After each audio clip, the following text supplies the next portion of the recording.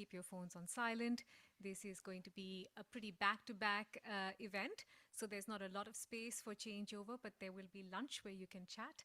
So if you have questions, comments, you can make a note and grab the person of interest at lunchtime. We're just waiting to get things started online, and then we can begin.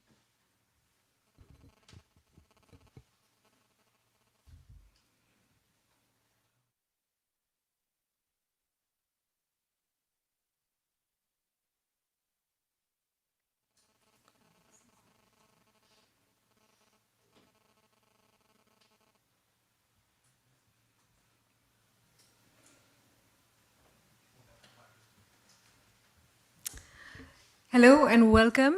Perhaps not good morning to everyone that's joining online, but good morning to those that are joining in person. I'm Mitali Mukherjee. I'm Acting Director at the Reuters Institute. Welcome to those that have joined in the room here, and welcome to the at last count, about 450 people joining online. Very, very glad to see there's interest for what we hope to discuss today through the day. I am never sure where to start with audiences that may have some idea or no idea of what Reuters Institute does. So let me begin by saying we are a part of the Department of Politics here in the University of Oxford. What we do is explore journalism worldwide through our research, through engagement, through debate. And one of the core pillars for us through the last year, and essentially an iteration of our work since 2016, has been looking at the AI and news relationship. I'm going to do a very quick run through some of what we've done already. I hope it's useful, and I hope it gives you some context of the work that we're looking to do and the conversations that we hope that we have today.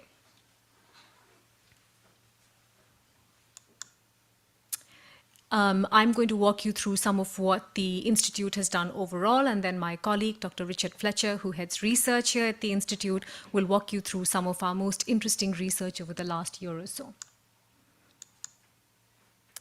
So what does AI and news, or that exploration, look like at the Institute at RISJ? When we started discussing what we wanted to do around AI, I think one of the critical points for us was what is the value that we can add to this conversation? And just playing on our own strengths, which is research, which is engagement with news leaders, and of course, building context for journalists worldwide, we figured that there were three core spaces that we wanted to explore. One is, of course, evidence, which is based on the research that we have done around AI and trust, or I should say AI and news and trust, around the changes within newsrooms, around what's happening at peak news moments like elections. And some of that research is what you'll see in a couple of minutes from now. The other is engagement. We understand that there are some conversations that cannot be had publicly, that could be sensitive, that need not always be on point. And what we've curated through the last year is more closed, confidential conversations between news leaders about what they see as the value of AI, but also more importantly, where they see the challenges lie. Some of them are common, some of them are quite different based on the size of news organizations, but this is a great space to meet around a table and talk about that. And the third one is expansion. This is a core reason why all our events are online. We believe information should be accessed by everyone that needs to do it. And we also believe that there are conversations to be had around how journalists can report on AI for their audiences. It's not just what's happening in the newsroom, it's what's going out to the whole world, and journalism plays an important role in that. So here's what we've been doing very quickly. We have been running for 40 years now a fellowship program at the Reuters Institute, and I'm going to give you just a snapshot of the very cool people from across the world who are doing work around AI. Follow their work on our website, of course, once their projects are out. If you're in the room, reach out to them, have a chat to them. They'd love to hear from you, and I'm sure you'll hear many interesting things about the perspective that they bring from around the world. Here's what we've been doing in the last year with leaders and leadership, essentially. My colleague, Federica Cherubini, who heads up leadership at the Institute, has been working in small groups with news leaders. And as I said earlier, this is what counts. It's about a very large-sized news organization that could be a wire service, but also about a small investigative outlet and where the common ground may lie in terms of exploring AI and its possibilities. If you haven't signed up for our newsletter, you should. It's a good way to keep in touch with what the Institute is doing, and it's also our worldview into what's happening with journalism around the world. We have been doing a lot of original reporting on this issue, and this is just a snapshot of some of the stories. Something like AI generated slop, for instance, had a lot of interest and a lot of feedback, and we'd love to hear from you on stories that you think we should be telling around AI. But again, this is a very, very quick view of the kind of stories we have been reporting on. We have been seeking the voices and thoughts from experts, and this is again something you can find both on our website and if you sign up for the newsletter. I'm sure there's much that you could find in terms of AI, new developments, and new thoughts. We've also got a podcast with my colleague Gretel Khan. It's interesting. It's a limited series. There's about 8 episodes. Listen in if you want to explore what's happening with some of the more cool experiments with AI, I should say. And of course, the Reuters Institute is international in its focus and international in its outreach. We are telling stories that go beyond the Anglo-American voice because we understand that one of the key challenges around AI is the very quick and slippery slope that can form itself between those that have access and those that don't. So these are just a few stories that we've been saying and seeing from across the world. And as I said, if there's a story you think we should be telling, reach out to us. We're always happy to hear from you. That is a really brief overview. It's gone very fast, but I promise the day will be much more rich and deep with insight. So without further ado, I'm going to hand over to my colleague, Dr. Richard Fletcher, to talk a bit about the research.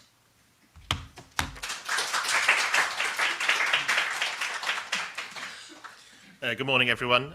Just a quick summary of some of our research over the last year before we get into the main programme.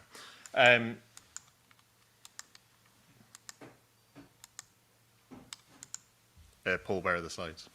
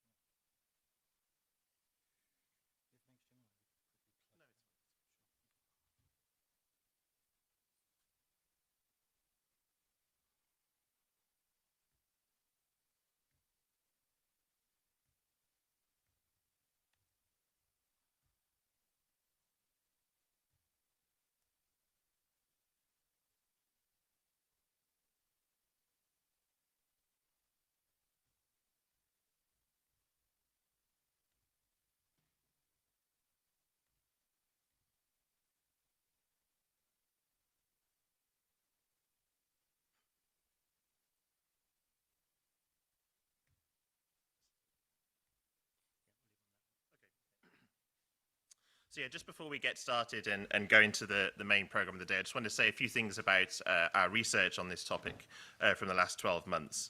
I don't have the slides here, but I can just talk you through it. So we had three guiding questions for our research over the last year. Firstly, how is generative AI being used in the newsroom by journalists? Secondly, if and how are people using generative AI to get news themselves? And thirdly, and I think this is probably the main strand, what do people think about the idea of generative AI being used in news? And with those three questions, in the last 12 months, we've published one report, three fact sheets, and also we've integrated research on generative AI into our existing projects, like the Digital News Report, like our Trends and Predictions report, and so on. And in the two lightning talks that are coming up later today, we'll share some of those findings with you. Just to note that there's a bit of switch in the programme, so the first lightning talk will be on what people think about generative AI in news, and then later Rasmus Nielsen will talk about AI within the context of other platforms. So just to sort of run through these three questions quickly. So how is generative AI being in the newsroom? We know from our research with news leaders across the world that by now 87% say that generative AI has either been fully or somewhat sort of transformative within the newsroom. And I think this is clearly, AI is so embedded now that this isn't going to change. But of course, how journalists are using AI will change as the technology evolves.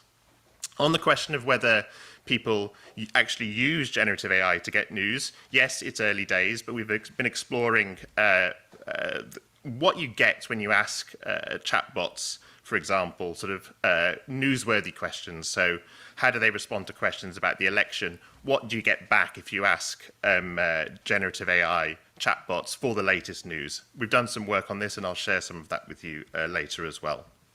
And finally, in our report on what people think of generative AI in news specifically, we did a 6-country survey around this time last year where we asked people a range of questions about, some of them hypothetical, some of them real, about what they think of the idea of generative AI in news. And again, we'll share some of those findings in the first lightning talk. Going forward in the next 12 months, many of these projects we want to repeat because we think there's value in tracking these same questions over time. But of course, at the same time, the focus will shift slightly. So yes, generative AI is being in the newsroom, but as the technology evolves, so will the practices. Are people using generative AI to get news? Yes, and this we expect will grow, but it's something we want to track. And what do people think of generative AI? Well, that's probably linked to how people are using the technology themselves, either in their workplace or at home. And again, this is something we want to track through our research over the next 12 months. But enough of that. I think it's time for the first panel. And with that, I'll hand it over to Federica. Thanks.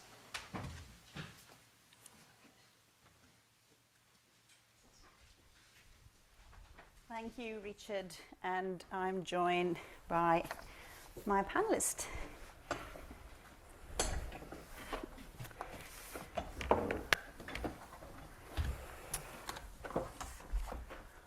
I think might be a slide with, nope.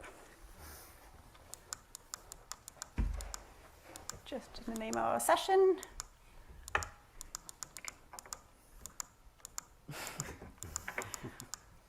While you get a refresh. Here we are.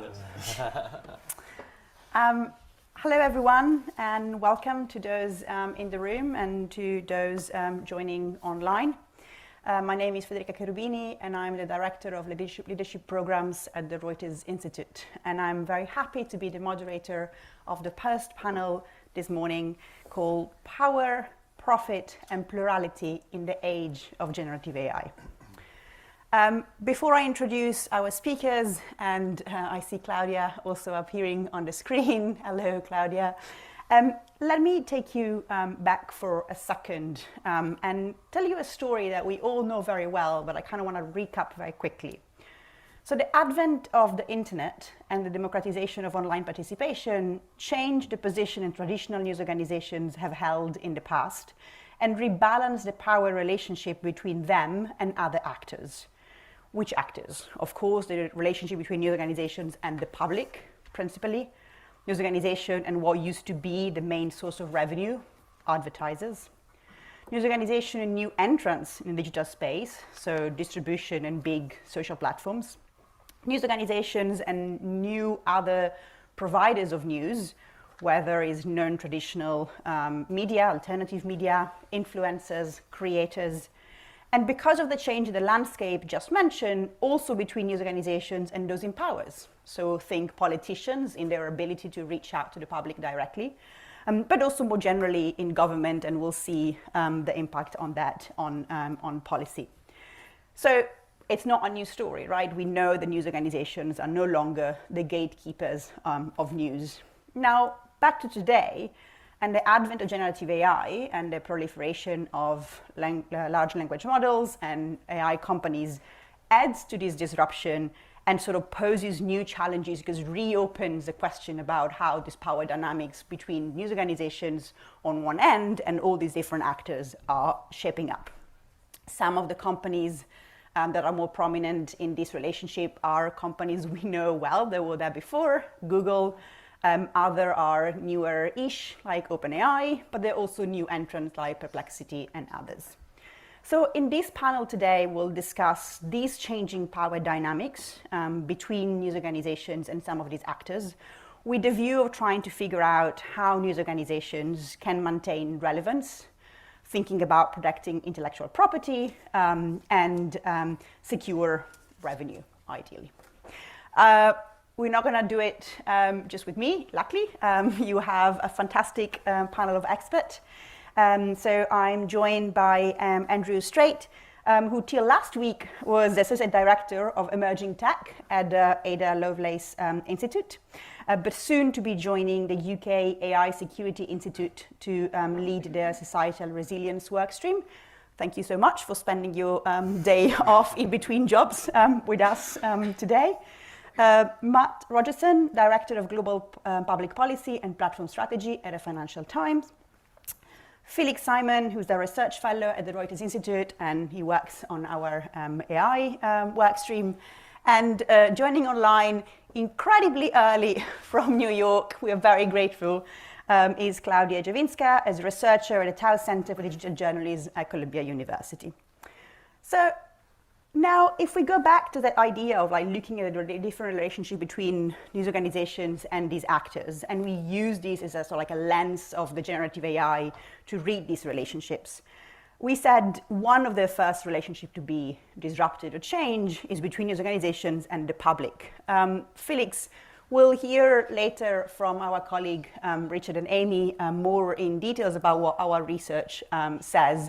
But can you take us very briefly through how has this relationship been impacted when it comes to AI, and how are audiences thinking and feeling about the use of AI in news? Sure. Thank you so much for moderating. It's great to see you all.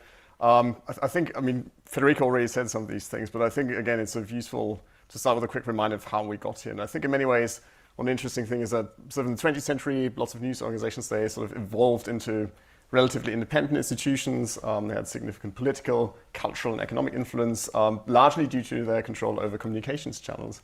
And in many ways, this is, as you already said, has sort of changed with the advent of the internet, digital media, and then platforms, who shifted this dynamic, capturing audience attention and basically becoming central gateways to news, but also sort of more broadly central gateways to information. I think in many ways that's sort of the first part of the equation. You have platform companies, tech industry, they have already and are increasingly controlling access to audiences. And publishers have found various ways already of dealing with this, from full-blown denial in some cases to collaboration to confrontation. That's sort of the history of sort of the last 20 years. I think in many ways it is, however, important to point out that platform companies have used this disruption of various markets, not just information, to also reinvest and build very extensive systems of compute, software, labor, organizational structures, which gave them, on the one hand, increasing returns to scale. And this is sort of also where AI comes into the mix for the first time. In many ways, the sort of data infrastructures, the infrastructures they've built, has given them the ability to collect more data, to process that data, and then make further strategic investments and acquisitions, especially in AI, which were used to complement their core businesses, driving further economies of scale and scope, and reinforcing this dominant position over the information environment in many ways, sort of precipitating the situation we have today. And I think it's from this position that they have largely dominated the development and application of AI, including for information. And in many ways, the fact that they now push generative AI systems is sort of the second part of that equation. It allows them to retain and extend control over the ordering of information, over access to information, and also audiences. And it helps them in serving those audiences as well as other clients, such as in business and government, in various needs, as well as sort of providing this capability to other actors. And in many ways, to me, the situation we now see is that news organizations especially face two things. On the one hand, it's the extended competition from existing platforms, which have already disrupted their business models, the access to audiences, and they face extended competition from those very same companies for attention, things like AI search, new products that are being built on those platforms with the help of AI. But they also face competition from new and sometimes ultra low cost information providers who sort of specialize in the generation of content that serves some of the very same needs that audiences have. And in many ways, something we will hear about later today, especially from Matt, I think this sort of fight over publisher data is almost, I think, a sideshow in that context. And of course, the big question is, where does it leave audiences? AI products slowly alter how they can access information and news. And in many ways, how this affects publishers and news is one thing, but really how it affects public informedness, the way people can sort of inform themselves and serve their existing information needs, including for news, that is changing. And we have to say there remains quite a lot of research to be done, but I think what we see is a sort of early trends that audiences actually find a lot of those products appealing. Especially younger audiences report high uses of Gen AI systems, chatbots and the like in various countries. They are increasingly comfortable with AI for news and information. Again, as we will hear from our research and probably from people on the panel, it's still early days. There's still lots of fluctuation. There's lots of unknown variables in play.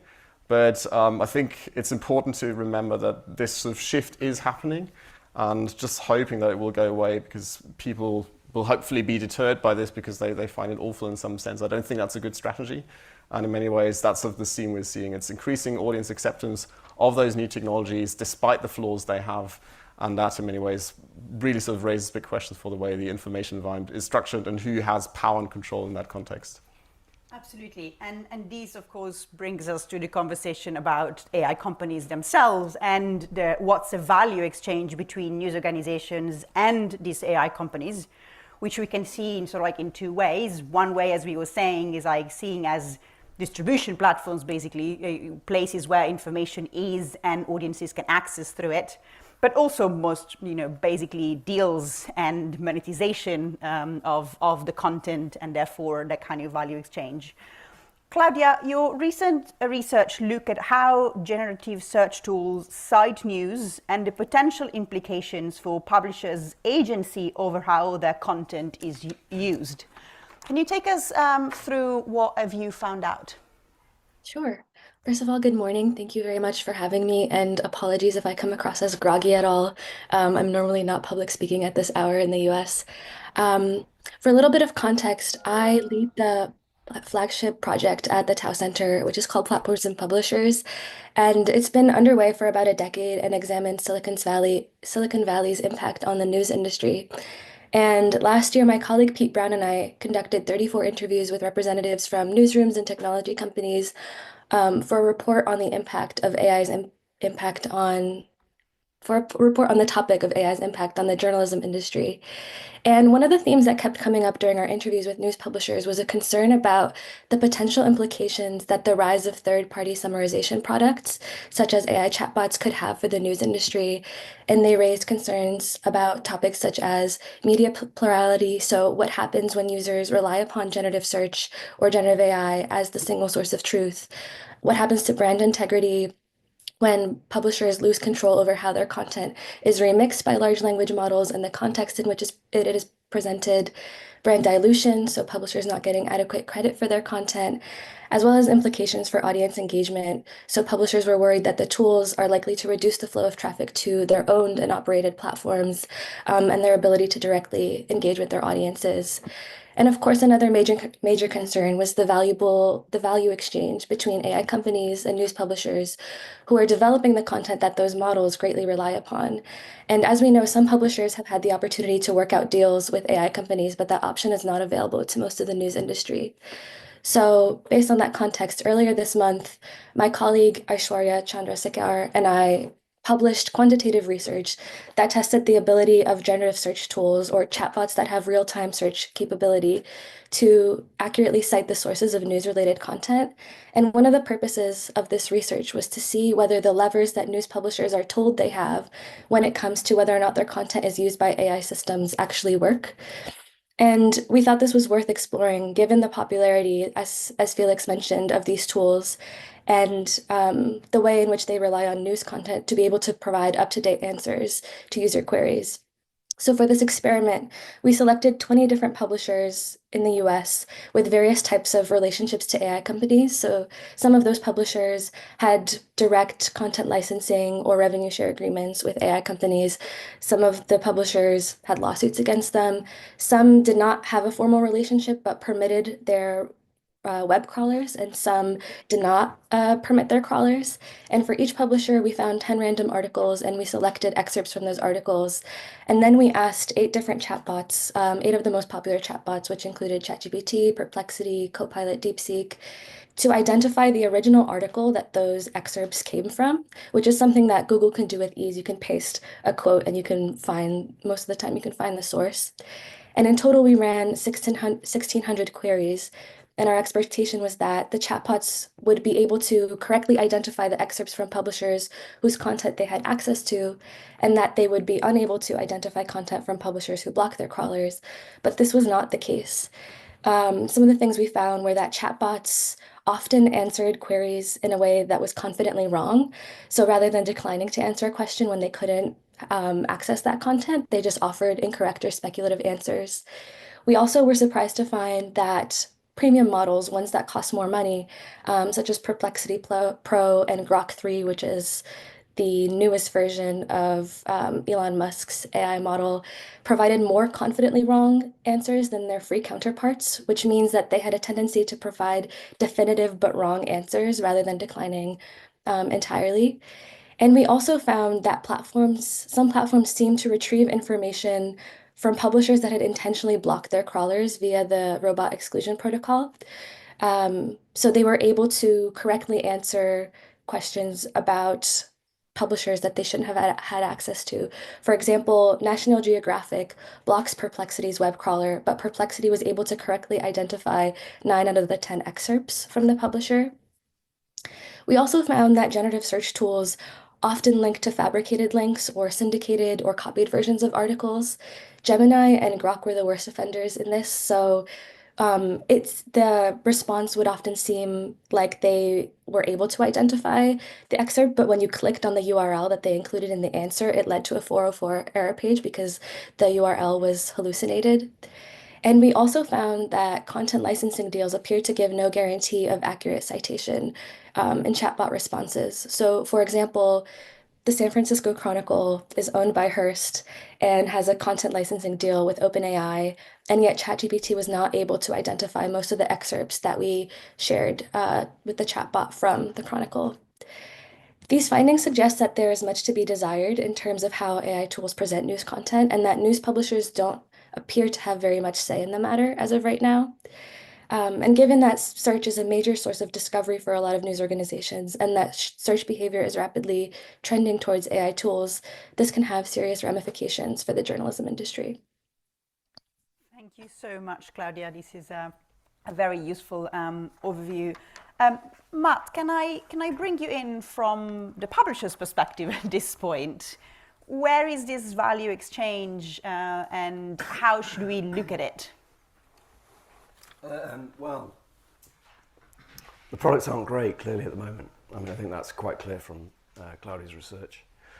And we run our own internal research on the way in which our content is treated by some of the near AGI tools that are currently out in the market at the moment. And we find similar things. I think we find a lot of chatbots that get to paywalls quote content and then hallucinate beyond the paywall. And for a publisher like the FT, Financial Times, so our journalism is used by people to make decisions about what stocks and shares to invest in.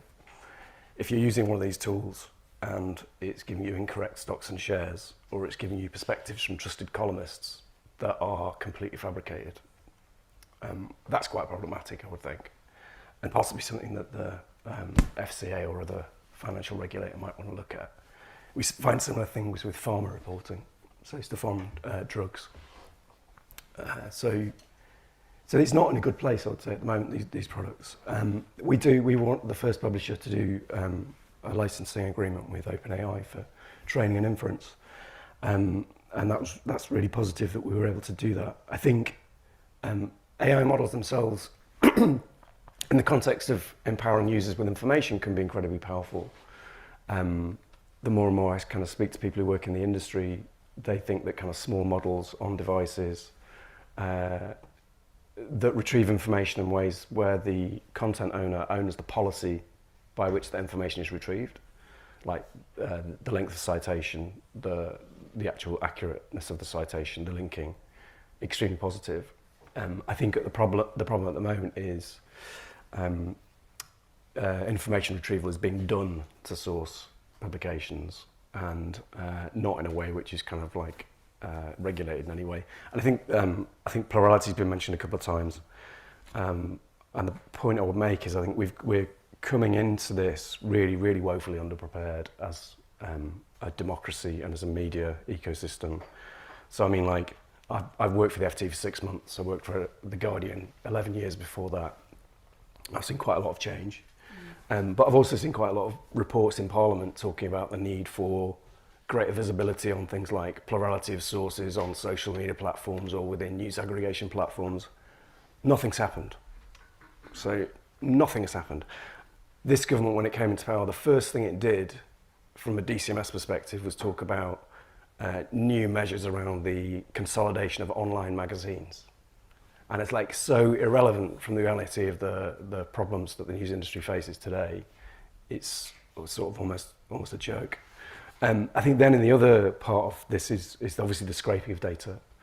And there again, we are woefully underprepared from a data protection perspective. We saw a few years ago that Meta platforms were scraped by Bright Data, taking millions and millions of accounts, information from that platform. I agree with Meta at this point, which is quite rare for me, but they call for more action by governments, for more powers to enable them to stop scraping by anonymous sources. Nothing's happened. There's a bit of legislation before Parliament at the moment, the Data Access Bill, where there have been suggestions around transparency of scrapers. Separately, the ICO has written to the government around the copyright consultation and said that it thinks transparency of scraping is urgently needed. It remains to be seen whether the government will do anything, but it needs to happen tomorrow. Thank you so much. Andrew, can I bring you in from your perspective? What have you seen in your work? Of course, you work on emerging tech, and now is AI, but before was another emerging tech. What's your perspective on this issue about the value exchange? How should we be thinking about it? Yeah, well, first off, thanks everyone for being on vacation with me right now. It's great to have you here. Maybe it's helpful to share a bit of sort of like why ADA came to this topic in the first place. Because our work at ADA for the last 5 years, the team I was leading, was studying the impacts of emerging technologies on different people in society. And this included working with BBC early days about how they are using AI in the newsroom and their internal responsibility practices. But starting in 2023, we started to get this very funny thing happening where news publishers were reaching out to us asking, hey, what's the value of our training data? I'm just curious about this. My background is I used to, for my sins, work in the tech industry. I used to work for Google and DeepMind for about 10 years on ethics and policy teams and content moderation teams. I was helping build and design some of these systems more from like the ethical societal impact side and trying to advise teams on like what those impacts might be. So this topic is something that weirdly we called in sort of 2017. We are seeing it come to fruition now in terms of its impacts on news ecosystems and the information ecosystem writ large.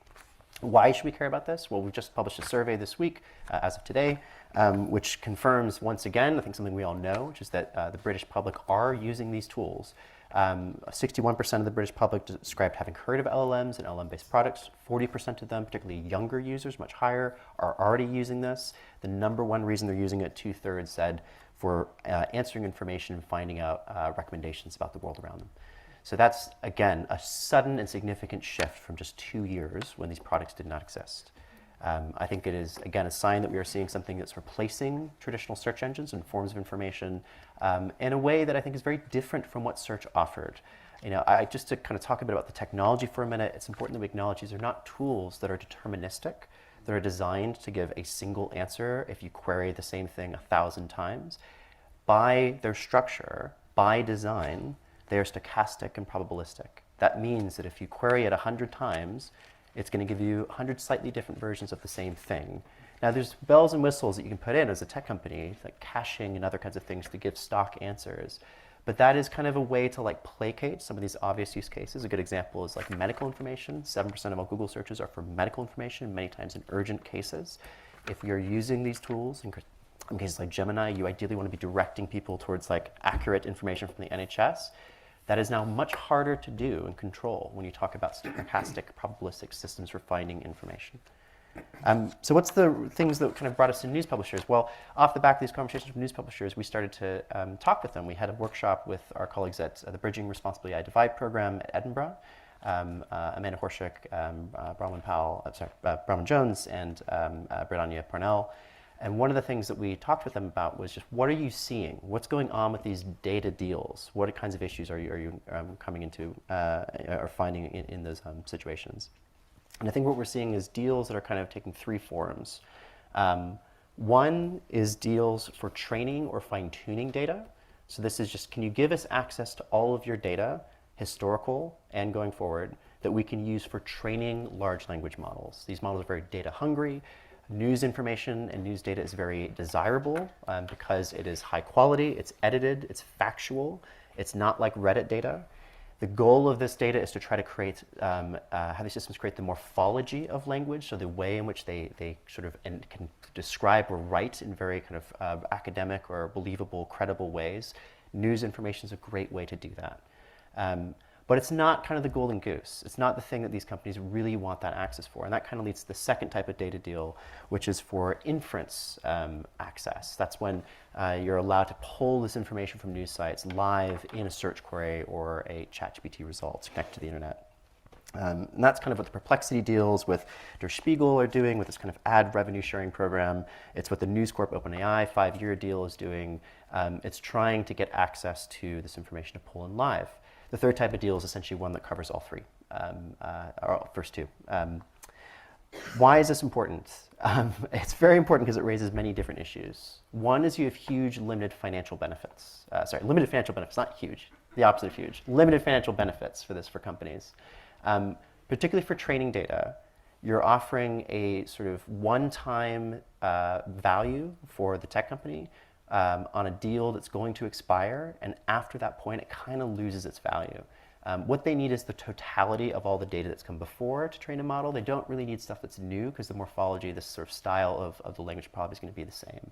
And so this is kind of this weird situation where news companies are signing deals. It's like a 5-year deal of this information, but after 5 years, I doubt they'll be renewed because they don't need that information for training as much as they once did.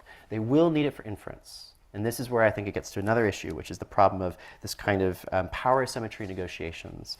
There's a lot of issues and a lot of fragmentation in the news industry at the moment, where different news publishers don't want to be left behind. They're seeing this as the Facebook moment. They're seeing this as the social media moment, where they think, if we don't sign that deal first to get our information in Perplexity, in Google Gemini, then others will, and we will be left out. And that is very much the negotiating tactic these companies are going into these deals with. It creates this kind of sense of FOMO, of moving very quickly. It means that in these negotiations, we heard many news publishers describing they didn't feel very adequately prepared for what to sort of talk about or how their data would be used. As Claudia and others have raised, I think this point of attribution issues, of quality issues, is a really hard one both to protect against in those deals, but crucially, even if you do build in protections, to enforce it. Enforcement is a huge problem in this kind of new trajectory because we don't have very good tools for assessing where someone might be violating a particular agreement or how often attribution issues are arising. I'll just end with one final thing before of the doom, I guess, side of this conversation that we heard from these news publishers, which was just to draw in, very similar to Claudia's work, some of the brilliant work that BBC R&D team have been doing, where they found that in a very similar type of experiment with Perplexity, Gemini, other types of systems, you had over 51% had some kind of significant error in results. You had 90% had factual errors, and 13% of responses had quotes that were either completely made up or seriously altered. And again, if we think about the scale of how many people are currently today using these systems for this kind of information gathering, that is a significant change in the quality and reliability of news information at a very crucial time in our current geopolitical moment. So I just want to kind of end on the doom. We'll probably come to the good things and ways forward after this. But yes, it's a very challenging and sudden problem for news publishers worldwide. I promise I will ask about, are there opportunities there? But before we get to the opportunities, Felix, you've looked at some of the different deals. Well, we don't know much about many of the deals because many are, like, of course, covered by NDAs and by, like, they are private for each companies. But you've been, and as we've been, mentioning, often the deals have happened with bigger companies and bigger news publishers, and not many of the smaller publishers, and not often in languages that are not English. You've looked a bit of, like, how we should think about some of these from a research perspective, or like the questions behind these deals. What have you been finding out? I mean, in many ways, it sort of draws on some of the conversations Andrew and Matt mentioned. I was also kindly invited to the very same event organized with Braid.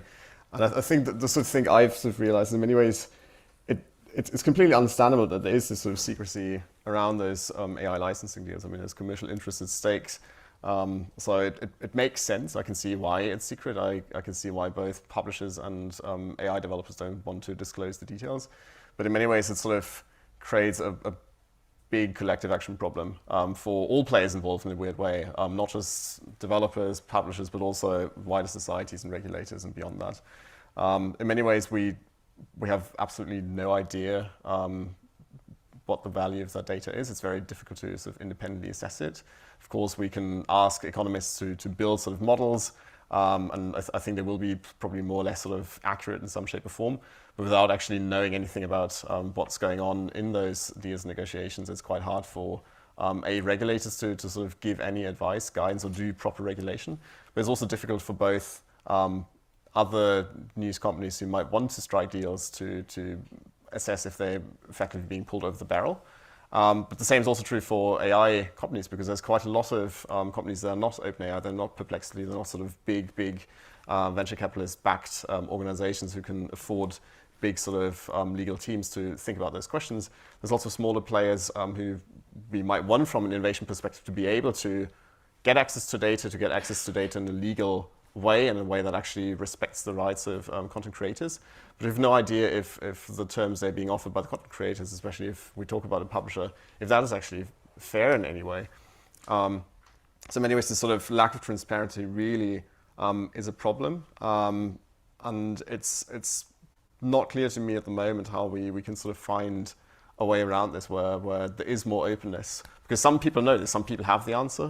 One's probably next to me, and they cannot talk about for and they cannot talk about it for a good reason. But I think from an outsider point of view, from someone who looks at this from a research perspective, it creates problems, and we have to think about it collectively.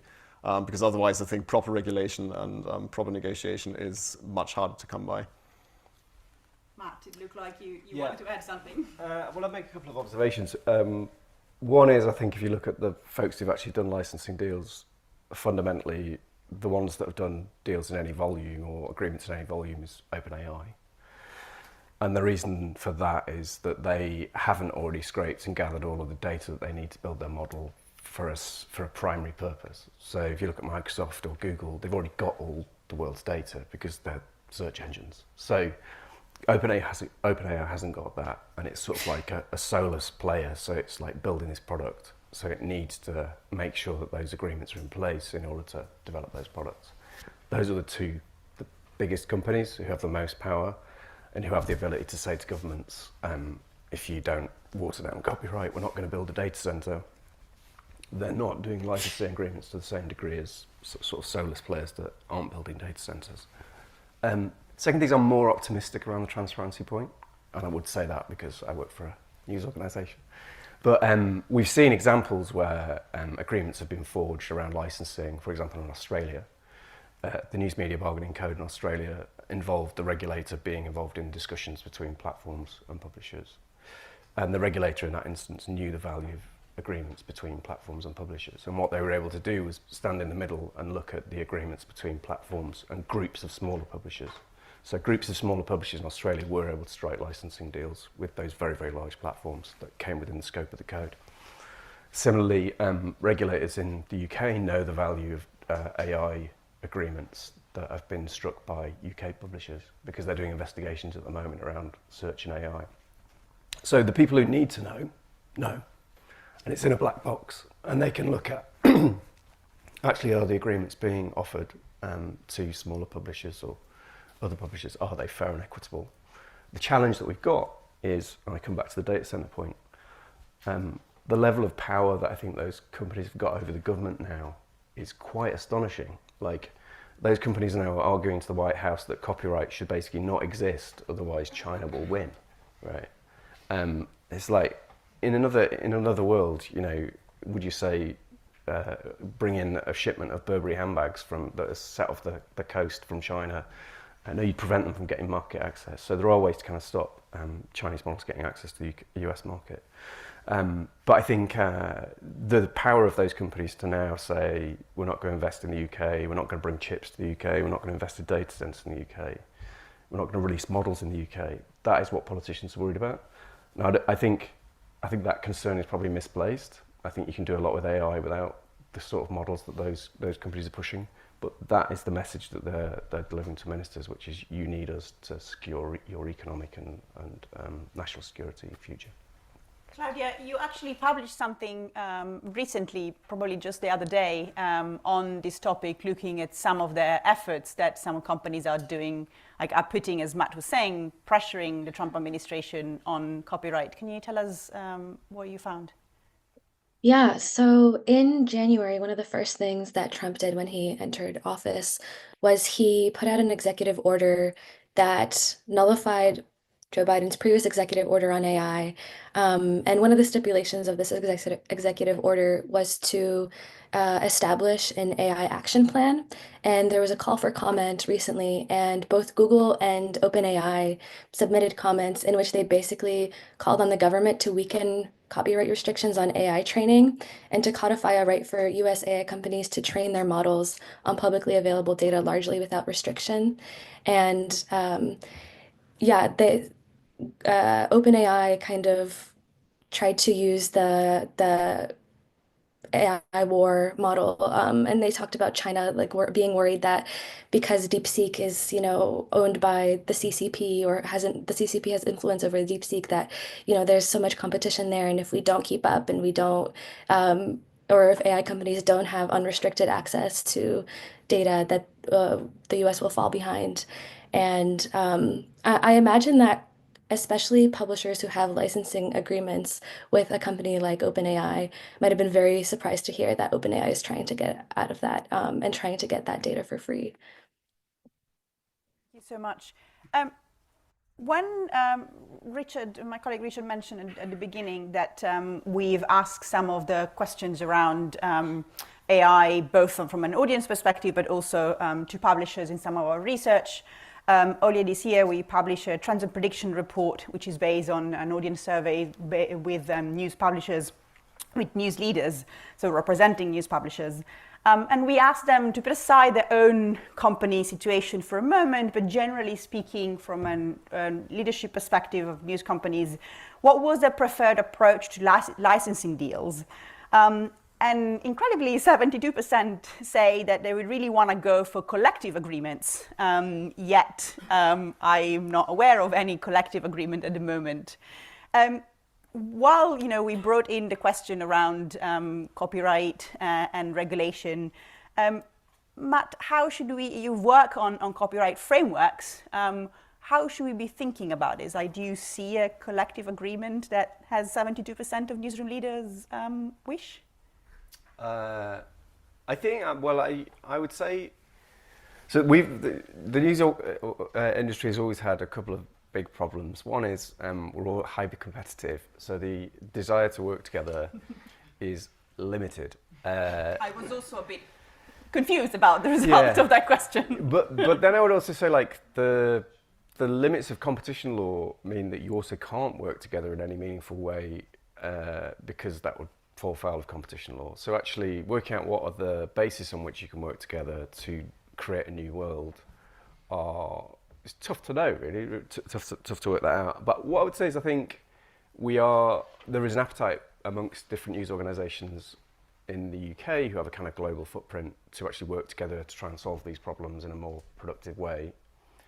And actually the regulatory environment plays to this, because if you look at, if they're allowed to do their work, and we don't know whether that's the case at the moment, regulators in the US and regulators in the UK and in Europe are looking at how do you open up ecosystems that are currently extremely sticky for consumers to enable other offerings within that context. So, for example, could you open up the Google News vertical in the Google News ecosystem to enable users to switch to a different provider of news content, or could you open up the kind of LLMs in a way which would mean that other forms of inference that were potentially collective forms of inference could be used rather than ones that are determined by the ecosystem owners themselves.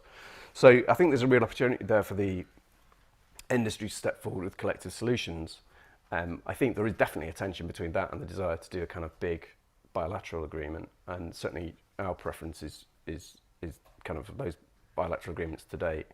The question, I think some of us were at a conference recently where we were talking about kind of AI agents and all that jazz, and I think that question about actually if you move away from centralized environments that are owned by one or two tech companies, and instead the agent acts on your behalf, and the agent has kind of like has access to paywall content, and it can reverse that paywall content and bring in content from those news providers that and the news provider gets paid and the consumer gets access to reliable and excellent quality information. That's really exciting because you're decentralizing the power away from the kind of ecosystem owners that we have today.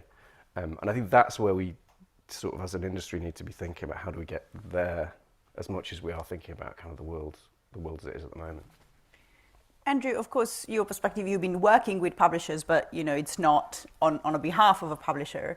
How has Ada been looking at this framework of regulation and policy when thinking about answering some of these questions?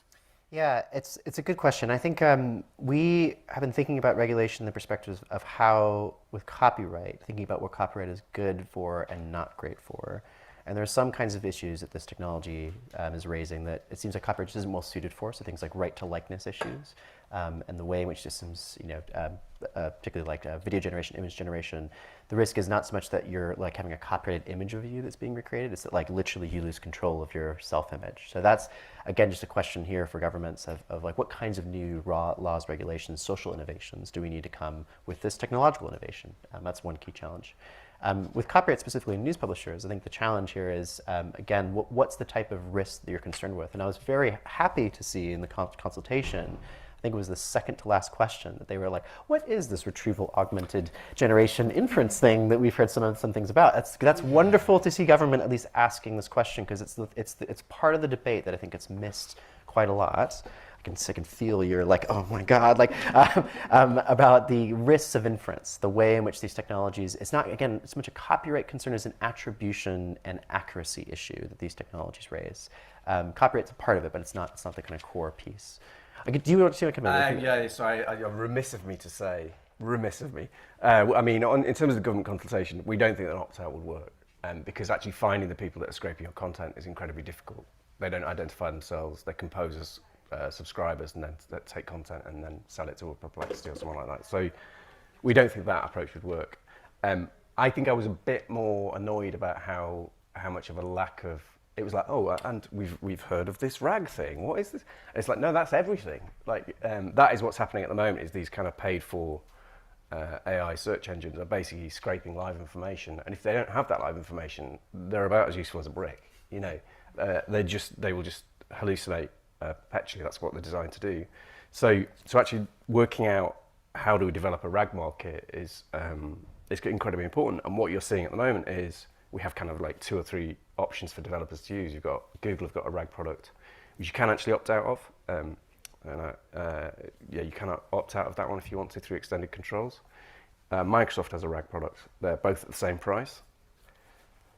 And then you've got Brave, which provides a RAG product. And you can find ways to block that, though you can't opt out of the Brave products through robots.txt. So actually working out what the share of value from those sort of products is, and actually pricing it in a meaningful way, that will be key, I think, to making this commercially sustainable. Yeah, I'm sorry. Maybe I should try to clarify. I'm also involved in my data hat with like some of the European copyright consultations. They're not asking about RAG, so it's nice to see. I see the UK is at least asking the question in a very, what I think very productive way. But you're right. It's a long ways to go. I mean, it requires, I think, a whole suite of innovative solutions that we've not really governments have not really put forward yet. I think it also comes to this question in my mind. I think we at ADA also agreed that an opt-out solution is not going to work. The consultation is premised on an opt-out solution if technical mitigation measures can exist. And it's very clear that these do not exist currently, and extremely unlikely they ever could. They're very easily overridable. The current ones, like robot.txt, which just block web crawling, not even scraping, already are very easy to be bypassed and very hard to enforce. So it gets into a question of what other technical solutions might there be. So things like for access to training data, there are other technical solutions that are beginning to come forward. One is something that this organization OpenMind have been very much pioneering, this idea of secure multi-party computation, where someone can access and train a model on your data without ever having the data leave your platform and leave a secure device, and without you, the data holder, ever really knowing what they're training, what they're actually using it for. It's very compute intensive, but again, more innovation in that space could make this more cost efficient, could reduce the issues of some of the loss of control of this data that many news publishers are concerned with. It's not solving the RAG issue. The second thing I would just say is I think underneath legislation and regulation, we need to ask a basic question, which is, what is the cost value benefit of things like copyright reform for the current generation of products that are being built? I think we are stuck in this paradigm. It's not very helpful right now, where we're being told that we are going to have an artificial general intelligence, systems that are good at every task humans can do. They are going to be the everything system. They're going to do your taxes. They're going to book your laundry. They're going to personally drive your car and know all your preferences in this wonderful, beautiful universe. They will soon be agents taking actions in the real world. That's not what the technology is now. I speak as someone who, I'm not a computer scientist, but I certainly know quite a few. And if you talk to folks inside, that's not what they think they're building. There's so many major paradigm shifting jumps we need to get to before we get to that point. And the way that AGI is being talked about, both in kind of the sort of press and the marketing materials, and even at the moment in some governments, is unfortunately, I think, premise this idea that everything will be worth it in the end. I think that is a really important thing to challenge and to raise a question about. And this gets back to the point that Karsten Young at IPPR has made, which is about what we really need is directional innovation. We need innovation that's moving towards very specific products that have a very clear value add for society, for people, for certain communities. Not this kind of everything system that could be, like it's an open signifier. It could be like the worst thing in the world, or it could be the best thing in the world, depending on what you want it to be. That is, I think, a challenge that we're currently in right now when we talk about what kind of regulation is needed and necessary, because you can't argue about the needs of news publishers if you're countering the opposite is like it's going to solve cancer and the climate emergency and it's going to be amazing at booking your travel. Like that's a really hard position for you guys to be in. There are organizations that are doing this, and that's a lot of what ADA was doing, was just trying to challenge, like, what is actually happening with these tools? What are they good at? We're not alone. There's other organizations out there. But I would just stress, don't take the debate at that starting point. I think that's a very bad and unfavorable starting point to begin with. It's one that's currently captured the moment, but one that is very easy to knock down as soon as you start to look at the ways in which systems just, can't do very basic types of reasoning that humans are capable of, and nonetheless being deployed in contexts where that is essential to get right. the more we talk to organizations that are deploying these tools, this is the thing that I would wish more of these organizations in the industry would speak up about, is that they don't actually find them that helpful for most tasks. They're great for tasks where the way you get to the end point, like coding, doesn't really matter. It's kind of like just, is it verifiably true and accurate? Tasks where the truth doesn't really matter, or tasks where getting something wrong, the stakes are so low it doesn't really matter that much. But that's not how most tasks that we care about and that we need in businesses work, right? How you get there, explaining how you get there, showing how you get there is crucial, particularly as journalists. I think I'm kind of moving us more into like how newsrooms are talking about using AI. But to me, that's a really important challenge, I think, again, as publishers and news organizations to think about as you're starting to use these tools in your day-to-day. Yeah, I agree with all that. But don't you think it's even bigger, which is, I mean, to my point about we haven't really got a sense of, as a society, what we think like a good media ecosystem looks like. We just, I would say the last 15 years, it's just sort of degraded before our eyes because platform innovation has kind of happened. And, you know, if you look back to the 2003 Communications Act, that feels very distant now from where we are. And to my point earlier, you know, the idea we're sort of like talking about plurality of online magazines when there are sort of really existential questions here. There isn't really any leadership within government on this or kind of sense of what a good media ecosystem looks like. And that means that you can't then judge the impact of these technologies against kind of a vision of what that is. And that's hugely problematic.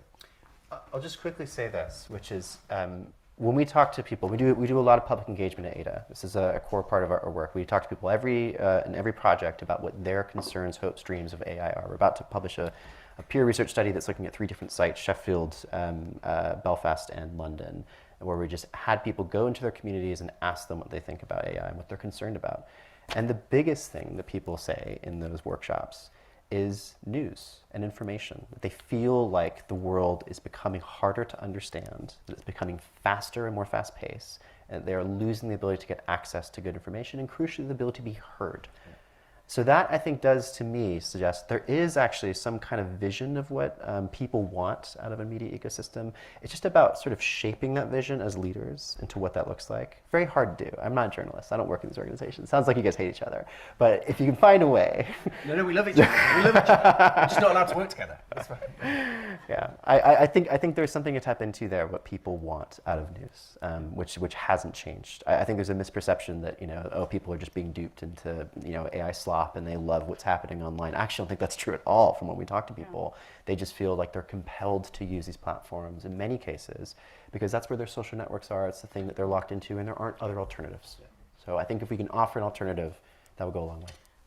I want to make sure I have time for a question from the audience here, and I will read you the poll that we've been running for those on Zoom. But before I do that, that sort of like brings me back to sort of like the beginning of the conversation, right? So we look at like the technology aspect, but of course there is a societal aspect and an audience aspect, and we'll hear from some of our own research on audiences and how they think about how to use generative AI, and in exactly as you were saying, like for health, for entertainment, for what task. And I was actually wondering, and I would like to, a very quick sort of like round from all of you, are we back to where we were at the beginning of the relationship with, let's call it the old social platforms like Facebook and Twitter of the beginning?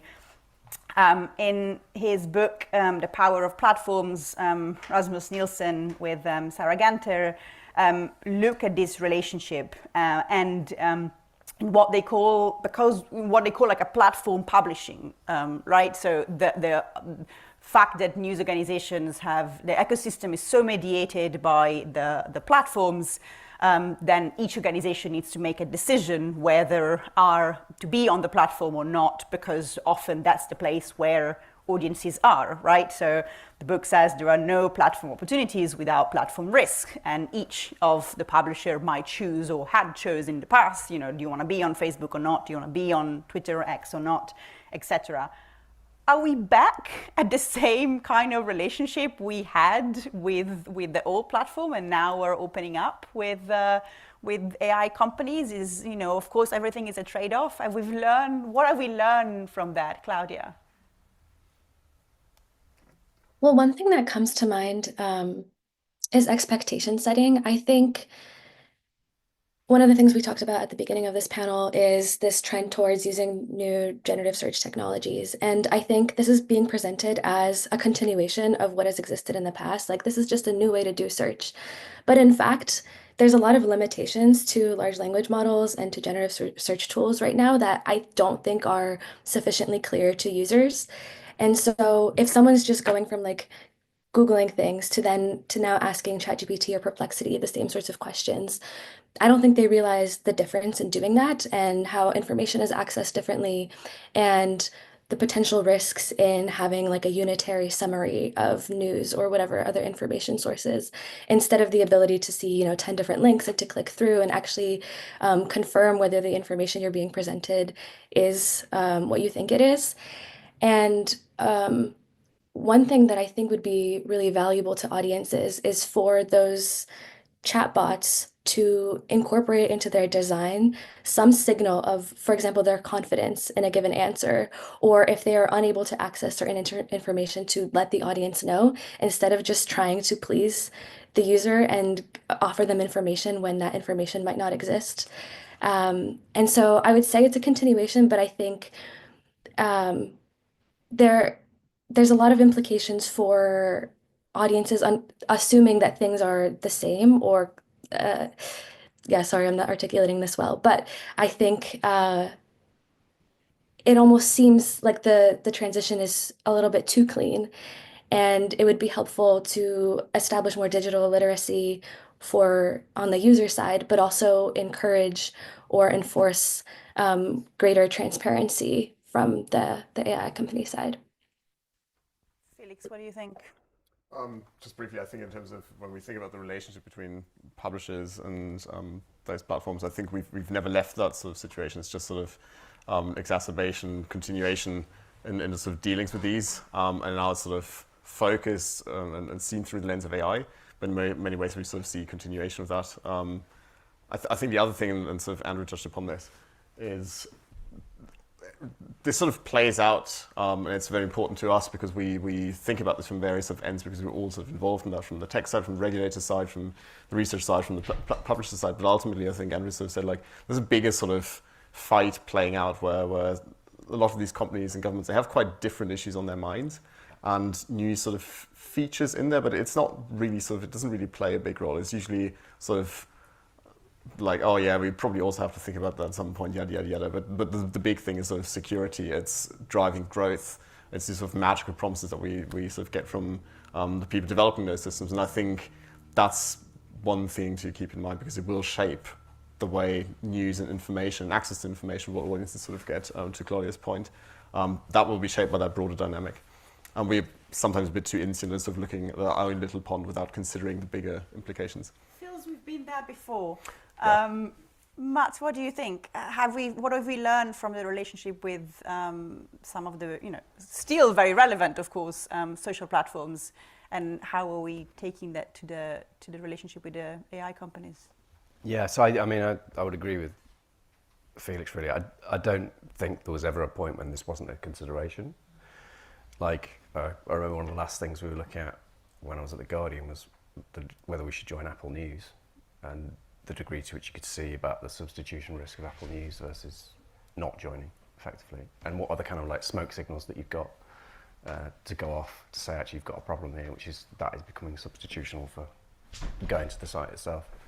I do agree. I think this whole debate has become really, I think, deliberately clouded by vast questions about economic growth and national security. And I keep coming back to, as citizens, as consumers, as investors, you need information to enable you to make good decisions. And in a democracy, you need information to vote, and vote in a way which is sort of delivers good outcomes, I suppose. So what we own in that context, I've seen research saying that a free press in a democracy is worth 1% to 2% of GDP. It's very hard to quantify it. Someone's tried. They've claimed it's 1% to 2% of GDP. I'll go with that because that beats most GDP forecasts for any AI technology that's going to be integrated into an economy.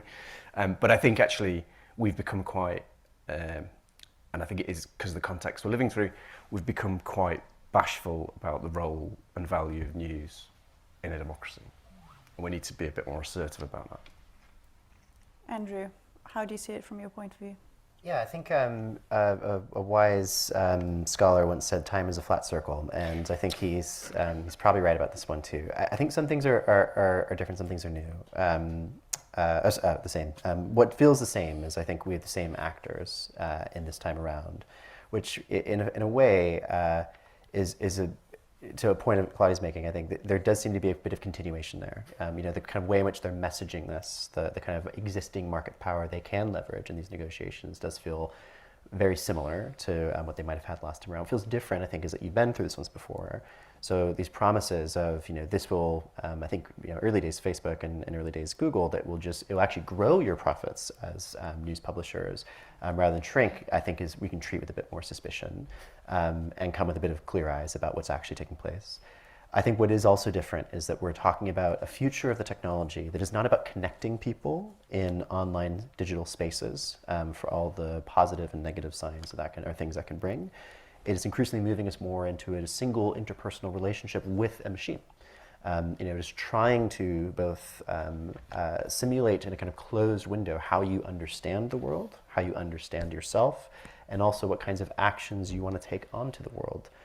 The more you would delegate responsibility onto this. We've done a paper just now looking at the ways in which AI assistants are becoming more advanced. That's kind of the goal. It's not about connection, and apart from the sense that you are connected to a machine.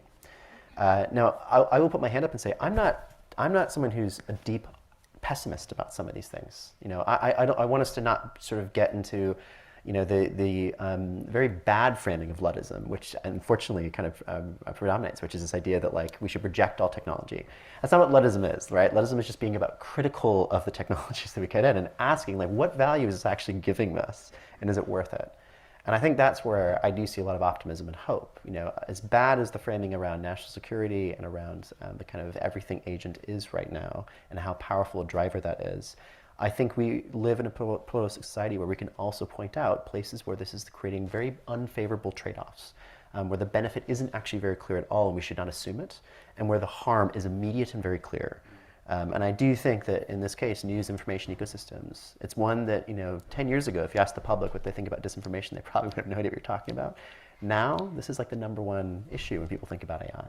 I think that's very different. I think that gives you much more power than you might think to go into these negotiation conversations with your various stakeholders and think about how can we make that kind of a central point. So I'm trying to end on a positive note here for you all. I just want to say you're stronger than you think. And you can do this. I know we are at time, but Matt, you wanted to add one thing? There's something vaguely clever I was going to say. But it was the difference is the sort of social contract of the open web was, I'll get you from here to there, and you can do what you want with that person's attention. I don't think we've got enough clarity at the moment on where AI-powered search engines are going in terms of the delivery of that user to the source. If you look at results for some of these very large companies, they say things like, engagement is up, use of these tools is up. But then you go, okay, what does that mean for actually the source of the content that's being consumed? And actually when you run tests on it, which a company called Miso.ai have done, the click-through rates for those AI search engines is down to about 5%, which is very, very low compared to current state platform publisher relations. So the currency is changing, and actually when the currency changes, the kind of social contract changes, and that is why I think publishers are looking at licensing arrangements, because they know the social contract is changing beneath their feet. I did say there was a question from the public, but I don't have the time to do that, and I do apologize to the audience in person. But for those who have joined on Zoom, we have run a poll, which you might have seen on the screen before. We asked them, do you feel broadly positive or negative about the relationship between technology companies and news publishers? It's a split here. 39% says negative, 35% says neither positive or negative, and 27% says positive. So the jury is still out. But thank you so much to our fantastic panelists for joining us in this discussion, in person or online, waking up very early. We appreciate that, Claudia. Thank you very much. More to discuss in the rest of the day, but join me to round of applause to our fantastic panelists.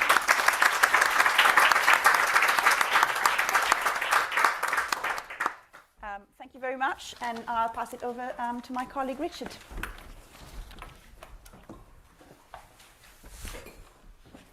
And Amy.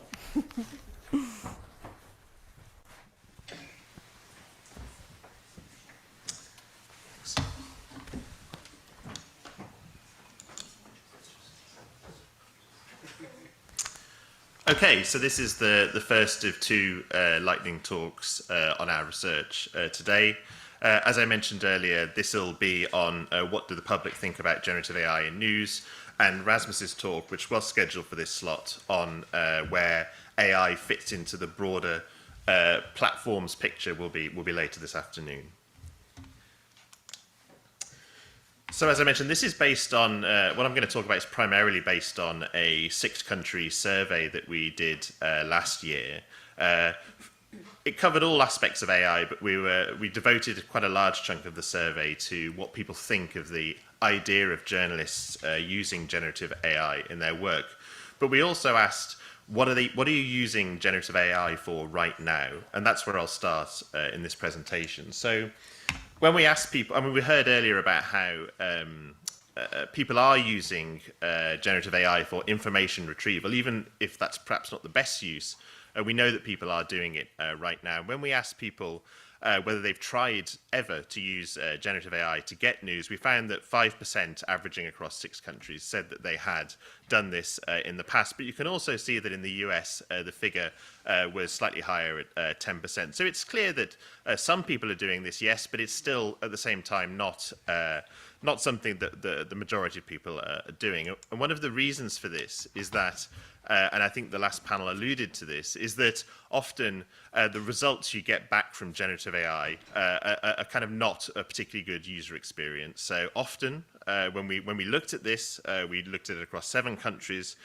We gave it around 1,500 prompts, which asked the chatbot to fetch the latest news from a particular outlet. And what we found is that around half the time, the ChatGPT in this case actually refused to do what it was asked to do.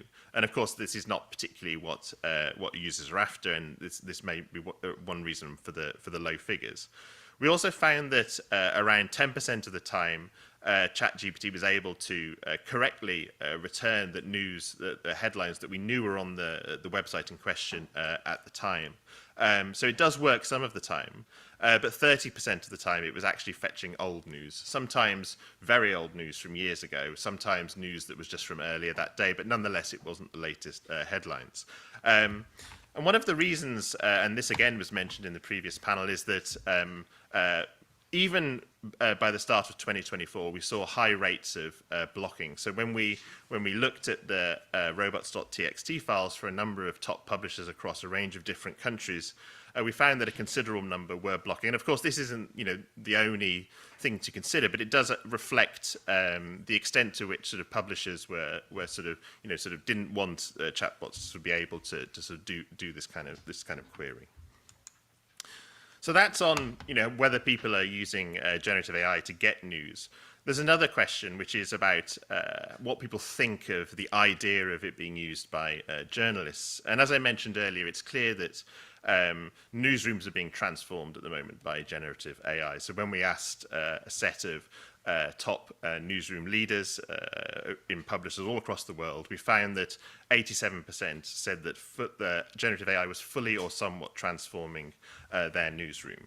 So what do the public think about this? Well, we can start by asking a basic question. How comfortable are you or uncomfortable are you with the idea of generative AI being used for news. And what we found when we asked this question is it does depend on how you sort of frame the nature of the work. So if you ask about how do you feel about news being created mostly by AI, but with some human oversight? So in other words, AI is in the driving seat. We found low levels of comfort with this idea. So 23% said they were comfortable with this in the US, and across a range of different European countries, the average was 15%. And you can see clearly from this chart that that's much lower than the proportion who said they were uncomfortable. But if you ask a slightly different question, how do you feel about news being made mainly by human beings, but with some assistance from AI, the picture almost flips around. So you can see in the US, 42% said they were comfortable with this idea, 33% was the average across Europe, and these figures are actually higher than the proportion that said they were uncomfortable. So this, in some ways, may seem like a small distinction, and in practice it may be a difficult distinction to define, but it really does matter to audiences. It also matters what topic you're talking about. So when we asked the same question, but about different topics, what we found is higher levels of comfort or discomfort, I should frame it as is on this chart, with what we might think of as hard news topics. So the proportion who said they were uncomfortable with news being made by AI was higher for topics like politics, crime, and local news. If we look at the other end of the chart, the levels of discomfort were lower for what are sometimes called soft news topics like sports, celebrity and entertainment, and arts and culture.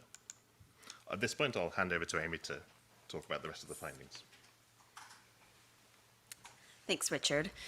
Yeah, so in addition to some of these differences that we've already alluded to, we also find differences in comfort levels depending on kind of more specific applications. And we were able to look at this with some qualitative work that we did across 3 different countries where we let people actually look at and test out a pretty broad variety of different case uses of how news organizations are already using AI or could feasibly be using it in the near future. And what we find here is that people tend to be much more comfortable with uses that are behind the scenes. This kind of maps on a bit to the point Richard was making before. So essentially, these are uses that can be, for example, help transcribing an interview or brainstorming questions for an interview. These kinds of behind the scenes uses that people are kind of more accepting towards. We see an example in this quote here, a person that can appreciate how this might make journalistic work more efficient, and people feel better about these things. People feel a bit less comfortable, but in some cases still open to the use of AI when it comes to kind of delivering news in new ways. And this can be, for example, changing formats, for example, text to audio, which we've seen some news organizations experimenting with already. It could also be chat bots, summaries, these kinds of things where in some cases people feel more comfortable, and particularly, and we can kind of see this in this quote, where they don't feel like the AI is actually creating the content. And this brings us to the third scenario, which is precisely where people feel the most uncomfortable. And this is, content generation, whether it's text, whether it's being used, to create images, graphics, but where AI is doing really the heavy lifting of the work and it's output that's being served directly to the public. This is where we see more discomfort. And people are especially uncomfortable when it comes to kind of visual imagery that's realistic looking.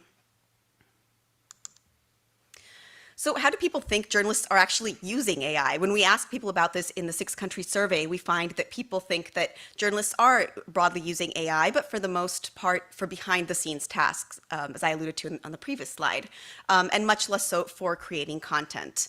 However, only 32% of the respondents across the 6 countries think that journalists are always or often checking generative AI outputs. There's kind of a big group there, 29% that thinks only sometimes, and then there's also a substantial minority, that's the gray group at the end, who say that they don't know. And it's, of course, important to keep in mind that a lot of people don't know too much about generative AI and how it might be used in the context of journalism, and people are still forming their opinions. So again, we often do have these kind of larger numbers of don't knows in some of these questions.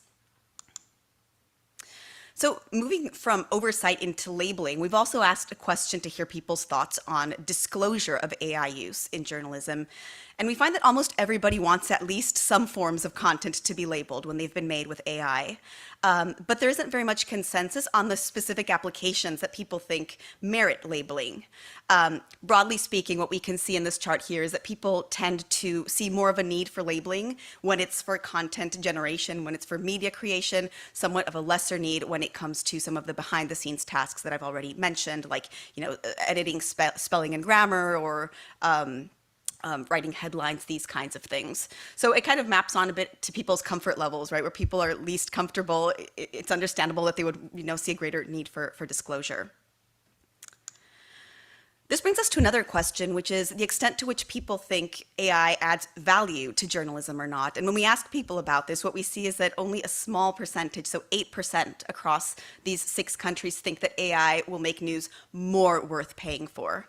A much larger percentage, 41%, think it will make it less worth paying for, and 32% say roughly about the same, so not clearly adding value in the eyes of audiences, at least for now. And lastly, this question here tries to get a sense of people's expectations of the impact of AI on a variety of different attributes. And what it shows us is that people tend to think generative AI is going to make news cheaper to make, also more up to date, and to a lesser extent easier to understand. But they also think that it's going to make news less transparent and, importantly, in the current context, less trustworthy. So to sum up these findings, first, we see that few people are currently using generative AI for news, but this is likely to grow, especially as people include chatbots more and more into their everyday lives, and of course, especially if we see kind of more useful outputs and better user experiences over time. Second, we see that people are comfortable with AI being used for certain kinds of tasks and also more for certain topics, but for others, they feel very, very uncomfortable.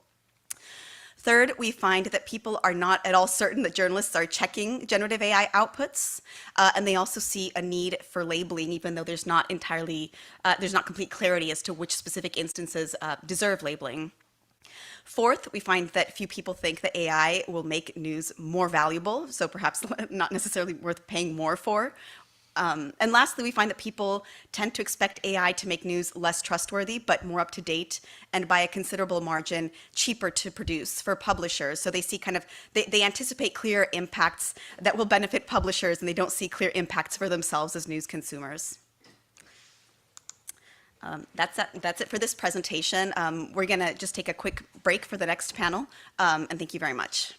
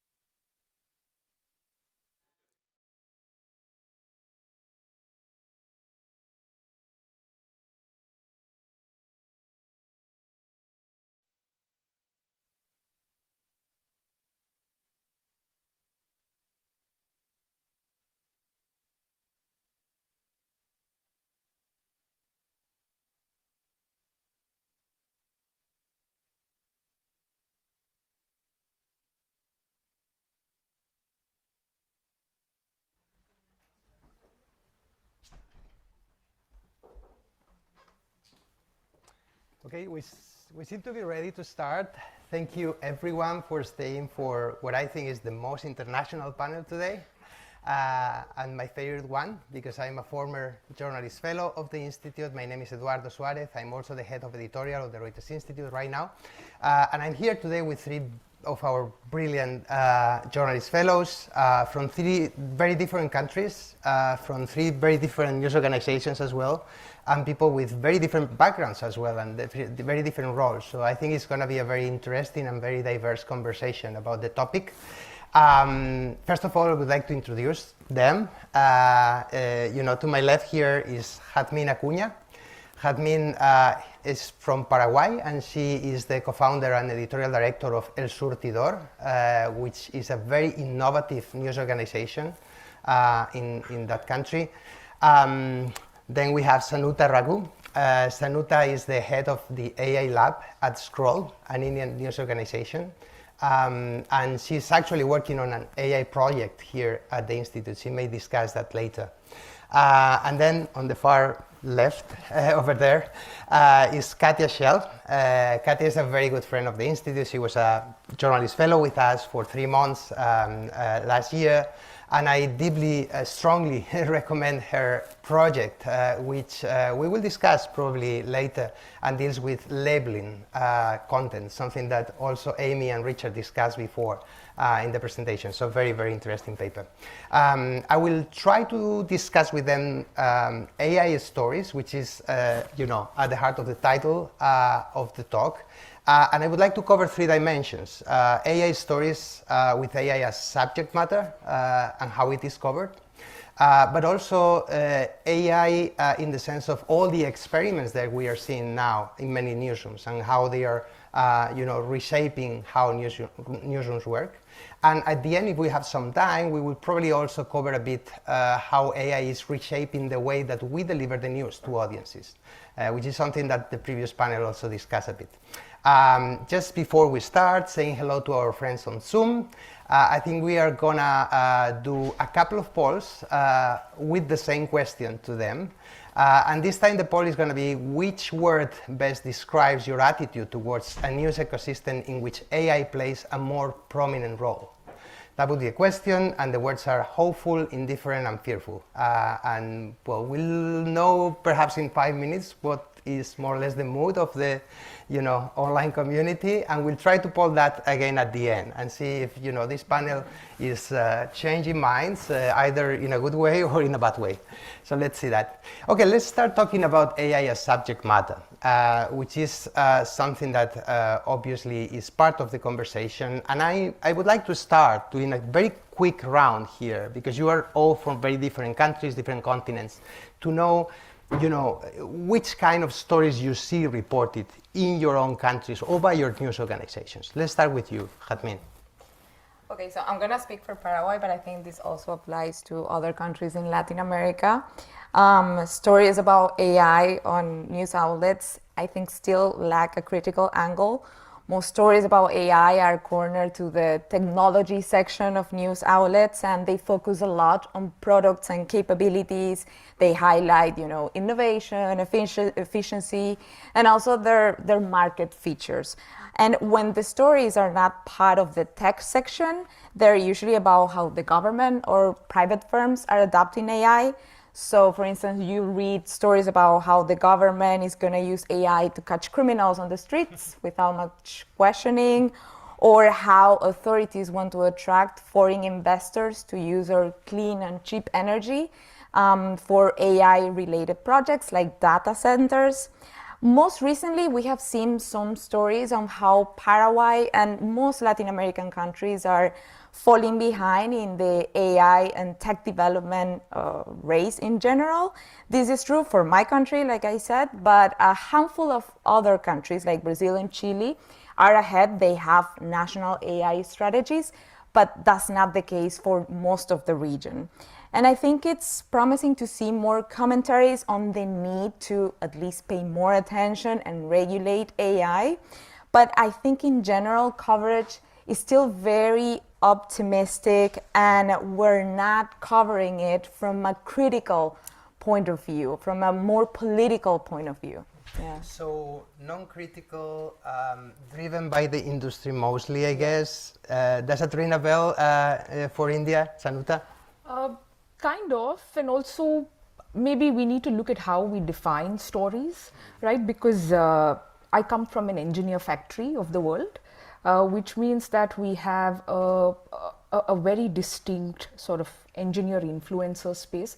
So a lot of the news providing, a lot of the contextualization and the learning and building around AI is happening through sort of those actors. There are very few journalists, independent, most of them in independent organizations, who are doing very important work, stellar work, but it's too little, and they are leading the journalistic coverage of this. The mainstream media, not so much, very sadly. And the sense making around policy is largely coming from the lawyers and the digital rights organizations, and again, this is largely on social media.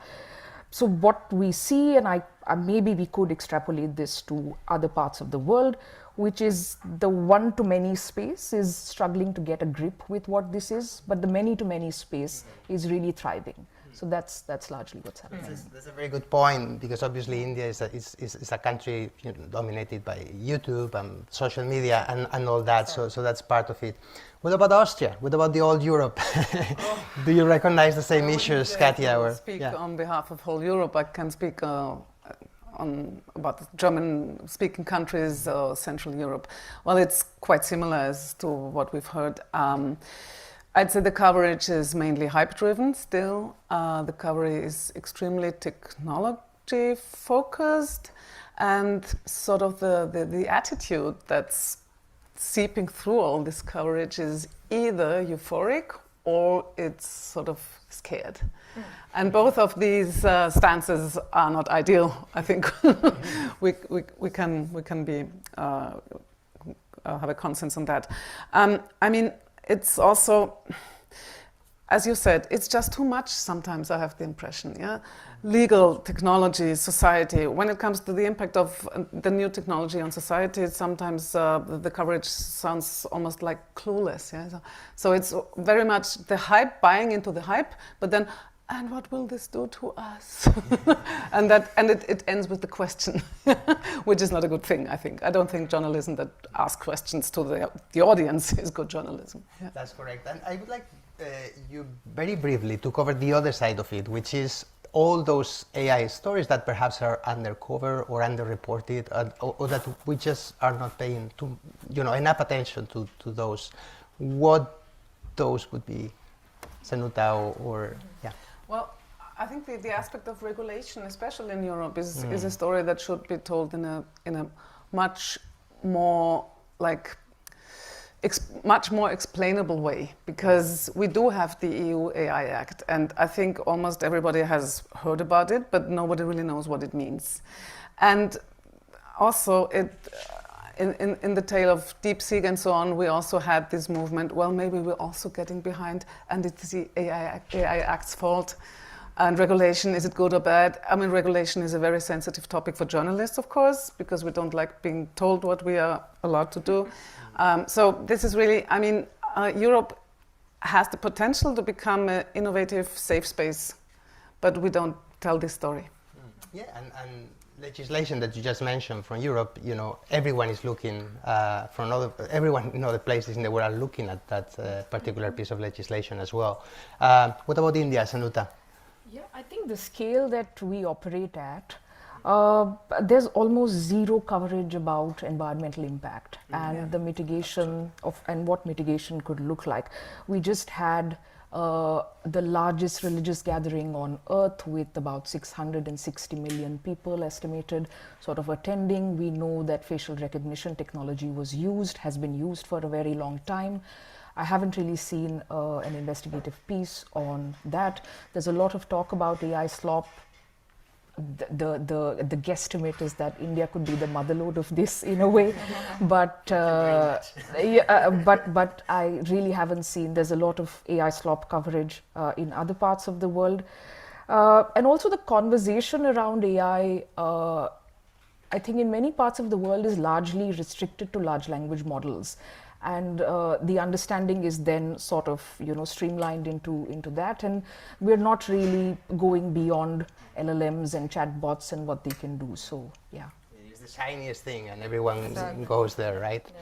What about you? Very similar, I would say. Stories that are missing are the ones with a human rights perspective. I think we're not asking sufficiently enough what is the social purpose of certain forms of technology, or at what cost they're advancing in our region. So, for instance, Latin America has become the destination point of data centers, which is affecting communities that are already vulnerable in far remote areas, with water and energy disruption. This is true now for my country with crypto mining data centers, but it can get worse if we start attracting more foreign investors with AI-related projects. So I think, yeah, we're not talking enough about how AI systems need intensive use of resources and how this can also hinder climate goals. We should talk more about that. And we're not talking, I think, enough about the risk of perpetuating linguistic inequalities with the adoption of certain models, or also, and this is very important, I think, the national security implications of adopting certain models that are not home-built. And yeah, and I can think... we'll discuss languages a little bit later. I would like briefly to cover the influence on politics, Anuta, because obviously last year was a big year for elections everywhere, but particularly in India, which is the biggest democracy in the world, and we saw some impact. Obviously, probably not so much as expected before the election happened. But I would like you to cover a little bit of that. How was perceived basically by audiences, by voters, because we know that campaigns use that quite a lot, right? Yeah, they were very successful, at least on the face of it. My colleague Karen Rebello is so much more equipped to answer this question. But widely used again across political parties. Translation was a big area. We had political leaders. We have 22 official languages in India, which means political leaders from one part of the country could very easily communicate with people in from a very different language set. That happened. We saw this very strange phenomenon where old leaders were resurrected, and that gave and these are deep fakes, of course, so people, it gave hope for some reason to people, and that got a lot of engagement. And of course, the other thing is this new breed of political consultants doing AI, right, which is, they're using no-code tools, they are not necessarily computer engineers, and they're building huge business around this. So I would say India was, you could look at it as a checklist almost of what could be applied to different parts of the country when it comes to AI, and I'm assuming that, not assuming, but I'm quite sure that the audience was responded very well to this. Yeah, I'm sure that we will see many of those things in other countries quite soon, if not yet. Very briefly to finish this part of the conversation, when preparing the panel, we also discussed examples of bad coverage. And I would like to bring Katya here because she's such an expert on this. And you mentioned a couple of examples, right, that you thought that, it was not very good. Can you share them? I wouldn't want to call it bad examples, but maybe example for sort of incomplete coverage. The most recent one, and I'm sure all of you have heard about that as well, was the Italian newspaper Il Foglio that announced that it had launched an experiment. The newspaper would be complemented by a completely AI-generated newspaper for some weeks or months. And I've read that. I read that in our own newswire. I've read similar stories, or perhaps based on our stories in others. But I had a lot of questions, of course. Which system? Why? What is the objective of this experiment? What's the workflow? Is there a human in the loop? Is there a journalist in control? Many questions, but they weren't asked. Obviously, because they would have answered by the reports. And my suspicion is that those colleagues who reported on it just didn't know which questions to ask, And some news outlets, they did make an effort, and they looked at the product. And then I think it was The Guardian that wrote, the sentences read okay and were grammatically correct, which is, I think, not the way to assess an AI-generated news product. I mean, yeah, good for you. So I was thinking, what's wrong here? Yeah? And I was especially thinking about this because we were part of the problem, because one of the first articles on that were from my colleague in Italy, and I know she's not an expert on AI. So how could we improve, how could we sort of infuse our reporting on this topic with more? So we're trying to develop a strategy on that, actually. So perhaps forming a cross-beat team. We are actually educating more than 80 company-wide, more than 80 AI buddies right now, which is going to be colleagues in the teams, which special knowledge on AI and so on. But yeah, I think this is something that, for example, what does the audience, what does the user do with a story like this? It's just, I'm not sure. I was going to use, related to that, I was going to use the analogy of climate, because I think it's a good one, and you mentioned that when preparing the panel, in the sense that climate is such an issue that touches on so many things and so many bits in the newsroom. Like, it touches on, definitely on environment, but also on the economy, in politics, even on sports, on fashion, on many other topics. And I don't know if there is a way to basically try to train journalists that are not actually covering AI 100% of their time, but they will come across increasingly with this topic, which is embedded on the things that they are covering, right? I think just like the climate crisis, AI, as really the broad concept of AI, is going also to have an impact on the individual level, on every person, and we can't just ignore that. And it's not enough to have some specialists. There has to be basic knowledge. And I mean, there are already the means. Journalism education has to take this into account.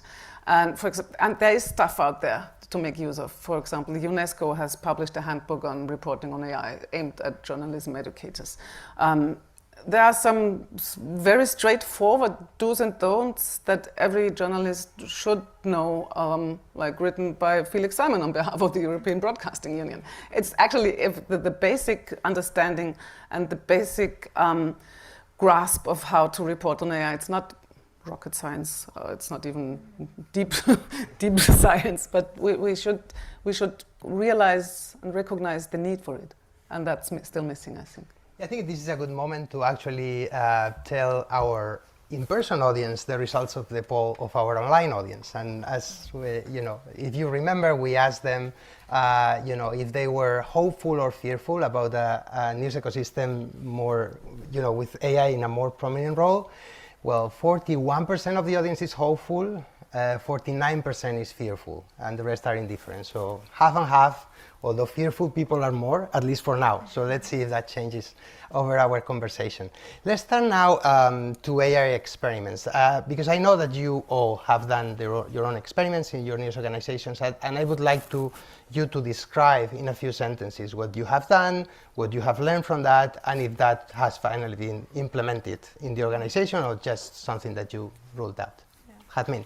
Yeah, I'll talk about a successful experiment. We developed a chatbot that allows our users, I don't like to use the word users, I don't know why, but that allows our readers to engage with and sort of have a dialogue with the story of a woman who is in prison on drug trafficking charges. The project is called Eva. We wanted to explore better ways to convey the failure of the war on drugs in Latin America through the story of women. Because women, are usually the weakest links in the drug trafficking business. They're often involved in micro-trafficking crimes, while you have drug overlords free, basically, and sometimes even doing deals with the state. So instead of giving our readers a plain text, we wanted to provide them with a more dynamic experience.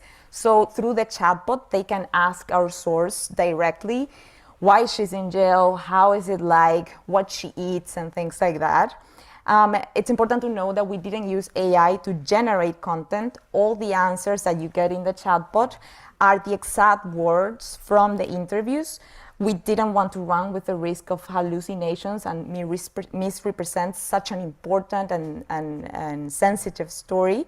Here, AI help us better predict what our audience might ask a woman in that situation. So we use it to train the chatbot to understand the different ways a person might ask the same question. And I think we learned a lot of things. One of them is that AI can serve storytelling purposes more than generating content, and that with these conversational formats, you can co-design the path of a story with the audience. So it's a very empowering thing that you can provide to your audience, that they decide how they're going to approach a story. And yeah, we also learned that if we let the chatbot use AI to generate the answers, it could also erase the native indigenous language that our source use, and we didn't want that. So that's why we took great care, in the answers aspect of the project. And a good way to create empathy as well, I guess, right? Absolutely, absolutely, yeah. What about you, Sanuta? I'll tell you a little bit about our latest experiment, which is we're testing what the fundamental unit of information for news could be. So what a news atom could look like. And what you could do with this is basically bring multiple atoms together and modularize it, convert it, and create a podcast, a short video, a calculator, what have you, right? So to be able to do this, what does a news atom look like? And the final goal is to be able to give our audience what they want to consume at the time they want to consume, in a format they want to consume, so that they are not overloaded with the information that's present in a 700-word article, for example, right? So we're trying to move beyond the article as a form of delivery for news. It's also an interesting bet because this is it's platform agnostic. So we're taking steps to see if we could be a sustainable destination. Don't know how that would work, but we're experimenting with that. Yeah. Very interesting, and something that we have been discussing for a while, right? The death of the article, or at least going beyond it in terms of consuming news. What about the Austrian press agency? Because this is a very different news organization. Being How do a you think about that? B2B outlet, so Exactly. to speak, our experiments or our development R&D activities are rather industry focused. My most favorite recent experiment is developing a tool that provides alternative text for infographics. Not only, telling the user there's an infographic and it's a chart, but sort of retelling what the figures say, which is great because that's sort of a blind spot in the efforts to provide access to information for visual impaired people. But I mean, the thing with experiments in the field of AI, or I'd say in general in journalism, with journalism as a highly technology-driven business, is experiments are fine and they are great, fun, you learn a lot, but what's going to happen when you're finished with the experiment? And this is something we see a lot in Europe. You have shiny prototypes, proof of concepts and so on, and then you don't really know what to do. And I've read it someplace, I think actually it was our own chief digital officer, but perhaps he quoted someone else. AI experiments or AI projects are about 20% about AI, or maybe 30 or 15 or 18, I don't know. But it's not so much AI actually. And the rest is just trying to get the thing running in your productive environment. Mm-hmm. And the hurdles are immense sometimes. How would you describe those challenges for the people here in the audience and also online, because you have actually gone that route? What are the challenges that you are encountering and how to overcome them? On the one hand, what I call the application landscape, the existing production systems, many publishers still are operating legacy systems that aren't even fit to implement fancy new AI functionalities. It's just not possible. Actually, it's the same. It's the case at Apple. We are developing our new editorial system, but the old one is like, it's like a creaky, okay, I'll do that last for you, but please stop giving me new stuff. Yeah, so, and it's really, the effort is, and it's expensive, yeah. The other thing is that the workflows, technology drives journalism, but that's not the only driving factor. So to expect that the new technology or even new applications will change how your organization works, like magic, this won't work, yeah. Exactly. Yeah, of course. And yeah, Yeah, it's of also course. and the last thing, the question how you communicate all this to your newsroom and your staff. Would you tell them, oh well, we've got some new fancy technology, use it? No, of course not. But yeah. Yeah, of course, and people might get nervous because they think that they are going to be replaced, and on the and other so hand, on. they might get disappointed because AI is supposed to be the new shiny, can do it all, and actually no, it can't. It's not so good. It isn't. Yeah. So I think Sanuta wanted to add something. Yeah. So we have a text-to-video tool that we built out with the hope of creating, as many videos as we want for short shelf life videos, and we didn't have the capacity to do it at that time. But one of our biggest learnings while implementing that was, so our social media team was sort of the frontline staff on this. And we have a stated policy again of human in the loop that we're going to, but the amount of pressure that this puts on that frontline, employee to sort of keep up, to sort of go through it with a fine-tooth comb.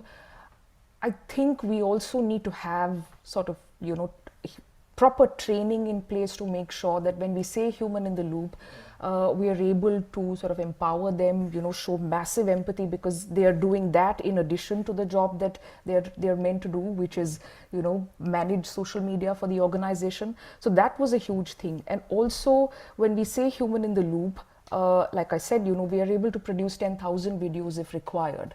But my editor said, no, we are humanly possible. It's humanly possible for us to look at 15 videos, and that's how much we'll do, because we want to make sure that, nothing inaccurate goes out. That's the thing. I mean, it shouldn't clash with the goals. Absolutely. That those So people are given, right? it's a bit of a catch-22 where the potential you have is, to possibly create 1 million videos a day, but what you're humanly able to do is 15. Yeah. So It's always funny to hear people, especially journalists, talking about AI slop and not really recognizing sometimes that news organizations are actually creating AI slop increasingly. But at least I see it in local news organizations in the UK and in other countries. So it's important to recognize that. Look for ethics codes too, very important before deploying these technologies in the newsrooms. Absolutely. I wanted to discuss briefly with Sanuta and with Hadmir, and perhaps you can pitch in too, about languages. You discussed languages before, and the potential, obviously, of AI to reach out to audiences that either because they are indigenous peoples or because they are minority languages or people that you usually don't reach with your content. How do you see that developing right now? Because I'm sure that you have tried Scroll and you've done a couple of projects, I think, also on the, yeah. Well, definitely. There's still a major linguistic gap in current AI systems, and in Paraguay we have 2 languages. We speak Spanish, and we also speak Guarani, which is the indigenous language. More than 7 million people speak it, and it's an oral language, so we don't have that many written records to train models. And so this means, for instance, that tools like chatbots that can facilitate connection with our audiences have a limitation, because some people can only speak Guarani and chatbots don't get it, for instance. So we have a project, we're working on it. We are trying to raise awareness about the issue through the project and also address this linguistic gap. With the project, what we want to do is we want to improve data sets for LLMs through collaboration with our Guarani speaking audience. And ultimately, what we want to do is develop a WhatsApp chatbot that's capable of understanding spoken Guarani, that will also enable interaction between my news outlet and that Guarani speaking audience. We say it's a community-based chatbot, like we want it to respond to our needs. And I think another main output of this project will be a method that media organizations and any other entities that want to serve oral language audiences, can use. And of course, we're aware that, and we don't want to, we cannot fill the linguistic gap, but we want to show that it is possible, that you can have a method, and hopefully, I think the major outcome of this project will be to get the government, interested and in charge of their responsibility, I think. Yeah. Yeah, that's true. I mean, as you said, it's a language spoken by millions. 7 million people in Argentina too, in Bolivia, Mm. and you also have the migrant communities in Spain. Mm-hmm. Yeah, exactly. Are you facing the same problems in India, even if, I guess population is even more massive for some of these languages, right? I was just going to say, I take your 7 million and I raise to 500 million Hindi speakers, which is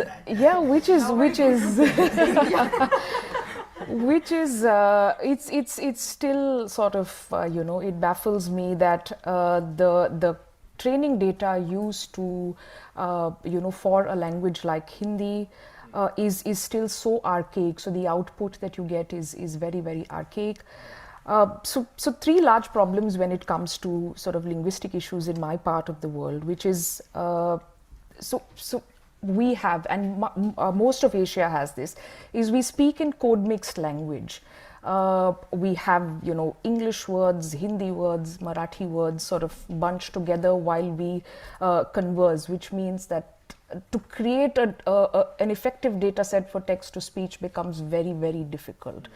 The other problem is that there is lack of contextual and nuanced training data across the board. So you talk about LLMs, you talk about speech, you talk about sort of everything that requires that kind of data.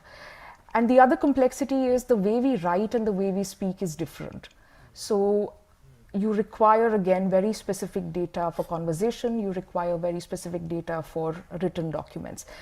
And our government, so we have 22 official languages, our government is kind of trying to solve it at a very massive scale with a program called Bhashini, and that would impact not only India, but a large part of the South Asian region, which has these languages as part of their main language. So Nepal, Sri Lanka, Bangladesh, Pakistan. So the efforts are happening, but it's too complex a problem for it for us to immediately use it, because accuracy is our main thing. So when do we get there? We don't know, but the work is on. Just to be clear, because I'm not familiar, and perhaps some people here are not familiar, what happens if you speak in Hindi to ChatGPT or to Google Gemini? Does it respond in that language, or just doesn't produce anything? So DeepSeek doesn't. Doesn't in the sense it gives you gibberish. ChatGPT gives you very, very archaic outputs. So words we don't use today, but probably were used, in the early 1900s, late 1800s. It's kind of funny. It's very funny. It's very funny. For the other languages, I mean, no chance. They don't really stand a chance yet. And the funny part is, so when we tried to, again, for our text to video tool, we needed a voiceover layer, and none of the models get the pronunciation of Indian names. Like proper nouns are a huge problem when it comes to speech. So very Americanized pronunciation of all proper nouns. No context to some of the institutions, some of our abbreviations. Yeah. Quite amazing. So, Katja, what about German language? Yeah, well, don't tell me that it speaks like Stefan Zweig or something like that. It is sort of an issue actually in Austria, but it's a luxury problem. But there are certain words that would set any Austrian off because they're German, not Austrian German. And we have to be careful not to use them. And it's relatively easy not to use them. But of course it shows, because language, those models, if we're talking about large language models, they use language to transport, I'd say, mimicry knowledge. And if you ask in the wrong even version of German, I give you 8 million Austrian-speaking people, it's a very tiny. Or let's not start about Switzerland because I don't understand how they talk. But if you don't know which German to use, then you won't get the output you deserve, I'd say. Yeah. But we're aware of regions and countries and languages, even in Europe, of course. I mean, think of Latvia or something, because where does the data set come from? Those are also languages that have been written for 100 years at most. Yeah. Well, maybe this is a good moment to go to the third and final part of the conversation, which is using AI to rethink how we deliver news to audiences, so more like a more broad or a broader focus, right? And I want to ask actually Katya, because you prepared this project that we published, I think, in January, which kind of deals a bit with this, which is basically about how we label content in a world where probably every piece of content or most pieces of content are using AI in some way, either as transcript or translation or many other ways. So how would you describe the answer that you came up with?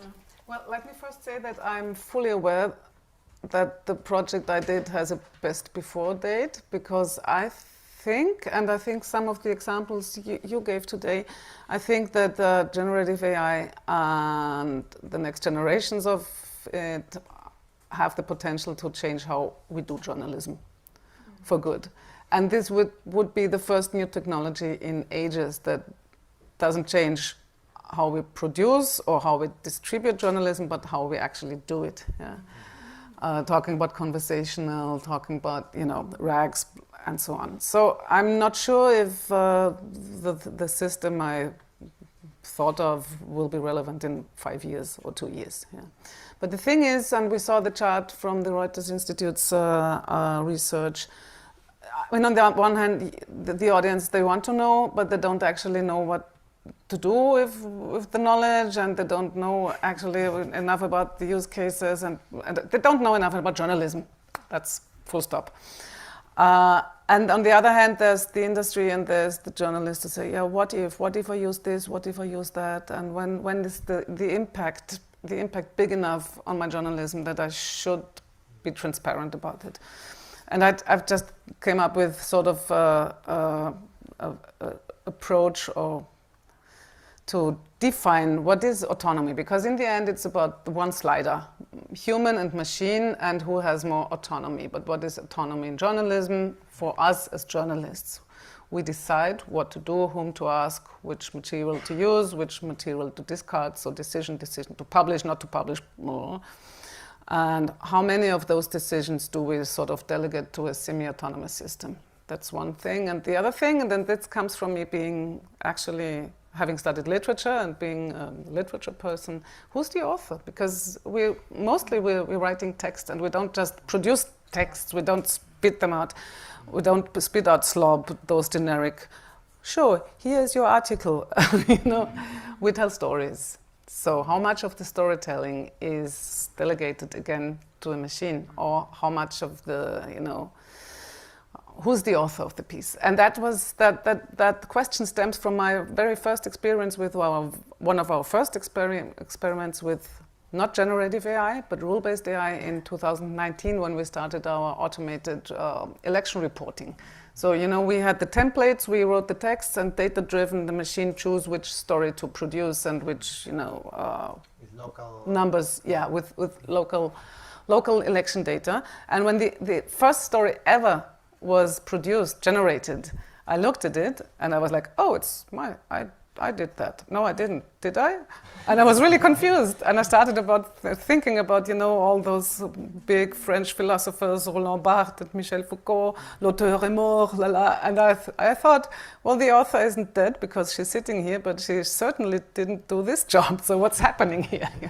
So I think these are sort of useful factors to decide, is it necessary to disclose the involvement of AI in this piece of journalism? Yeah, that's a good segue to speak a bit about Sanuta's idea that you described before about this kind of basic unit of information and how you combine that in different forms, articles, or even not articles, just chatbots or whatever. How do you see authorship on that? Because I guess that those would be like pieces of content that would be produced by many people, right? Or maybe have been produced like before, and you kind of bring them out again for a new story. We're thinking through it. We don't have the answers. But I think, so again, so if you sort of zoom out 2 layers and say, what could the news atom be really based on, right? So if you say that it's based on an event, and that's what news does. So the fundamental unit could be based on an event. So the authorship there could be who brought us that event and who reported that event. Because, you know, the thing I think we keep missing is within LLMs is sort of a closed box, right? All data that goes into it is the one that's being churned. But we need someone to come from the outside and add new data to this, right? So, and it is going to be a human who's adding this data. So at the atom level, for the person who is bringing this information about whatever event, should be the author, is what we're thinking now. Again, we've also had conversation. Again, this is evolving sort of every day, right? So I wouldn't say that I have 100% sort of even clarity on this. But somebody asked me the other day, if we have these atoms and, you know, we're just going to be, you know, sort of curating these atoms and making whatever we want on demand through it, then, you know, what is the role of a journalist within this? And, you know, are we just, like, what are we doing really? Are we just filling up a JSON file and, you know, not really investing in, you know, beautifully writing an article or whatever else? But the answer to that, again, we're thinking through this, but is that we're creators of meaning and curation. So we are the meaning layer to it. If I as a journalist know to take this and this atom to do this, it's coming from, if you ask ChatGPT today with, you know, whatever querying that you're doing, you need to guide it a lot. It's not okay, you ask it a question and you take it at face value. It requires a lot of guiding. So it's not there. Will it get better in 2 years, 3 years, 5 years, 10 years? Maybe. But I think the meaning giving and the curation will still very largely come from us, and which then means that the authorship does lie with the people who brought this together.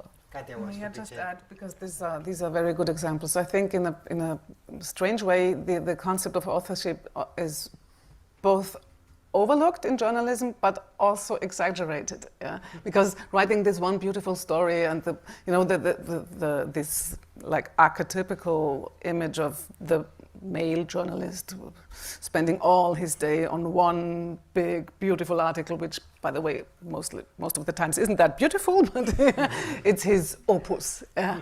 And I think this is outdated. Yeah? But like you say, storytelling is not necessarily producing one coherent piece of text. It's much more. Yeah. We are now asking the same question to our friends on Zoom to see if they have become more hopeful or more fearful after the panel. Let's see. I'm going to ask a final question to you, all very brief, because I would like to have one question from the audience too. But it's about trust. I mean, we saw the chart that Amy showed before, that most people, by a large majority actually, think that AI is going to make the news less trustworthy or less trusted. Do you agree? Because on the one hand, I agree with that. On the other hand, I see also opportunities. Like many people think that the news and journalism is too partisan, for example, or is not accurate enough. And perhaps there's some opportunities there, but how do you see that? Are you optimistic or pessimistic about the new world? Well, I'm looking at this in my project in a way. I think technology will not help or worsen the relationship between news and audiences. That's what I think. I think it is our approach to audiences that will make the difference. If we are thinking about AI and how it can help us produce content, or if we are very worried about traffic and referrals, which I understand, I just believe that I don't think we'll get very far. because I think a content-centric approach divert us from other things that we can do very well. We have data about how younger generations and new audiences are looking for connection, they're looking for meaning, they're looking for belonging. Have you watched Adolescence? What are we gonna do with if you haven't, you should. Like, what are we gonna do with those kids that are gonna become men at some point who are looking for connection? So I do think journalists have a role in that, in community building, community participation. If we think about the impact that our work can have on the lives of people, communities, and societies, I think that can get us somewhere better. And I think AI can assist us in the work of designing the strategies that can get us there. Yeah, that's a very good point about connections, of course. Sanuta. In our testing, what we sort of primarily saw again and again and again is if there are proxies for humans, if there's any layer of pretense, then it's immediately rejected and you're branded sort of untrustworthy. We spent a lot of time again in our text to video tool optimizing for an illustrated AI avatar, to be the teller of the story on the video, but people hated it. And anything that looks that is a proxy for humans in a very outright way, I think that is rejected.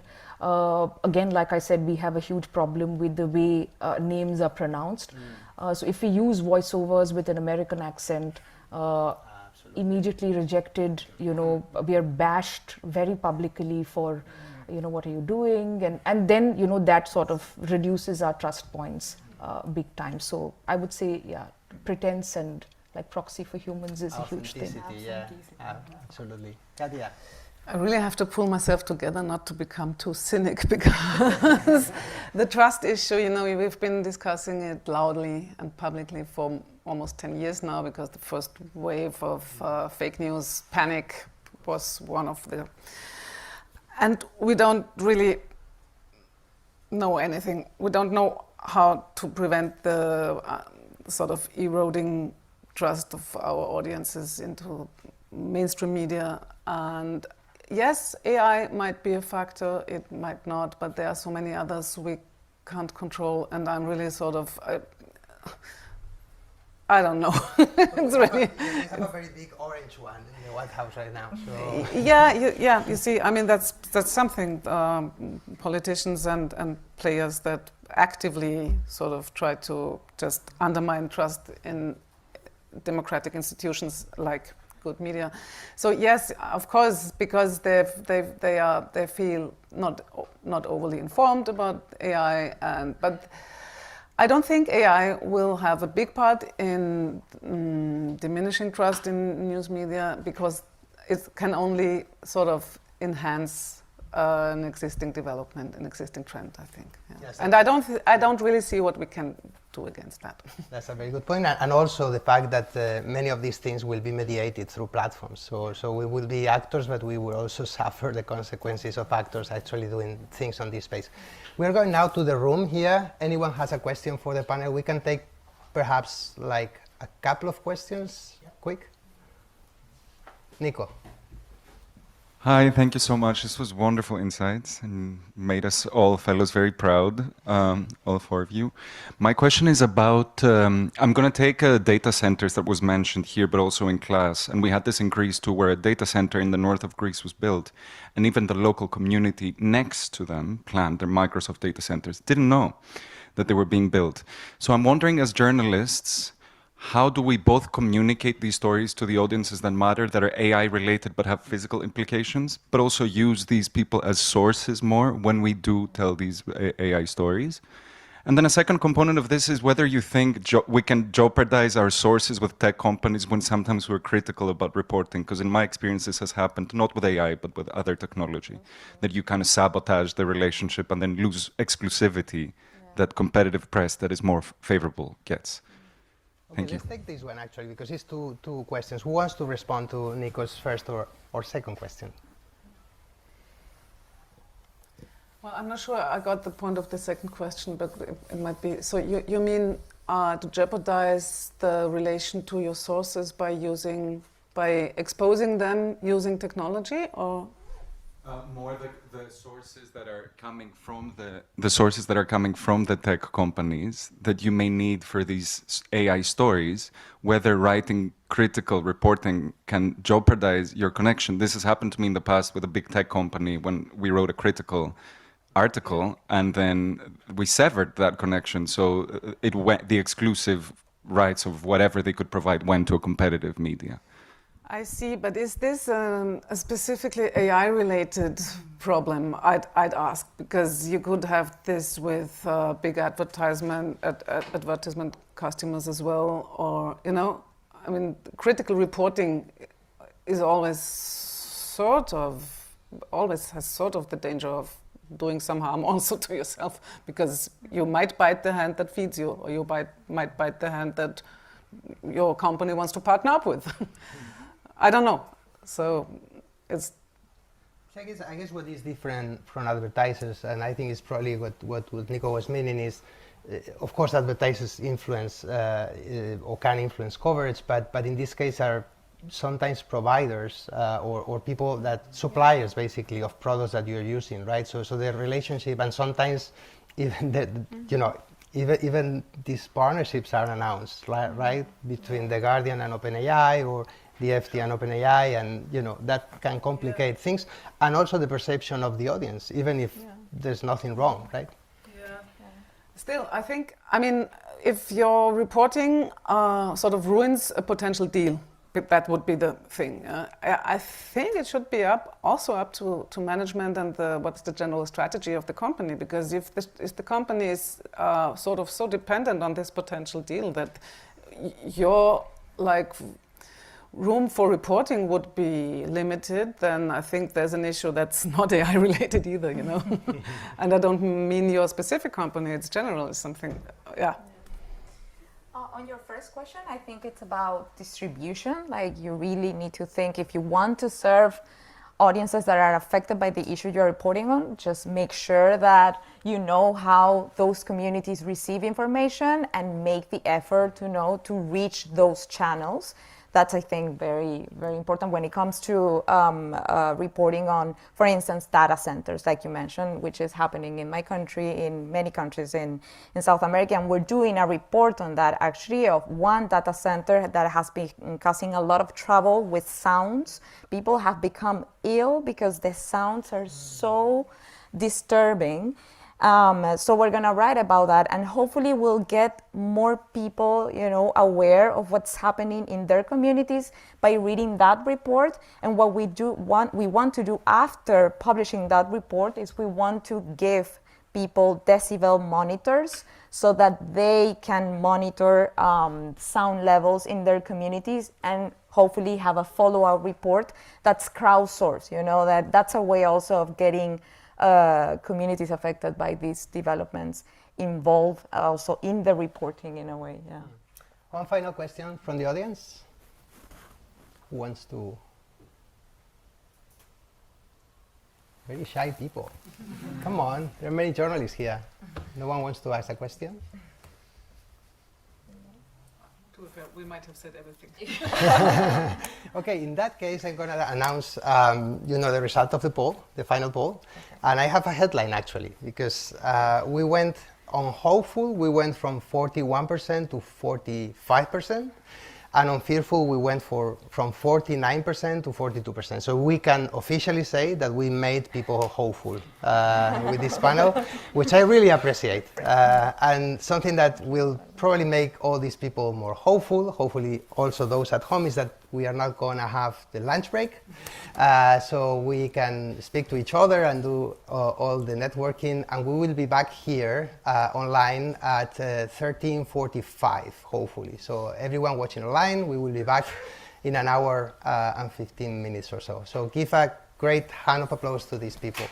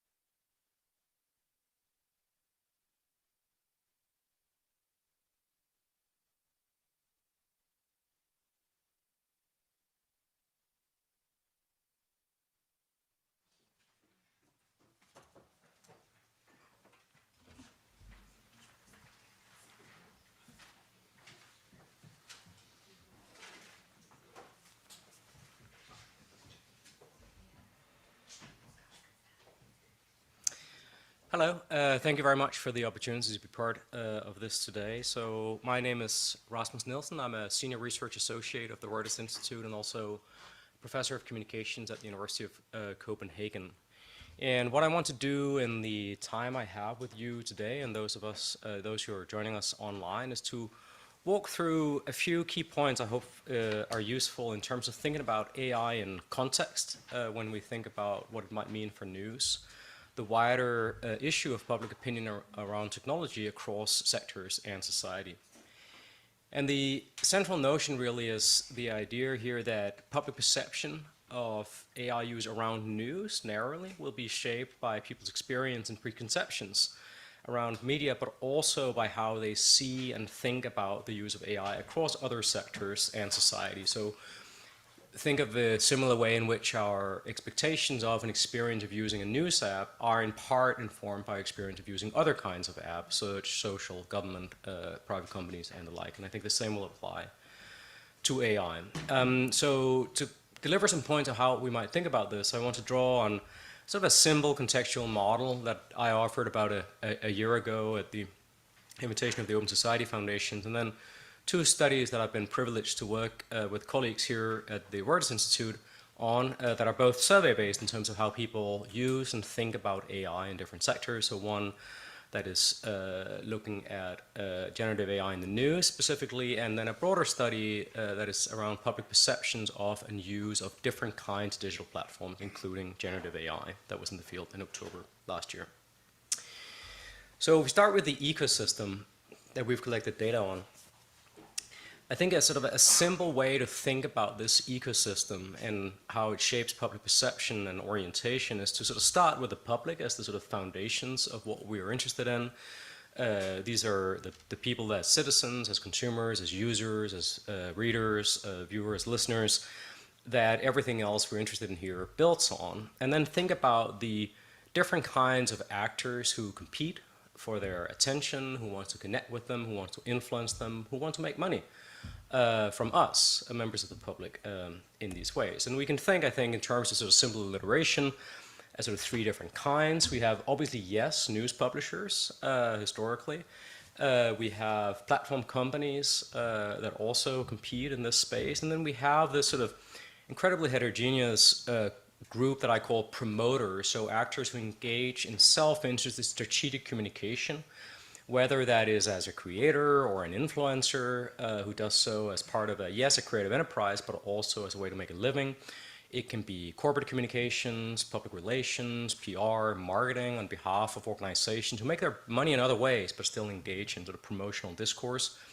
It can be political actors, whether elected officials, government, political parties, civil society organizations, labor unions, or others. All of these different kinds of actors compete for the attention of the public, for their support, and try to influence them, and in many cases also make money from the value that they seek to create for us. And I think this is part of the context for how people think about AI, and I think the data we've collected in the surveys last year can help illuminate how that is so. So the first point I would make is that while there is a lot of learned discourse about the shortcomings of the digital media environment, it's, I think, important to recognize empirically that much of the public navigates this environment on the basis of cautious technology optimism, combined with an element of what we call platform ambivalence, where people recognize a series of problems, misinformation, harassment, problematic data collection practices, but at the same time also see digital platforms as having made their own lives better in many concrete, tangible, and appreciated ways. A very sort of simple top-line question for this that we collected data on is just when we ask people whether particular kinds of platforms have made their own lives better, and with the follow-up question whether it has made society better on balance, we have, with the exception, and even that only partial exception of social media, for most of the different dominant kinds of digital platforms, much, much larger numbers of people who say that these platforms have made both their own personal lives better, but also society better. I think it's fair to say this is not exactly the way that these things are often discussed by academics and journalists, and people may be wrong about this, but it's still a social fact. that much of the public thinks about these things. And in a sense, the notion sort of a tech clash, if you will, if real at all, is probably primarily about a public response to social media and probably even particular social media companies, and less a reaction against the growth of the wider technology industry as a whole. The second point then is that if one thinks about the expectations and trust that members of the public have in the impact of AI, but also whether it'll be used responsibly by different sectors, including these platforms, but not only the platforms, also different other kinds of actors that citizens engage with, I think we can show that there is quite a sort of nuanced and varied picture in terms of how the public thinks about what AI will entail. So first we can start with the question of the magnitude of impact, what people expect in terms of how much they think generative AI will change different sectors of society in the coming years. When we asked this last year, you'll notice two things immediately. The first is that for a lot of different sectors that we ask about, you have, in most cases, a majority, and when not, a clear plurality of people who expect that AI will have a very or somewhat large impact on these different sectors, so quite high expectations in terms of what this actually will mean within a 5-year time horizon. But also, secondly, you'll notice that there is a lot of variation here, that there are definitely sectors, social media, search, but also science and the news media, healthcare to some extent, where much larger parts of the public expect to have a very or somewhat large impact within the foreseeable future. And then other sectors like ourselves as ordinary citizens, but also retail, for example, where there is a slightly less significant number of people who believe the impact will be large. If we then turn from public expectations around the impact of AI on different sectors, the question of whether people trust different sectors to use AI responsibly, we also have a very differentiated picture. The long and the short of it is that there is very clear commonality across the countries that we cover, that healthcare and science are sectors in society where there is still very high and broad-based trust. There isn't a universal crisis of trust in our societies. There are many institutions that suffer from a crisis of trust, but not every institution, and not science in many cases, and often not health either. And then by country, things get a lot more sort of complicated, and I won't go sort of through the details here, because I think the more interesting thing perhaps is to provide the sort of big picture of what it looks like if we map public expectations around the magnitude of the impact of AI against how many people fear that particular sectors will use AI, won't be using AI responsibly, that they sort of distrust sectors' use of generative AI.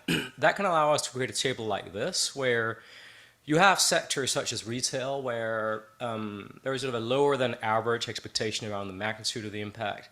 Not that much trust either, but it's not as consequential, if you will, if people are right about this. Then you have sectors such as politics, where again there is a lower than average expectation in terms of the magnitude of the impact of generative AI, and then very high distrust. People are not expecting politicians to use generative AI responsibly in political parties.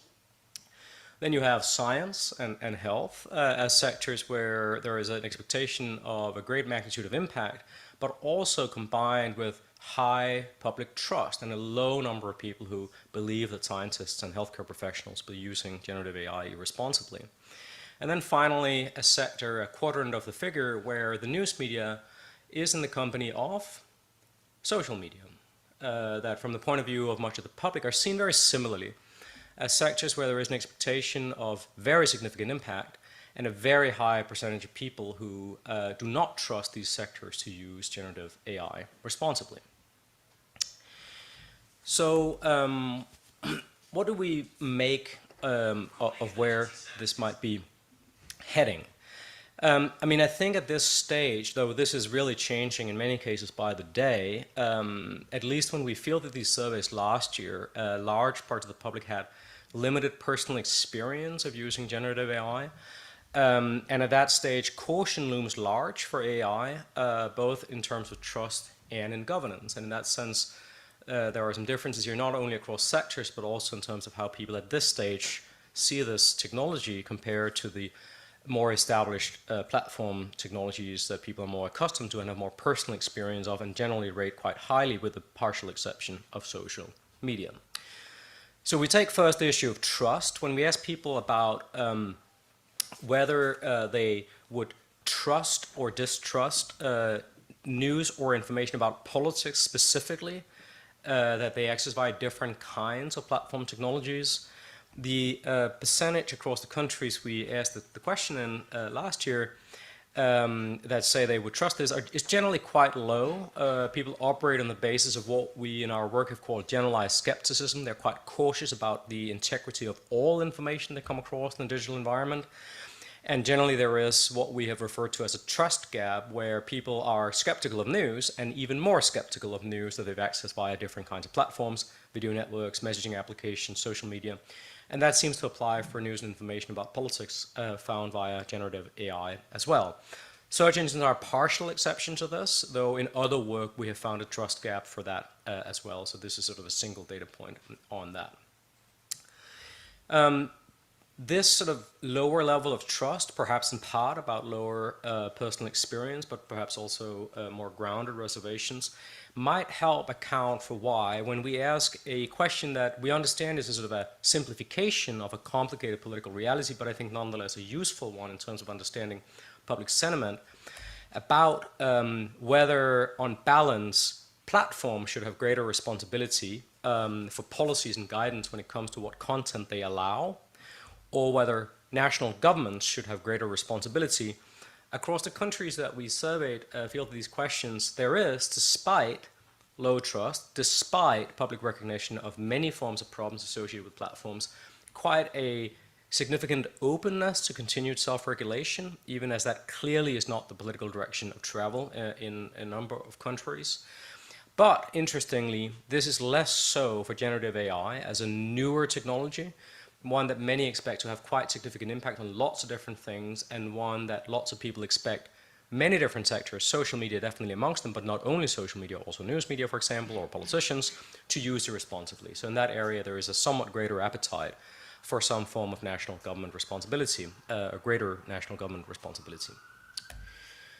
So what does this mean for news? I have just a few minutes left, so I'll just end with a couple of sort of summary points, if you will, from what I've tried to share with you today. The first is really just where I started, right? I mean, public expectations around, even assumptions about the use of AI are shaped by experiences across the ecosystem. And I think we need to sort of be prepared for a reality in which people will often assume AI has been used, irrespectively of whether it has or not. And in that sense, the sort of insistence on the importance of authenticity or artisanal creation and whatnot will only deliver a premium experience and a premium in value if people, in fact, find the product is premium, if they start pricing it in and assuming that AI is used by everyone for everything. Secondly, even though this is, I think, not always the way in which this is sort of discussed in the opinion pages of newspapers or among civil society or academics, I think we need to recognize that much of the public is cautiously optimistic about the impact of many of the platforms that dominate the ecosystem. Whether they are right or not is separate from that, for themselves personally and for society. And it's possible that greater personal experience of using generative AI may lead public opinion in a similar direction as use becomes more pervasive and more people acquire personal experience. We have in other work found that people who use these technologies tend to have a slightly more optimistic interpretation of what they can deliver. Third, public perception is quite nuanced and differentiated across sectors here.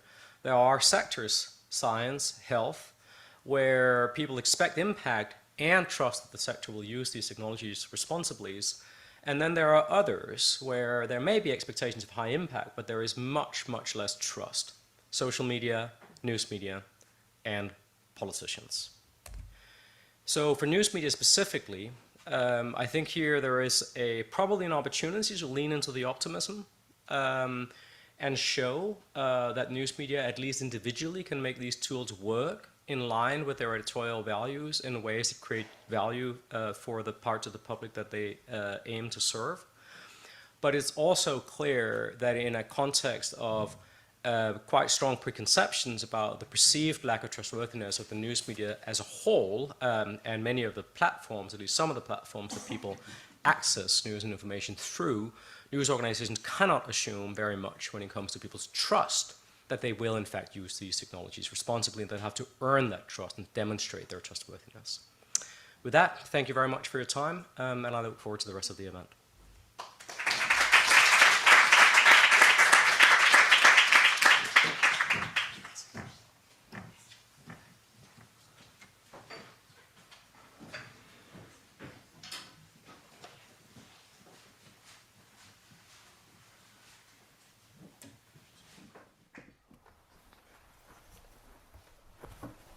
All right. Thank you so much, Rasmus, for that wonderful overview. We'll sort of try and bring some optimism back into the mix from the point of various newsrooms. I'm Felix Simon. I'm the research fellow in AI news at the Reuters Institute. Welcome to the panel on how three prominent newsrooms are using AI. I think it's pretty self-explanatory what this panel is going to be about from the headline. And I'm delighted to have three fantastic people with me. One of them joining us from New York, two of them in the room. I start with Natalie Milinarich. Did I get that right? Yeah, you got it perfect. Amazing.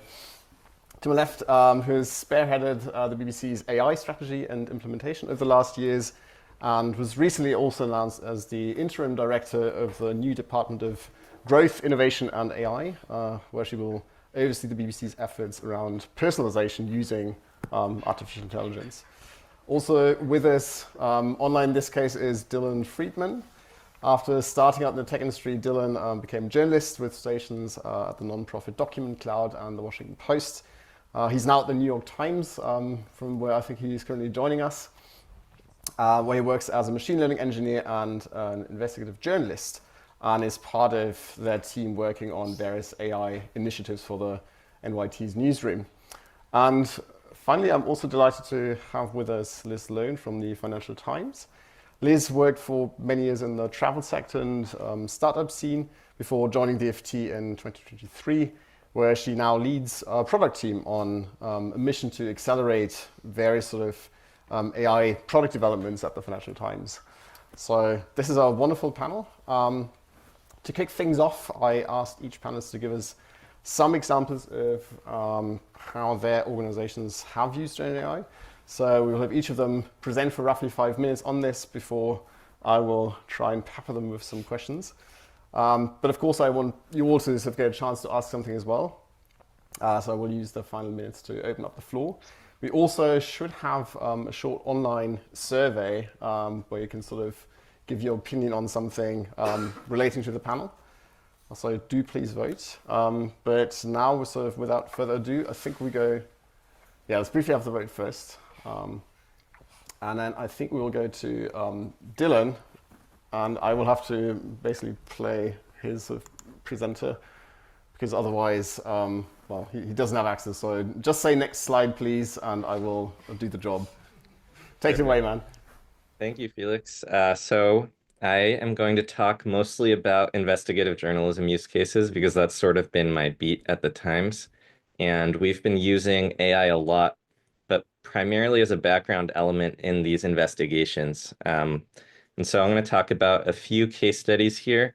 This first one is going through various appearances on TV by various cabinet members ahead of their Senate confirmation hearings. So we did something where we went through all the footage of Tulsi Gabbard over the past 10 years via news channels using the Internet Archives repository.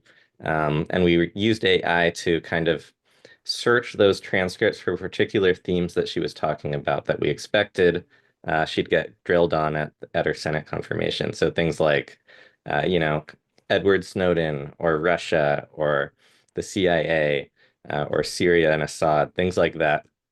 And AI was really useful here to do kind of like an inexact match for certain keywords. We also did this for Pete Hegseth. And for instance, we were looking at ways he's talked about alcohol in the past on Fox News. And using large language model prompting over every single transcript block, we were able to find instances where, for instance, one of his co-hosts is talking about a small town in Tennessee named Hendricks. And he says, oh, that gets me thinking of something else. And he doesn't explicitly use the word gin, even though Hendricks is a brand of gin, but the large language model with a very specific prompt is able to kind of intuit that that might be alcohol related. So the workflow we use a lot is kind of assigning a 0 through 10 score on every single minute that someone's talked about something, and then we sort those scores in the background and manually review every example. So the human is still kind of in charge and able to make the executive judgment of what's important. So needle in a haystack is kind of the main theme there. We also use some facial recognition to pull out when is Tulsi Gabbard actually speaking in these video clips, because the transcripts are so voluminous. So that's another use case. You can advance the slide. This was a recent one that we published on which words are disappearing in the new Trump administration. And this was a great example of using AI in multiple ways as well. We extracted text. So first we kind of had a manual workflow where we were automatically screenshotting government websites. And so we had over 5,000 of these screenshots. We used AI to basically extract the text, like OCR the screenshots and pull out their raw text form. And we compared before and after and basically used another very nuanced large language model prompt to search for changes. And part of the challenge is kind of something like equity can be used in various contexts, like financial, but also social justice. And so the large language model here, again, is able to kind of go beyond keyword search by intuiting a little more and being very accurate at understanding if this change is actually kind of notable or might be ideologically motivated. And it was also useful for finding changes that actually occurred in Spanish and other languages. And so kind of like this idea of AI is very useful for transformation, like going from one form to another, like images to text or videos to transcripts. And then it's also very useful for needle in a haystack, sifting through large amounts of media, documents, or text and surfacing the changes. Next slide. And so finally, I wanted to highlight one where we actually looked at our own archive, our own column. The 52 places to go is something the travel team puts out every year. And for their 20th anniversary, they wanted to understand, what are some of the similar themes we've been talking about this whole time? And so we used large language models and we used semantic search to kind of sift through 300,000 words of articles for these concepts and themes.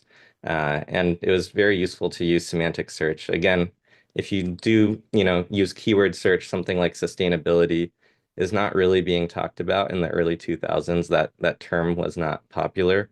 But semantic search is able to kind of understand conceptually what sustainability means. And we found we were actually talking about that a lot in the early 2000s, just using different language. And so the travel team was able to publish a great, retrospective of their coverage and also include a feature on how our team was able to help them. So that's what I wanted to highlight in my slides, basically ways that we have assisted investigative reporting and other types of political reporting as a background element in the process, always with human review at every step along the way. Fantastic, thank you so much. And I hand over to Liz. Should be next. Thank you. Yeah, investigative journalism is something we use AI for a lot as well at the FT, but I wanted to kind of go into a slightly different part of the newsroom, so more on the news presentation and production pipeline.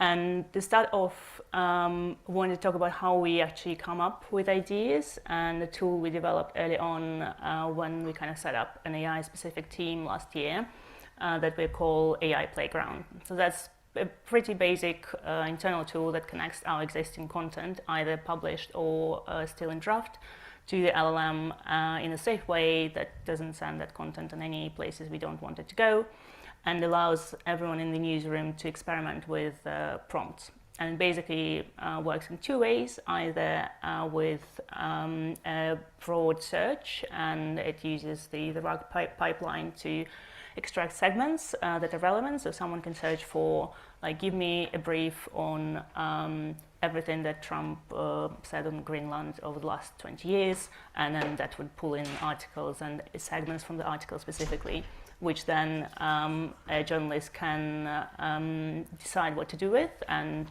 generate a prompt and test the output, and then iterate on that prompt and see whether they get to a good prompt, and create something like a timeline, for instance. Or the other way to use it is to predefine the article, saying, actually, I want something very specific. This is the article I'm working with. Can you help me with some revision, finding some inconsistencies in this article? Or, if it's already published, turning it into a simplified version, a shorter version, a summary for the social media post or something like that. So this was the way we empowered the newsroom to come up with the use cases that are actually helpful, but also that produce good quality, because that was the biggest question at the start of the last year, where we should even focus our resource as the product and tech team. So out of that came a few things. I'm going to talk you through two of them. So this is hopefully going out live, so you're probably the first ones to see it, but it's going live next week. And it's a discussion prompt that is inserted in the article itself to drive readers to the comment section and then to discuss the article within the comment section. Someone in the previous panel was saying about community being the place where we can actually invest more of our time as news media, not just the content, and we see the proof for that as well. Our engagement really increases, so the users who do engage with comments are actually more engaged with the content itself, are more likely to continue subscribing, so it is an important part of the brand and of the value proposition, the other people they talk to. But also, apparently about 60% of people don't even know that the comment section exists, so the problem was around its visibility in the first place. And there was lots of ideation around how to approach it, and how exactly to prompt people to comments, and how to kind of highlight the value of joining the discussion. And a few ideas were investigated, like summarizing the comments, or maybe selecting the most important comment, all with AI. But kind of like all the areas around doing something with existing comments felt a bit too risky, or needing too much human oversight, so not being scalable eventually. So instead, what we went for is using AI to read the article and then suggest what question would be relevant for this article to then ask, and then within the article, about 2/3 of the way, inserting that question that will then take people to the comment section. That is also human reviewed, so 3 options are offered to our audience engagement team, and they're going to select the one that goes actually live. So we hope to see some changes in the quality of the discussion, which is going to be more qualitative, but then also the engagement metric that is the main one to drive. And the second example is what we call content transformation, and initially it started with the bullet point summary. So this thing that is now live as an experiment is summarization of one article into 3 bullet points. Again, we've heard from our readers, and something we just had to accept, that they do copy-paste our content into other AI platforms and just do something with it, and summarization has been the most frequent use case that they've been doing with it. So we just thought we should offer that opportunity within our platform, rather than trying to pretend it's not happening. And we've tested with the single article that the hallucination level is actually quite low, because the content is quite neat and condensed. We also iterated on the prompt quite a lot to make sure it is very clean and like double checking itself. And we felt pretty good about it. And the one you see on the screen is human reviewed as well. So there was a draft in our content management system that an editor looks at and then publishes to the reader. The interesting thing was we were looking at the changes in engagement, so we needed to change a little bit how we think about engagement, because the traditional way is the depth of reading, and obviously when we offer a summary, that assumes the reader may just look through the summary and actually stop reading the article. So we needed to look broader at the session length, at the number of articles within the session, and the more kind of like longer term habit formation of the reader. And we saw that there wasn't too much negative impact actually even on the article depth, and a little bit of a positive impact on the overall engagement of the reader. The interesting thing we needed to change and fix, and the challenge we had, was the actual user experience. The first version had one bullet point summary already shown, and then everything else you needed to click expand or collapse. And we kind of realized that we went lukewarm. We showed a little bit, but not everything. We didn't want the summary to be too much in the way of people who don't want it, but also to tease a little bit, and that didn't work in terms of engagement, so we made it a bit more explicit. So now the reader needs to click and generate, and for those who don't want it, it's just a tiny blue button. And the most exciting outcome of that is that looking at how much the editors need to change it, no one needed to change anything factual, so it's been live for several months now, and only some small stylistic changes have been made to the actual output. So these are the two examples, more kind of on the reader-facing side, human in the loop as well. Fantastic, thank you. And we finally go to Natalie. Thank you. And I guess like many other newsrooms, we're trying similar things, and I think I'd categorize them in two ways. We've got tools that help journalists do their journalism, so investigations, verification, parsing data, and then tools that help us amplify our journalism, get them further, things like summarization, translation, and all those things. And a lot of our testing's internal, and we've got a few audience-facing ones, including translation. But the ones I wanted to focus on are slightly different. So the first one is around detecting deepfakes, and this is for stills. And this has been created by the BBC's R&D team working with the researchers at Oxford University and with our BBC Verify team. So it's only in use by verified journalists at the moment, and they're testing its accuracy and doing all the kind of human processes they would normally do. But from what we can tell, it's kind of at 90% accuracy, which we're pretty happy with. So if you look at the heat map, it's kind of showing you where the eye is focusing, so the points where it's focusing. So we need to develop this further, and I think the next step will be things like adding explainability, so that actually can be used in the writing of stories or in explaining how we got to this point. I'll just show you an example of a fake. This is a very well-known fake, and so what the detector is able to do is it kind of can crawl Google as well and see actually there are already lots of articles about this, but it works even if that doesn't happen. And I tried it with a grab from Instagram the other day that I just spotted, and it worked equally well, and it gives you a percentage of confidence, which I think is also really important.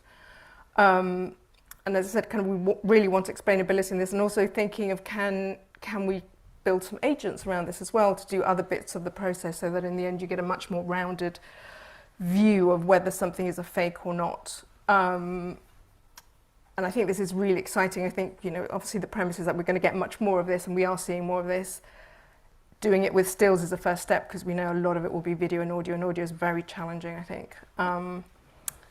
So the next tool is quite different, and I'm cheating a bit because actually it's not developed by news, it's developed by sport, but I love it so much that I thought I'd bring it.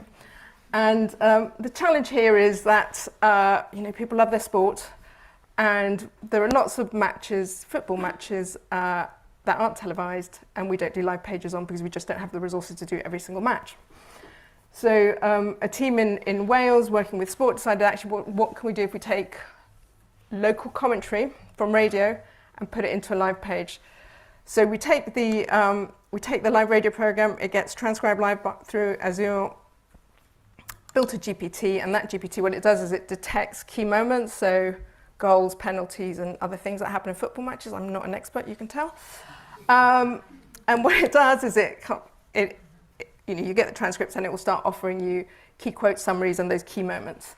And that goes into a live page once it's been edited by a human. And this is what the editorial team sees. So if you probably can't see at the back, but you've got the event, which is a goal, then you've got the quotes around it, and then you've got a full transcript so you can check against it. And we've also done summarization, so it's 40 minutes in and they're 1-0, whatever. This is how it appeared to audiences. So apparently this was one of our most popular pilots on this experiment, Cheltenham Tranmere. The live page got a bigger audience than we would have had on the radio. It wasn't televised, and what we're seeing is actually audiences really appreciating the fact that their local team is being covered. And the final point I want to make on this is, I think they've done the transparency really nicely. So they are telling the audience that they are using AI to assist this. It's really important to us. It's been covered a lot this morning about how we talk about transparency. And it's difficult because I think for people who don't trust AI, actually that might make them not trust this. But we think doing it this way, which is actually quite chatty and saying, hey, this is how we're using it, this is how we're checking, has actually really helped us in this. So those are two of the very different tools we're using. And obviously this is a sport example. We have separate newsrooms, but we are I think this is a really nice model when you think about how much news we have on the radio at the BBC, just kind of thinking about how this might apply as well, and just making a lot more of the coverage we have, the great interviews we have and all that. Thank you so much, and hopefully we'll be able to see Dylan again in a moment. Just briefly, I shall report on the results we had from the online survey where we asked people, do you think the news industry should double down on the use of AI? Where 46% said yes, 26% said no, and 28% were unsure. We'll run that briefly at the end again just to see if your presentations have maybe changed those views at least a little bit. I shall look forward to those. But thank you so much for these incredibly interesting examples. In terms of sort of a couple of things I would like to go into, I think we've heard a lot around the benefits already. We know it's sort of helping journalists do deeper work, doing things that ultimately otherwise would not have been possible. That was sort of the example from Dylan. In many ways, it's augmenting the tasks or the works of journalists at both of your places. It also, in your example, it allows you to do a bit more with less, if you will, and sort of making things possible that otherwise would not have happened. So I think we have a sort of reasonably clear picture on the benefits. The thing that would interest me, and probably a lot of people in this room and online, is what were sort of the hurdles you faced in getting those projects shipped, as they say these days? Like, what were the challenges in getting to the stage where you actually have these sort of live examples of AI in news? Let's maybe start with you two and then go to Dylan. Yeah, I've kind of alluded to that a little bit. We started with, so the way we arrived at that AI playground that I showed was by making a mistake and not giving enough power to the newsroom and actually assuming which use cases we should develop and kind of like trying to strategize around it and prioritize in abstract. And something that, like, first of all, as we were building it, we came across quite a bit of disconnect and frustration, I would say, probably from the people we needed expertise from to actually build the right prompt and the right solution, because they didn't really think they needed that for their job. They enjoyed that part of their work that they were doing and were also like flatly scared that the AI is going to take their job from them, and they're basically supporting that process. It took us too long to get the first version out, and actually the first version didn't stick, and we ended up not releasing it, basically rolling it back. So that led us to a much more collaborative model, and I think that was a great conversation to have that brought everyone on the same page, that we cannot just top down inform the newsroom how they should be using the new technology. They should be part of the change. They should have the motivation. They should have also the opportunity and time allocated in their capacity to experiment with things, not necessarily ending up being productive, but just for the sake of experimentation, just getting familiar with that. And that really kind of like turned the corner and brought people a lot closer together who were like scared and excited, and everyone has become a bit more normalized around moderately optimistic, or what was the term from the previous lightning talk. Absolutely. I think there are very different challenges for the two things I shared. So just thinking of the deepfake detector, I think it struggles a bit with compression, for example. And again, if you're just taking pictures of Telegram, that is a problem. And the other problem is obviously these models move so fast. So the challenge is keeping up with the models and the changes. And also you are using, the best team to make sure this works is the team that's also working full time on verifying. So again, and I think this happens with a lot of our internal testing, where you are asking the teams who are doing the journalism and have a very busy day job to also verify this because they are the experts. It's not a hurdle, but it is a challenge, and it's definitely kind of being mindful of how much pressure we're putting on teams to do many things. I think in general, there are big challenges when we're testing things with systems that aren't ours around data protection, around intellectual property and all that, and that's kind of always front of mind. So it's how you do it, and do you just create a kind of safe space, a sandbox for people to try things before you decide to go all in, is always one of the considerations, I'd say. It's basically sort of a mixture of the people, the tech stack, and everything else that comes along with it, and then finally the question of how do you assess it. Some things changing. Dylan, what's your experience at the New York Times, both in the things that you sort of worked on and the things you've seen other people do at your very big organization? Yeah, absolutely. I'll talk about kind of both those things. I think one thing to realize is, these AI models are not perfect, but if you can get them to be, more perfect than not in most cases, it can still be very useful. So the key is designing use cases for using these tools where it's okay if there's some amount of error rate, and then designing it so that there's a human in the loop during that process. But the thing I worry about kind of more than false positives is false negatives, this idea that, maybe we're going down this AI rabbit hole for some project, and we would have gotten better results if a reporter just used their own expertise to go through the data set and find better examples. So I worry about, being overly reliant on AI. And so I think part of that designing of these use cases is to have it be complementary to reporter expertise. The reporters are the real experts here, and AI is kind of like this tool that we're wielding to be able to get better results. And then I think organizationally, you want to get buy-in from reporters and other people in the newsroom who are rightly skeptical. And so we've been going around to like different desks and doing road shows where we share use cases, talk about how these projects work and different techniques that people might not be aware of, how we can tell more stories that would otherwise go untold. And also, just empathize and say, like, we're kind of skeptical as well. Personally, I'm not too big into like AI generated copy that doesn't interest me as much, or I worry about shifting the burden of verification to the reader or something like that. So I like using it more as a background element. But there have been other projects that we've tried using AI in outside of just investigative reporting. We're doing a lot with like, looking into generating alt text as a first pass that then people can go over and edit. And another example is like we were investigating helping power the site search with some amount of AI, not necessarily like generative text, but just more specific search results to find better articles. But, integrating into a large engineering stack has its own challenges, especially when that stack kind of powers a lot of core features of the site in other ways that you wouldn't expect. And so there's still some ongoing work, just figuring out ways to integrate non-disruptively and complement our already like impressive array of technology we have. Right. Could I briefly get the view of the panel? How do you measure sort of success, or what counts as success in those different contexts? If I sort of look at this as an academic who studies this from various angles, I quite often have the sense that we're sort of almost vibing our way to utopia. We sort of assume that AI makes a difference in those contexts, in the news and those processes. But when I sort of press people and like, okay, how do you actually know that this is the case? How do you measure that? What are the metrics for all those different contexts? And it's quite often sort of a situation where you get crickets and people are like, well, we don't really know. Which is not to say, in some cases it is being measured, but quite often it's a lot of experimentation, the hope that it will make a difference.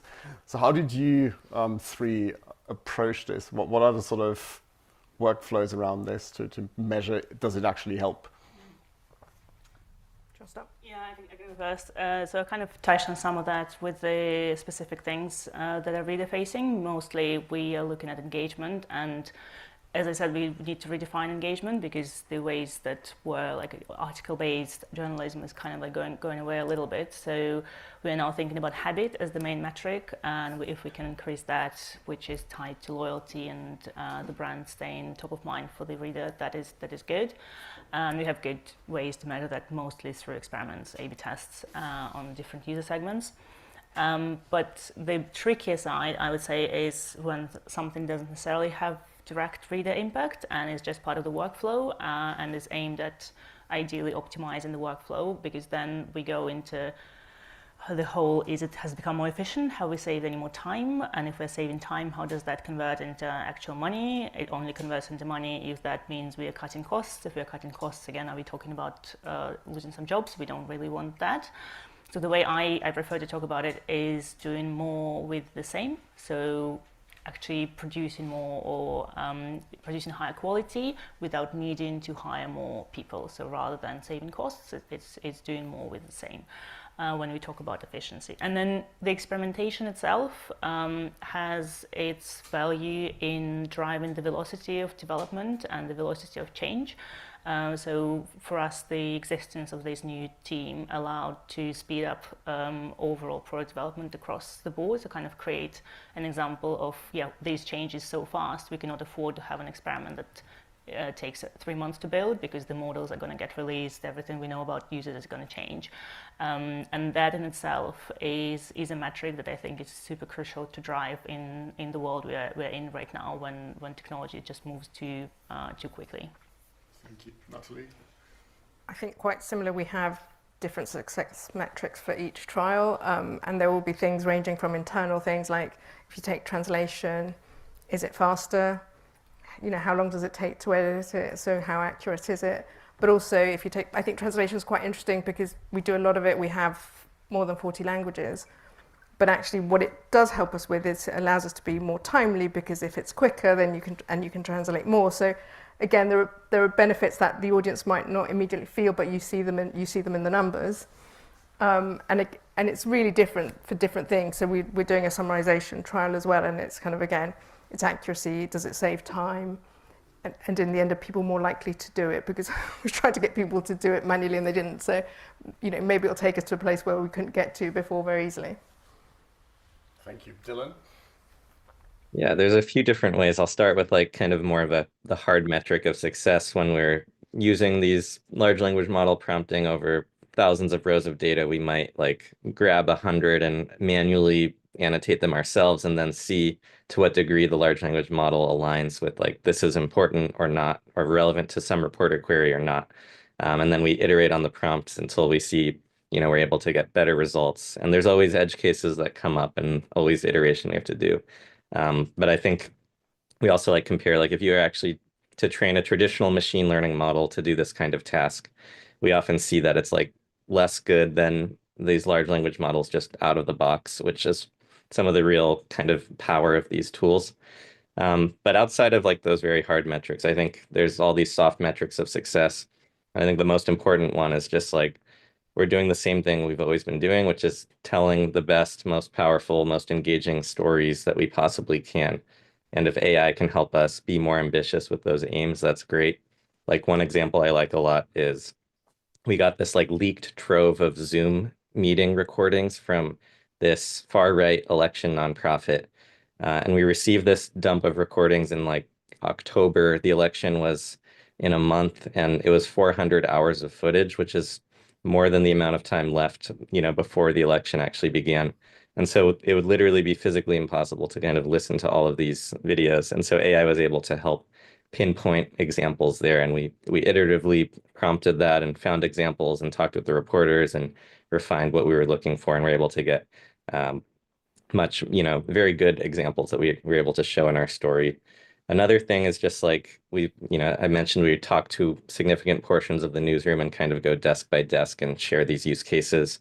And a big metric of success is if people who attended those meetings kind of come to us afterwards and are like, hey, we want to collaborate with you. And it's kind of this positive reinforcement cycle where the better storytelling you're able to do, the more people will want to participate in that. And then just lastly, I'll say like, I've been doing a lot of things where I'm kind of using similar approaches over and over again. And so trying to standardize those into purpose-built tools that we can spread around the newsroom so more reporters can do the type of things that I'm doing. We can spread our capabilities and pursue kind of more ambitious things. Terrific. I like this sort of emphasis on the human elements of talking to the people in the newsroom. Being mindful of the time, we've got about 10 minutes left, so I will ask you, we've got plenty more questions that I could ask you, but I'll try to limit it to one, and then I will hand it over to the audience and see what they would like to ask. But what kind of work remains to be done? What's sort of next for you, if you can say? Maybe starting with Natalie and then go to Dylan, to Liz. Well, I think for us, as I said, a lot of our trials are just internal facing, so it's making the decision to make them audience facing and try them with real audiences. I think we, unlike the FT, I think we don't have AI tools embedded in our content management system. So I think there comes a point where if you're having to go to too many different places to do the work, you're kind of eating up all the time you've gained from using those tools.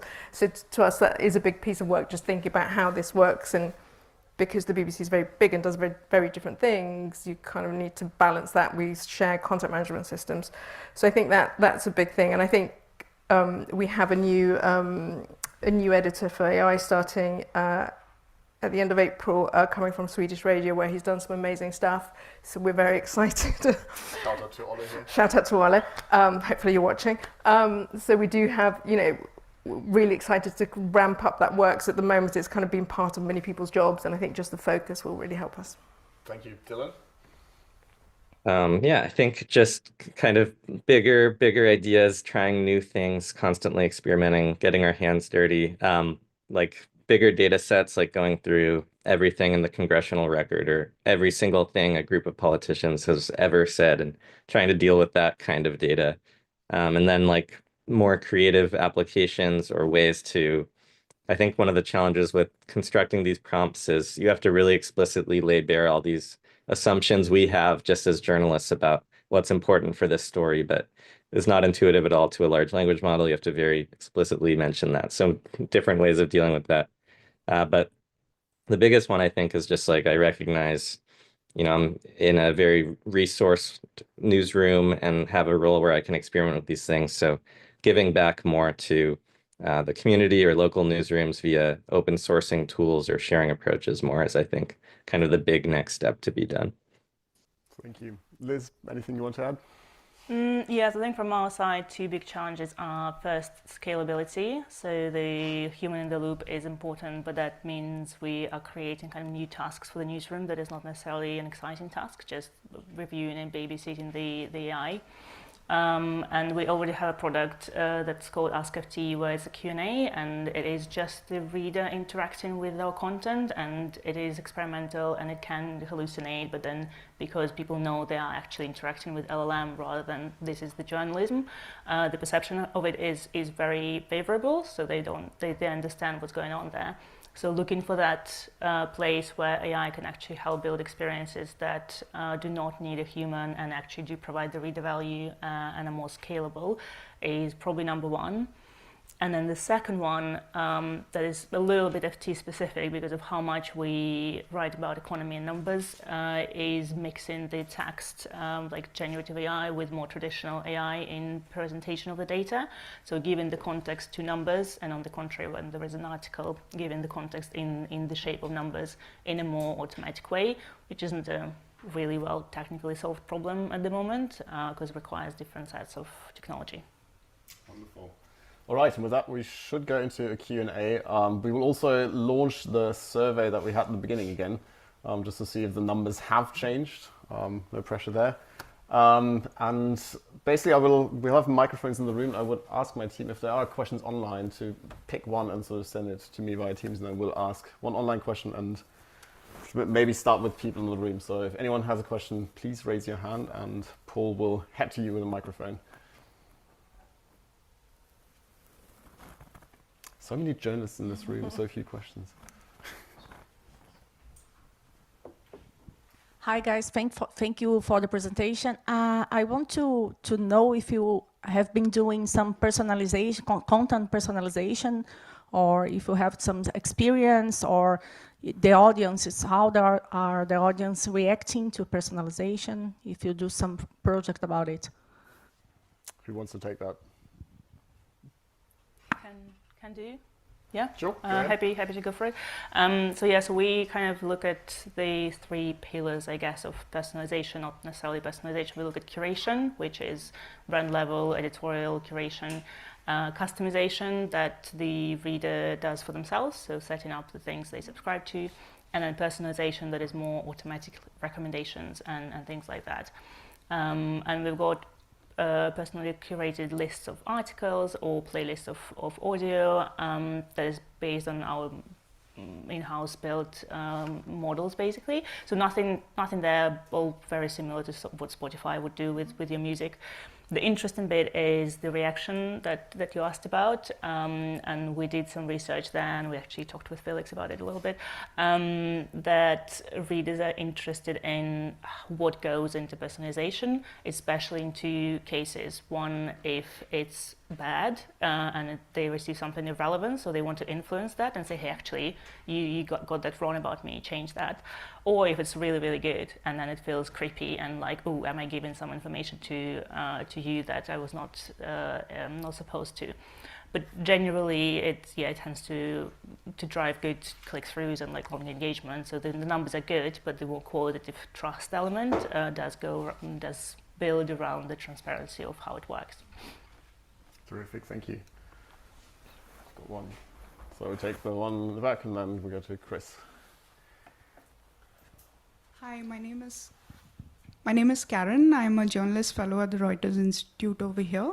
My question is for Natalie, and with regard to the deepfake detector that the BBC has created, I wanted to know if you noticed any differences in detection outcomes when it comes to synthetic images depicting people of different ethnicities, and whether you took into account this factor while building the training data, and also if you had any insights while creating this detection system that could be applicable to actual pictures taken by BBC photographers, whether you could use some watermarking system, then that could be interoperable in that way. Amazing. Could you pass the microphone to Chris, and we just take his question as well, and then get quick answers? Sure. Hi, thanks for those presentations. It's really interesting. So when you were speaking, you were kind of implicitly alluding to a bunch of ethical principles that you're employing. You talked about things like human in the loop being good, content faithfulness is important, personalization might be scary. There are all these things. I'm curious about where these principles are coming from and what governance procedures you have in place for making those kinds of decisions. Amazing. And quick answer from Natalie, and then I'll pull Dylan and Liz in response to Chris's question. Should I start with the first question? Yeah. So that's an excellent question, and to be honest, I don't know. No one has flagged that as a concern, so I'm assuming, but that could be the wrong assumption, that it's fine. But I will check and get back to you because it's a really good question. In terms of watermark, we are part of C2PA, so we do have that already, and working with lots of other news organizations as well as Adobe and other tech companies on that. Amazing. Dylan, Liz, do you want to briefly respond to Chris? Yeah, I think that's a great question. And I think what's so interesting about it is all these newsrooms are doing it differently from what I've experienced. At the Times in particular, I was hired onto this team that was very recently created, the AI initiatives team led by Zach Seward. And the mandate of that team is to come up with these kinds of principles in close consultation with leadership and then share those principles with the newsroom. And so those principles kind of came from that sort of structure. And I think that helped assuage kind of reporters who were concerned that these might be like top-down decisions coming from management. I was very skeptical about AI during my interview. So I think the fact that I was hired shows that, we're thinking very thoughtfully about this and not trying to use AI as like a hammer in search of a nail, but really a carefully chosen tool for use cases where it makes sense. This just very quickly, is that similar at the FT? Yes, we've got a group of people who came up with a set of principles that we look at as like the precedent law. So we're saying, yes, this is the principles, but then they may change in the first place, and then how they exactly apply. For that, we've got a use case panels, multiple, that actually review the things we want, like the applications, I guess, coming in and say, okay, this is the judgment on this is yes, no, or yes with this recommendation, like a recommendation on transparency or a recommendation on considering a different provider who is lower risk. And then through use cases, we kind of aggregate and abstract away into more generalized principles when things change, technology changes, and it's kind of a living mechanism through that. Thank you. Amazing. I think I have to wrap up. Just briefly, the results from the final survey. So again, do you think the news industry should double down on the use of AI? And this time that has gone massively up. We have 61% saying yes, they should. 20% saying no, they shouldn't, and only 19% any longer saying they're unsure. So you have made a difference, a positive one. Thank you so much. Thank you, Dylan, for joining us online. I'm sorry we couldn't have you here in person. Thanks to Natalie and Liz. Thanks for the great questions. And yeah, there's lots more to discuss, especially in the ethical aspects, but we'll leave it here and hand over to Mitali, our director, and the final panel. Thank you so much.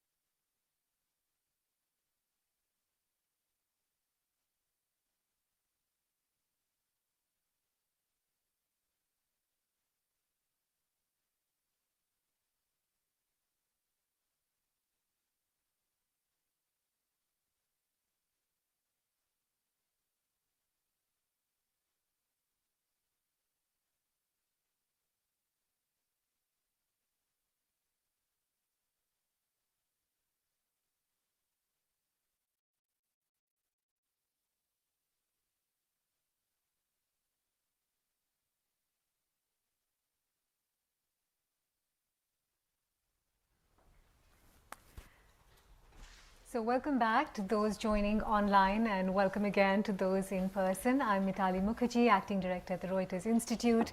I hope you've enjoyed what you've been listening to so far.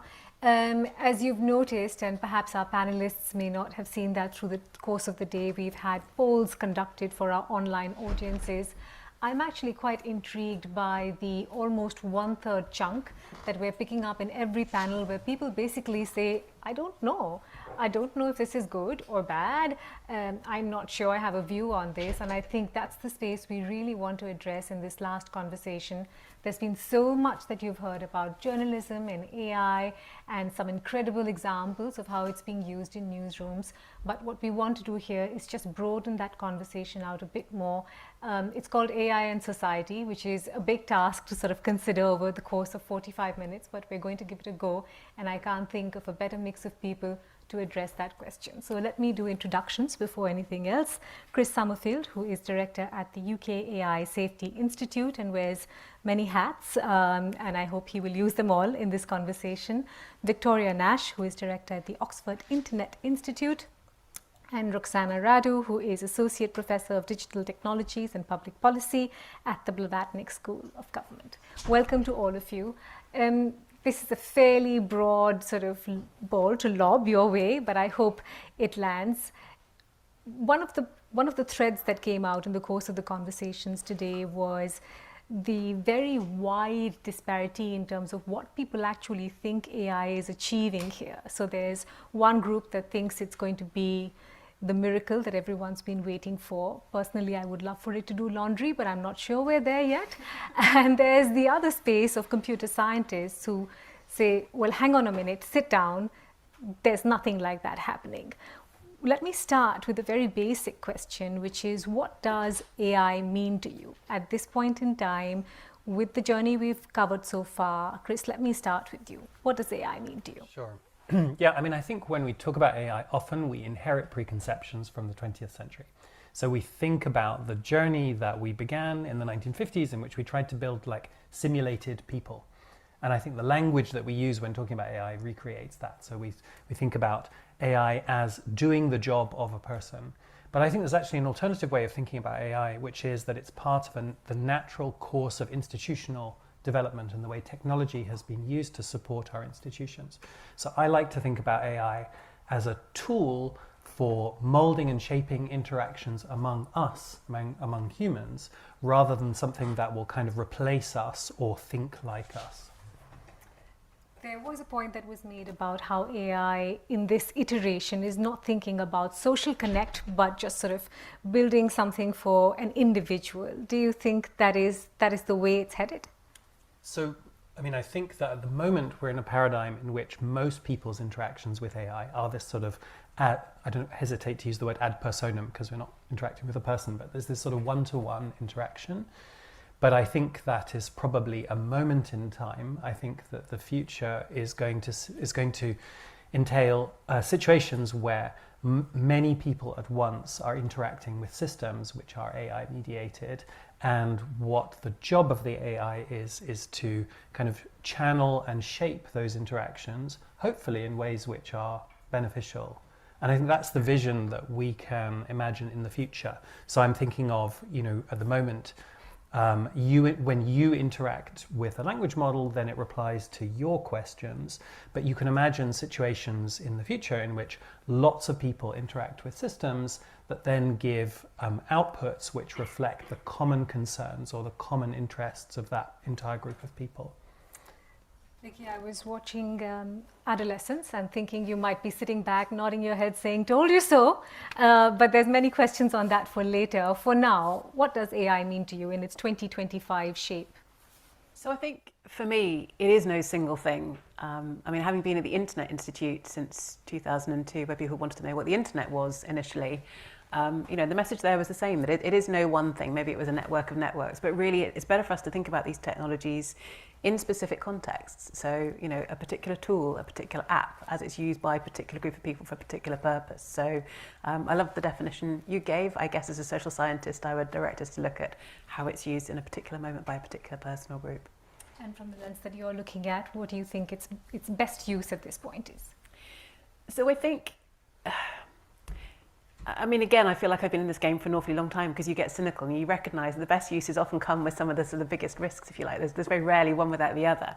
But I guess for that reason, one of the things I am most interested in is this idea of sort of, personalisation, contextualisation, offering ever more, sort of precise, useful, valuable answers and resources and so on. But of course that does bring with it the possibility that we have sort of ever narrower views of the world and ever more mediated experiences. So yeah, that excites me, but I also want to look into further how we manage that effectively and safely. Cynicism has been a running stream through the day. You're in good company, Roxana. I like to think of AI as a general purpose technology. Of course, it's a set of systems. It's not one form that you can refer to, right? We have very different forms. You have expert models that run within closed environments. You have large language models and generative AI that tends to collect everything, scrap the web, and then give you back some iteration of processed information. But at the end of the day, we are hoping that AI is moving towards a general purpose technology, just like the internet was. And that comes, as Vicky was saying, with a lot of thinking that needs to be done on the risks and the best ways to implement this in society at different levels. But yeah, I think there's a lot of hype around Gen AI and what it can achieve. But I think we need to look at what advanced AI means also across different sectors. What it means for manufacturing, what it means for agriculture, and so on and so forth. So keeping that broad perspective in mind. We are moving towards generally used, though, so it's going to be even more widespread, and we have to be prepared for that, yeah. It's a good time to open up the poll question for the audience as well, and I'm taking a huge leap of faith here, sort of asking you very, very large questions. So the poll question and the final one for today is, what global challenge could AI be best at tackling? Your options are low education standards, health inequality, inequity in information access, or democratic disengagement. So it's very broad chunks, but we're really looking to see where you feel most hopeful about what AI is doing at this point. Chris, with sort of a cognitive neuroscience and AI research dual hat on, which is how you describe yourself, how would you track the journey from 24 to 25 in terms of how AI has changed society, whichever strand you'd like to look at? Because from a news perspective, it does feel like in the last year, a lot of ground has been covered in terms of how newsrooms are beginning to talk about AI or use AI, but what does it mean for broader society? Yeah, I mean, the fundamental transitions that we're seeing, and they began sort of 24 or earlier, but they will come to fruition over the coming years, are a transition from text-based to multimodal systems, that is systems that primarily rely on audio and video, and a transition from systems that talk to systems that do. That means systems that simply reply to queries, from systems that are capable of controlling through application programming APIs, capable of controlling the internet or other digital tools to take actions. And I think that those transitions at the moment, kind of, for example, early 2025, we had Operator released by OpenAI, which is a tool which is capable of essentially taking an operating system and making the sorts of actions that you would make in that operating system. I think what we'll see going forward is a much larger, more ubiquitous use of those types of tools. And I think, just as we heard, that every opportunity brings its risk, right? So I think as the opportunities grow, the risks are going to grow in tandem. You asked an interesting question about how news organizations are sort of building the ethics around which a lot of their AI work is constructed. To your mind, where's that conversation going? Yeah, I mean, I think that, at the moment we live in a sort of slightly Wild West. We live in a sort of Wild West moment in which there is a chocolate box of AI tools which are available to those who are willing and able to use them. But what we haven't followed up with is a series of standards or protocols that define exactly what best practice is for implementation in each sector. And that means that, kind of like each sector is characterized by a variety of actors, some of whom have placed greater emphasis on using these tools for efficiency and profit, and some of whom have placed greater emphasis on the ethical or societal implications of what they're doing. And, I think until we have well worked out frameworks for each sector, then, we won't be able to bring everyone onto the same page and establish the sort of safety and ethics frameworks that we've done for other technologies. Who's best placed to lead that conversation? Because that's the one that gets tricky and prickly, isn't it? It's sort of, if it's large governments, then it becomes, this is my space and this is your space and you can't play in my space. If it's large organizations, that comes with its own sort of set of complications. Where does that lie? Well, I think who's taking charge? It has to be a conversation, doesn't it? So, of course, the actors in each sector will have the domain-specific knowledge, so they will be best placed to know exactly how to use the tools or what the on-the-ground considerations are, but they may not have the right incentives to self-regulate in ways which are for the benefit of everyone else. And large, kind of public sector regulatory bodies or governments will have the incentives, but they won't necessarily have the on-the-ground knowledge. So they need to pool. They need to be able to communicate efficiently, just like in every other safety domain, communicate efficiently in order to work that out jointly. Roxana, a lot of your work is sort of centered around the inequity of this entire process. Why don't you talk us through what your studies have been around? Particularly fascinated by the point that you've made about a digital footprint and how that then impacts who does get counted in the mix and who gets completely excluded because there is no footprint to tap into or to map. Absolutely. Let me start where you left off on this conversation. So obviously we know there's a lot at the level of international disparities. Not everybody has access to AI in the same way. Some countries are building sovereign capabilities, others have not even started that conversation. There's a lot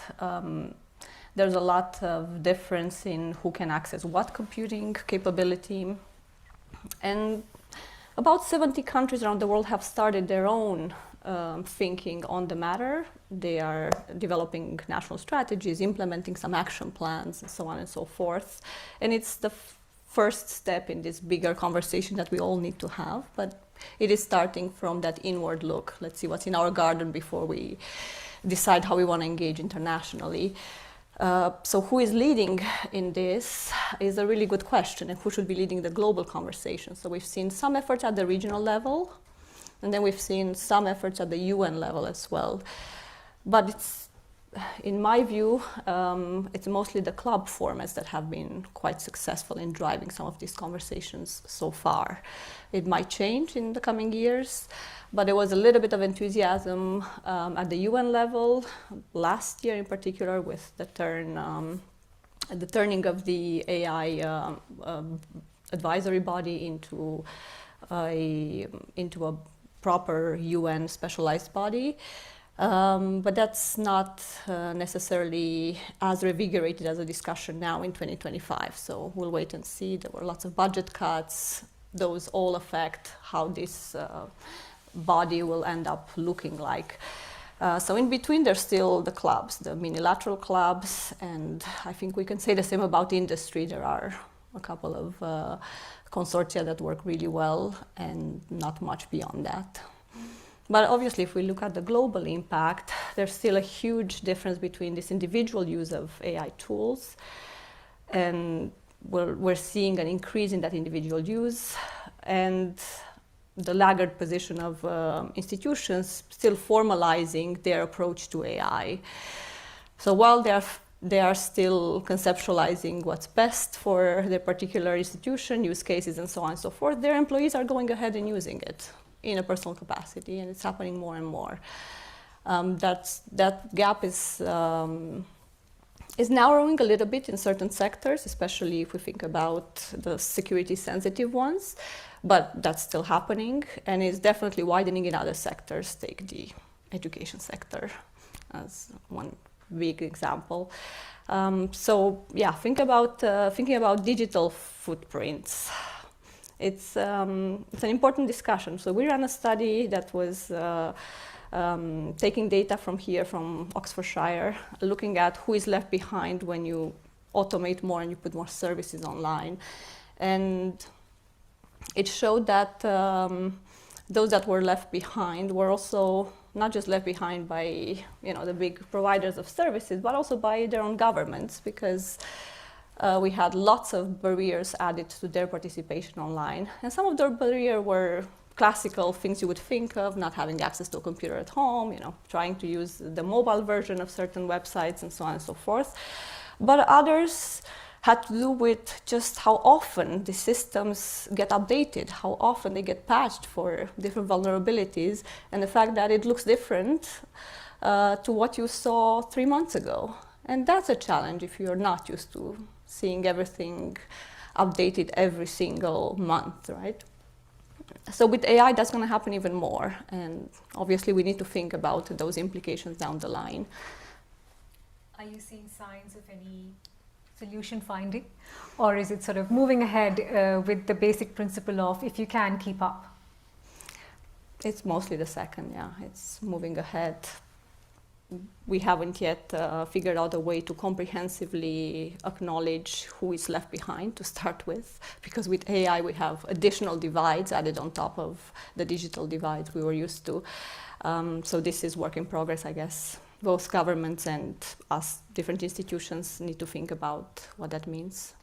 Just one quick question on the point you made earlier about how organizations are thinking about what to do with individual employees and how they use AI. Any examples that you could point to in terms of this is a good practice and seems to have worked well with an employee workforce?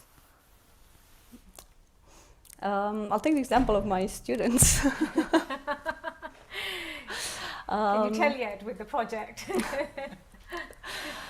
So some of them use it for some of the written assignments, not to deliver the work you would want to see, right, for evaluation, but in order to just as a sounding board. As a sounding, I hope not that much as a sounding board. I hope they would go back to some of the concepts we taught in class. But I think a lot of them use it for editing purposes, especially non-native speakers, and that's something that has definitely changed in how they deliver their works, because they want to do a better job, and if they feel confident about what they've written, they might not always feel confident about how that is expressed. So there are some useful uses, but obviously there's that blurring line between how much you prompt the system to give you some answer and how much of it is simply for improving the language. Sure. Vicky, I want to go back to the point Chris was making about who leads the conversation, and this is something you've talked about quite often with large tech, the private sheriffs, as you call them, versus a government coming in, but in countries such as mine, running the risk of weaponization of that sort of regulation, particularly attacking those that are critical of these governments or critical of someone who is in power. With specific reference to what this means for young people. Because as I was saying earlier, I don't think there's a parent in the world that is now sort of sleeping calmly after watching that Netflix series. But it's something you've been talking about quite often. What are we doing about safety? And I think for people watching, this is a huge touch point, isn't it? What does AI and tech mean for the kind of world my child is growing up in? How do I ensure that they're in a protected space, even as they're exploring things online? Sure. So maybe a couple of angles on that. So maybe just to take the first point you raised as a starting position, I do think, for me, one of the things that the last 12 months, or in the last 2-3 months have done is to emphasize beyond any doubt what an important geopolitical issue the development, production and sale of AI systems and tools is, right? So we knew that before, in theory, but if we think about, say, the social media context, in the context where you have now, a US government that calls content moderation, according to European values, censorship, you have a real issue perhaps with now maybe both the social media companies, but also maybe the companies whose systems they're going to be using for content moderation, all feeling bound or freed, whichever way you look at it, to maybe do a little bit less. Now, arguably, that was a problem that other countries, smaller countries, have always faced, if you like, sort of being maybe rule takers rather than rule makers in the eye of these big companies. But I do think it's been quite a wake-up call maybe for all of us in Europe over the last few months to realise that we should no longer assume that our laws and our governments will be enough to ensure that our local values are necessarily adhered to by the companies whose products we're using. I hope I'm going to be wrong on that, by the way. So in a way, if you'd asked me that question a year ago, I would have probably put a lot more faith actually in the increasing role that certainly sort of European governments and regulators were playing in terms of developing hopefully quite relatively balanced sets of rules that recognise both risks and opportunities to protect adults, but particularly children. So I would have placed a lot more faith in that at that point. Where we are now, so obviously those systems, those new pieces of regulation, the DSA in Europe, the Online Safety Act in the UK, Age-Appropriate Design Code, etc., those all still exist, but it'll remain to be seen how well enforced they will be and whether, say, fines will prove effective in maintaining those rules. So then, in a way, I think you're left with sort of a couple of other options, which were always, again, on the table, maybe we paid too little attention to. So one is around, crucially, the role of, say, education, and preparation and empowerment. So rules were never going to be enough and laws were never going to be enough. But in a way, education, media literacy, and I'm talking about both adults and children here. We often focus on children, not adults. That's always going to be necessary because you're never going to be able to have technical tools that filter things perfectly. You're never going to be able to have, rules or laws that prevent, the worst sorts of problems. So, but education and training and digital literacy is expensive. It is very decentralized. You're reliant on an awful lot of different actors to deliver that. So, and not even just schools and not just tech companies. But I think it's really, it's really reiterate that we must focus on that much more, and we must get much better at actually evaluating which interventions work. So that's the other area we maybe have trialed lots of interventions, but we don't necessarily know which ones are effective. We're going to have to do that again in the context of AI, for example. But the last thing I suppose I would flag, and actually maybe this speaks to the point about adolescence, which I have to say I've not yet watched. I am bracing myself for that. I actually find I will. Maybe I'm going to say something slightly controversial in this forum. I actually think there is a big role for the media to play in this space, and good drama, good fiction is a really important way of helping us all understand the risks and opportunities around technology. But I think we should face the fact that very often it is the negative stories which draw more attention. So again, in the context of something like adolescence, I'm sure that there are many good studies that demonstrate that the damaging role that social media may be playing, particularly in the lives of young men and boys. But there are also really key social factors at the heart of it here around how we, the social way in which we portray opportunities for boys, the way in which we teach, the way education systems are built, the sort of rising levels of inequality and so on. So I do think that it's really important that we don't only in the media cover stories about the internet or AI doing X or Y terrible thing to young people without making sure that we cover sort of some of the other factors, but perhaps also drawing attention to some of the other sort of mitigations and ways of sort of protecting or informing or educating. So for example, I find it very interesting that there is so much attention at the moment on simple things like banning mobile phones, banning social media and so on, which to me seem like a sort of bit of a last ditch. In the shoes of someone who is an audience member, Vicky, someone who's reading news online, or consuming news on the internet, or whatever your preferred form is, what do you feel is missing in that conversation? What sort of stories are not being told that you think are really important to build context? So for me, the stories that are missing are the positive ones. To go back to the very first point I made, all these technologies bring opportunities and risks. And I think we have a very good understanding of, a very good degree of coverage, perhaps the risks, particularly around children and young people. But actually, we don't tell each other's stories a great deal about what they're used for well. So, we know that actually children and young people values these things very highly for education, for doing their homework, for being informed about the news, about what's going on in the world. They may get their news through TikTok, but they're still getting news, right? It's really important for the development of their own personal identity, whether that be through gaming, through social media, through other forms of online communication. This is a really important part of their lives, and to close that off for them would be quite damaging. And then, last but not least, my goodness, we saw this during COVID. this is where friendships, yes, as well as the darker sides. This is where friendships play out, are expressed, are lived.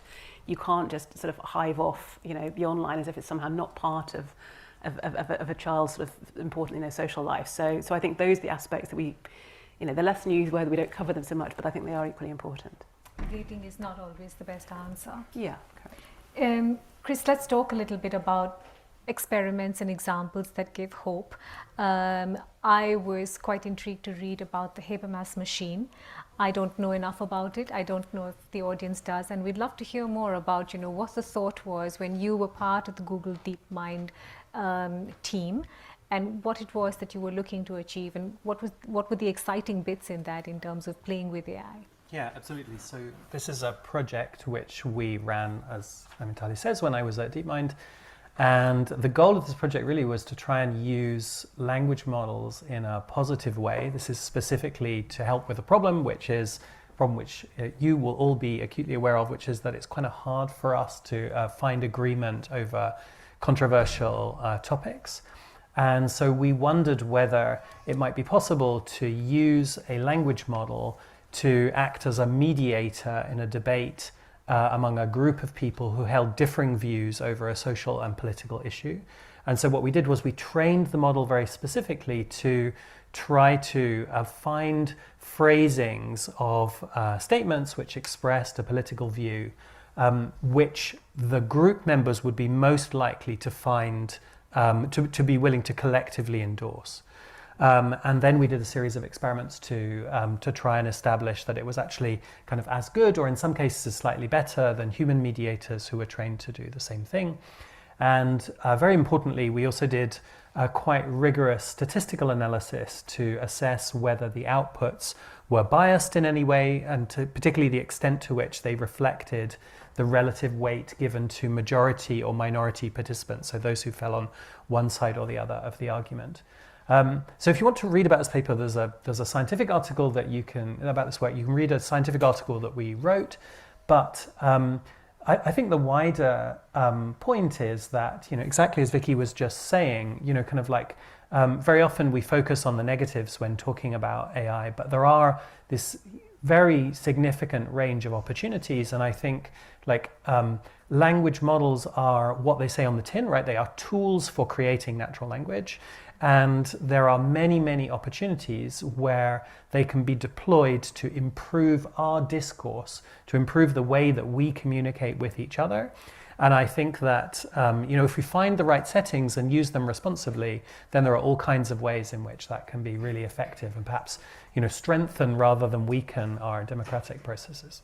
I'm keen to understand in that experiment what the level of and I'm sure it was very high, human involvement was. Sometimes people tend to sort of separate the two, thinking that there will be this magical ethical machine that will be born and will think on its own, which doesn't always happen. And we've had conversations through the day about how much of a human in the loop is enough. Are we putting, sort of extra burden on that human to help make these choices and actually make work more complicated rather than easier? Yeah.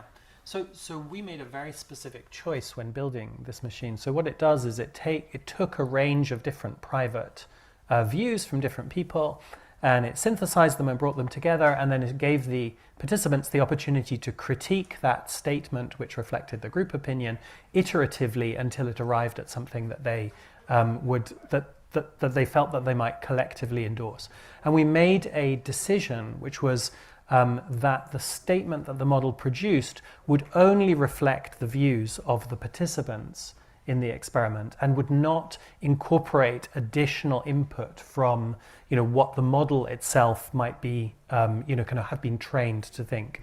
And, in some ways you can see that that might be problematic. So that means that if the group who gathered together to discuss this issue were debating on false premises, so in other words, they had been exposed to misinformation and they were debating on information that wasn't verifiable, then that would be reflected in the statement. But we made that choice very, very specifically. And it goes back to what I said right at the beginning, that I think, kind of some of the most powerful uses of AI are where we use it as a process and not as a surrogate person. So the alternative, of course, would have been to get the language model to have its own view about what was right or wrong or what was true or false. But in this particular case, we felt it was important that the model stepped back and was just used as a tool to kind of funnel the views of the participants in the process. And I just want to tap back into the point Roxana was making. How do we ensure that we're mindful of at-risk populations and that we hold them all in?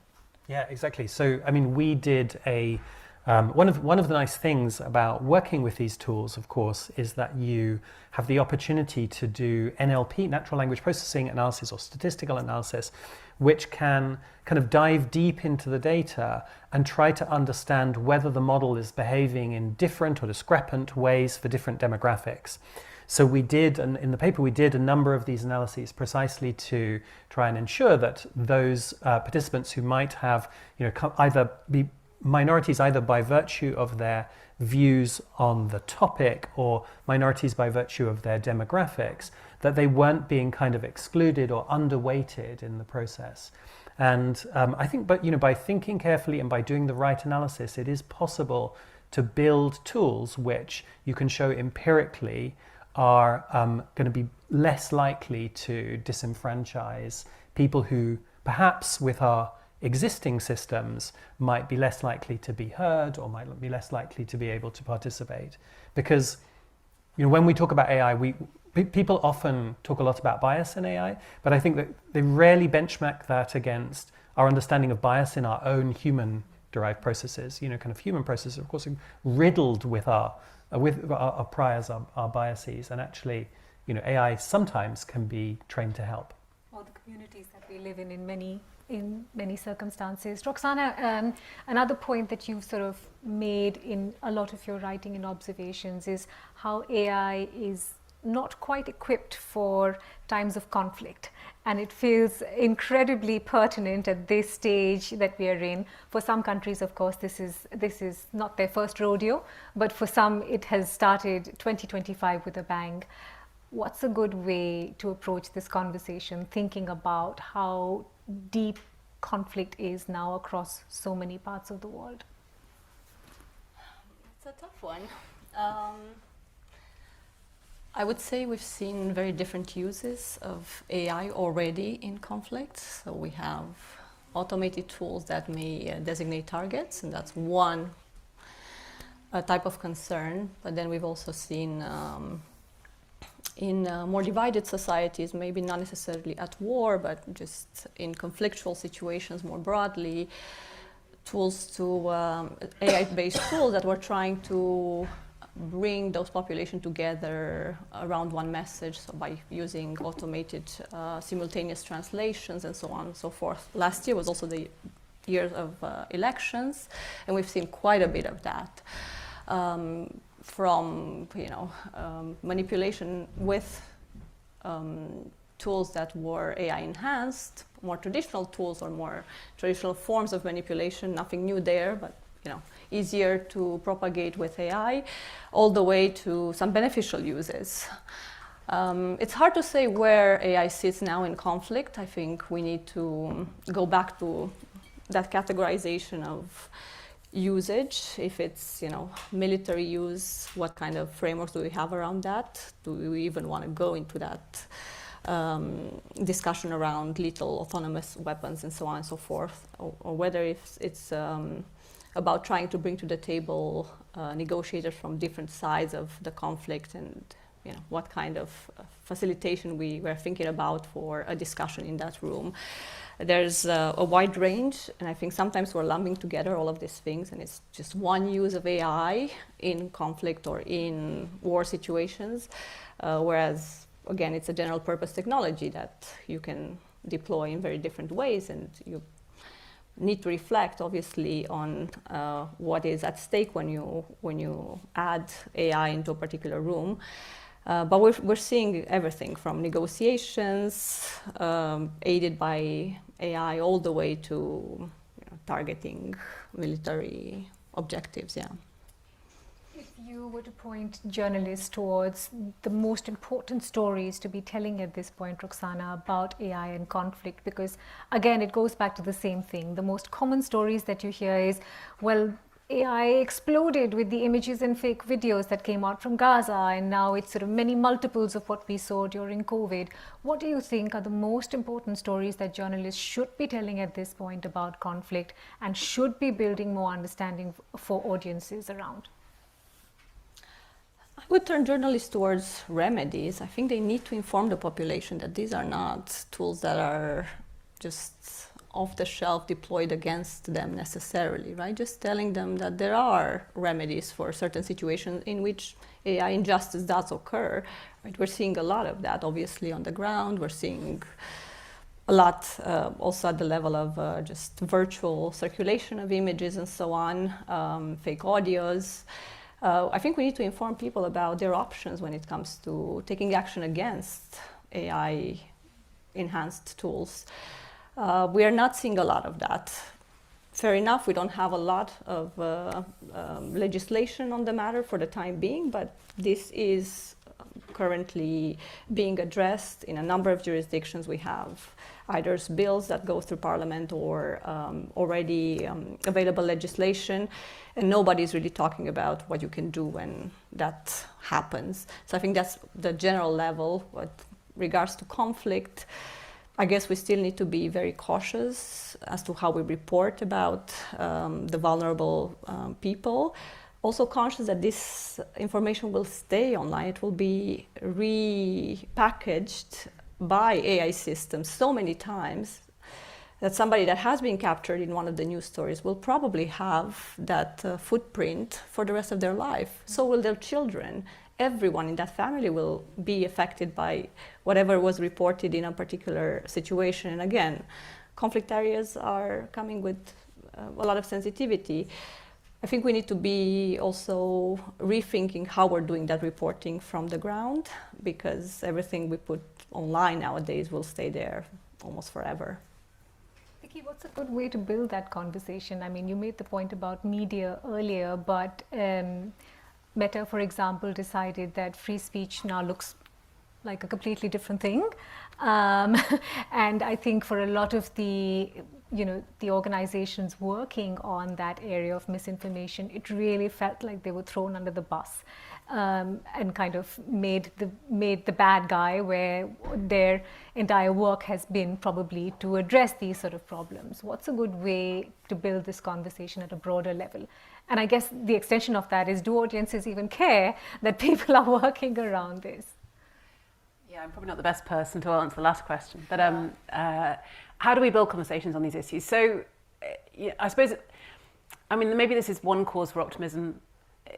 When challenges and problems do arise in the wider world, the sort of politics that we're seeing at the moment, I mean, at the very least, it does shine a light on some of these issues, and people may read about them, may think about them in context they never would have done because they took things for granted. So, for example, things like the changes to Meta's content moderation policies.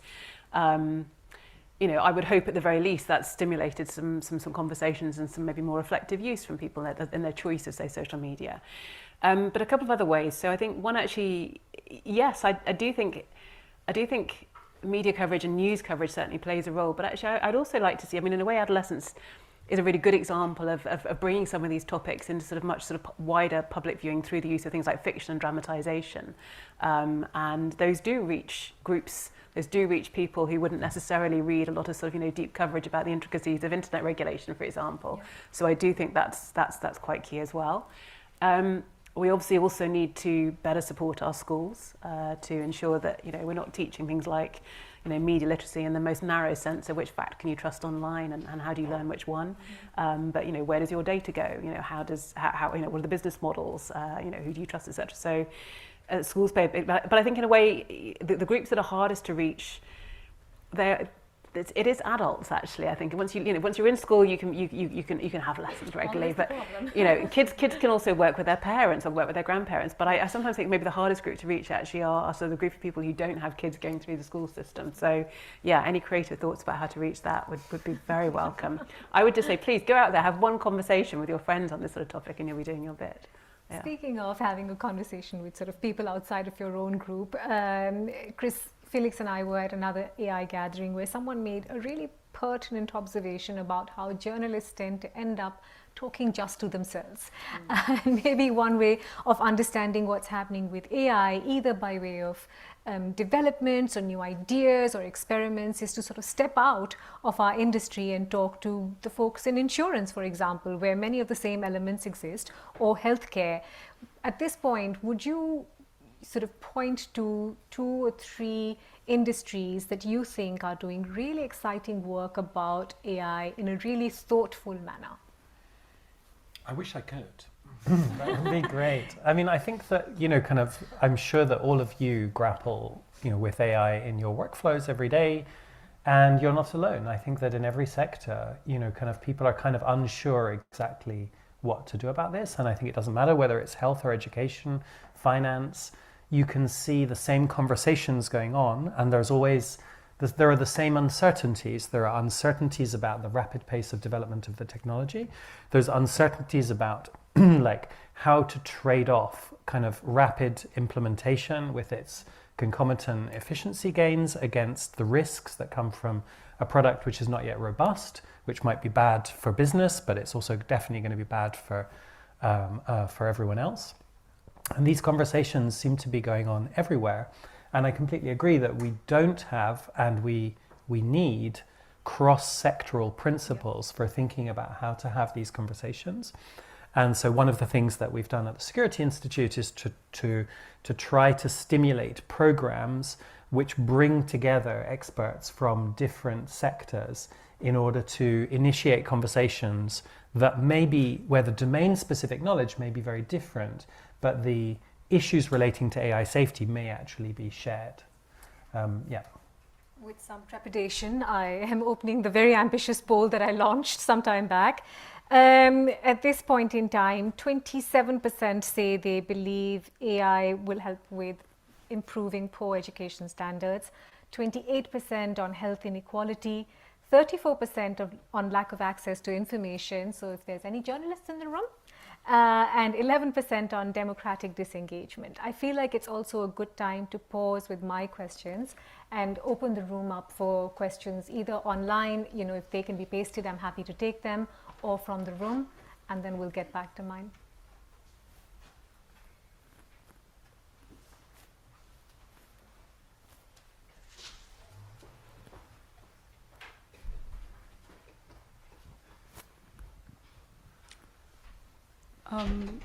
I had a question as to, why are we being too naive and trusting big tech with building this technology? Because they have a track record, and in many ways what we're seeing seems to be deja vu of what we've seen with social media platforms. And I'm just wondering, as academics, whether you feel the need to sort of bring rationality to this moment that we currently are in, because a lot of academics seem to be co-opted by big tech in, sort of spreading this conversation. I just want to know, as academics, do you feel the need to sort of make AI boring again? Was it ever? Maybe all 3 of you can weigh in on that. Chris, would you like to go first? Sure. Maybe I ought to confess as the academic that got co-opted by big tech. I mean, I think that, when talking about current technology and scale, when you're building AI, you have to be big. And that's just because the scale of these tools is so gigantic that you need the type of funding that already makes you into a kind of large organization. And, it's certainly true that, in the discourse around AI and its risks, we've inherited a lot of the thinking from, thinking about social media. And one of the questions that I ask myself on a daily basis is that the right paradigm? So in many ways, there's a lot of shared principles between, kind of the worries and the critiques that we've leveled at the platforms that give us, that we've had since 2010, and what we have today with generative AI. So in some cases, they're made by the same companies. But in other ways, they're also very different as well. So, social media is fundamentally a kind of decentralizing principle, which allows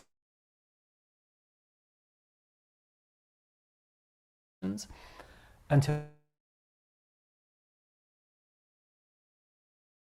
in the sense that ChatGPT has one policy for talking to you, and it's the same policy that it has for talking to almost everyone. It may not remain like that, but that's certainly how it is, at least has been until very recently, and is for large part today. So I think understanding, whether we can inherit the same conversation and apply it to generative AI, I think that's an open question. Nikki, would you like to add to that? So I think academics actually have a really key role to play in two ways here. And one is actually, of course, doing innovative research, which may itself lead to business innovation. I don't think we should assume that businesses are bad. We couldn't exist without them, particularly in this space where computing resources have been so essential. But the other role that academics can play, frankly, is through analysis, data collection, critique, etc. So I very much see a sort of quite a wide role, for sort of spectrum of different roles, if you like, for us to play in this space. But the other thing I would also say is that, to go back to the difference between social media and AI, I would hope we have learned some lessons, if you like, about the appropriate role of say, government and regulation in ideally, enabling innovation with guardrails. So, yeah. I'll only add to that very briefly that we're also training the next generation of professionals and leaders, and we want to prepare them to take that critical stance. I think that's part of what makes academia extremely valuable in this discussion. We're not always sitting at the table when the big decisions are made around AI models and so on. We're almost never there. But it doesn't mean that we don't play that key role in training the next generation. So it's useful to think about some of the changes that are also affecting academia, and I agree with you that there is a big influence of big tech from sponsored chair positions all the way to who funds the research nowadays. And obviously, as governments are cutting research funding, we're seeing more and more funding coming from the industry. We still need to ask ourselves, what are the questions we can't ask on particular grants from the big tech, and where the conversation has not been going so far, and what is it that we can add. And I think that's work that is similar to what journalists are doing nowadays.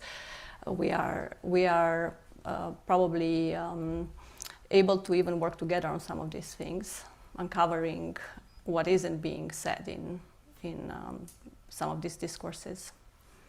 There's a question that's coming online, and I want to take that one before I go back to the room, from Matt McVie, who says and asks, do you think the rise of the internet offers a useful comparison for understanding the current surge in investment and access to LLMs and other AI technologies? Are there particular lessons from that earlier shift, whether in journalism, society, or public trust, that seem especially relevant or not to how AI might shape the field today? It's a big one. It's a huge one. Yeah. So actually, the point I pick up on would be trust, I think. So I think one of the things that we really did learn with the internet, as with previous technologies, is that trust is very context dependent. So to say, do you trust the internet, do you trust AI, is a fairly meaningless question.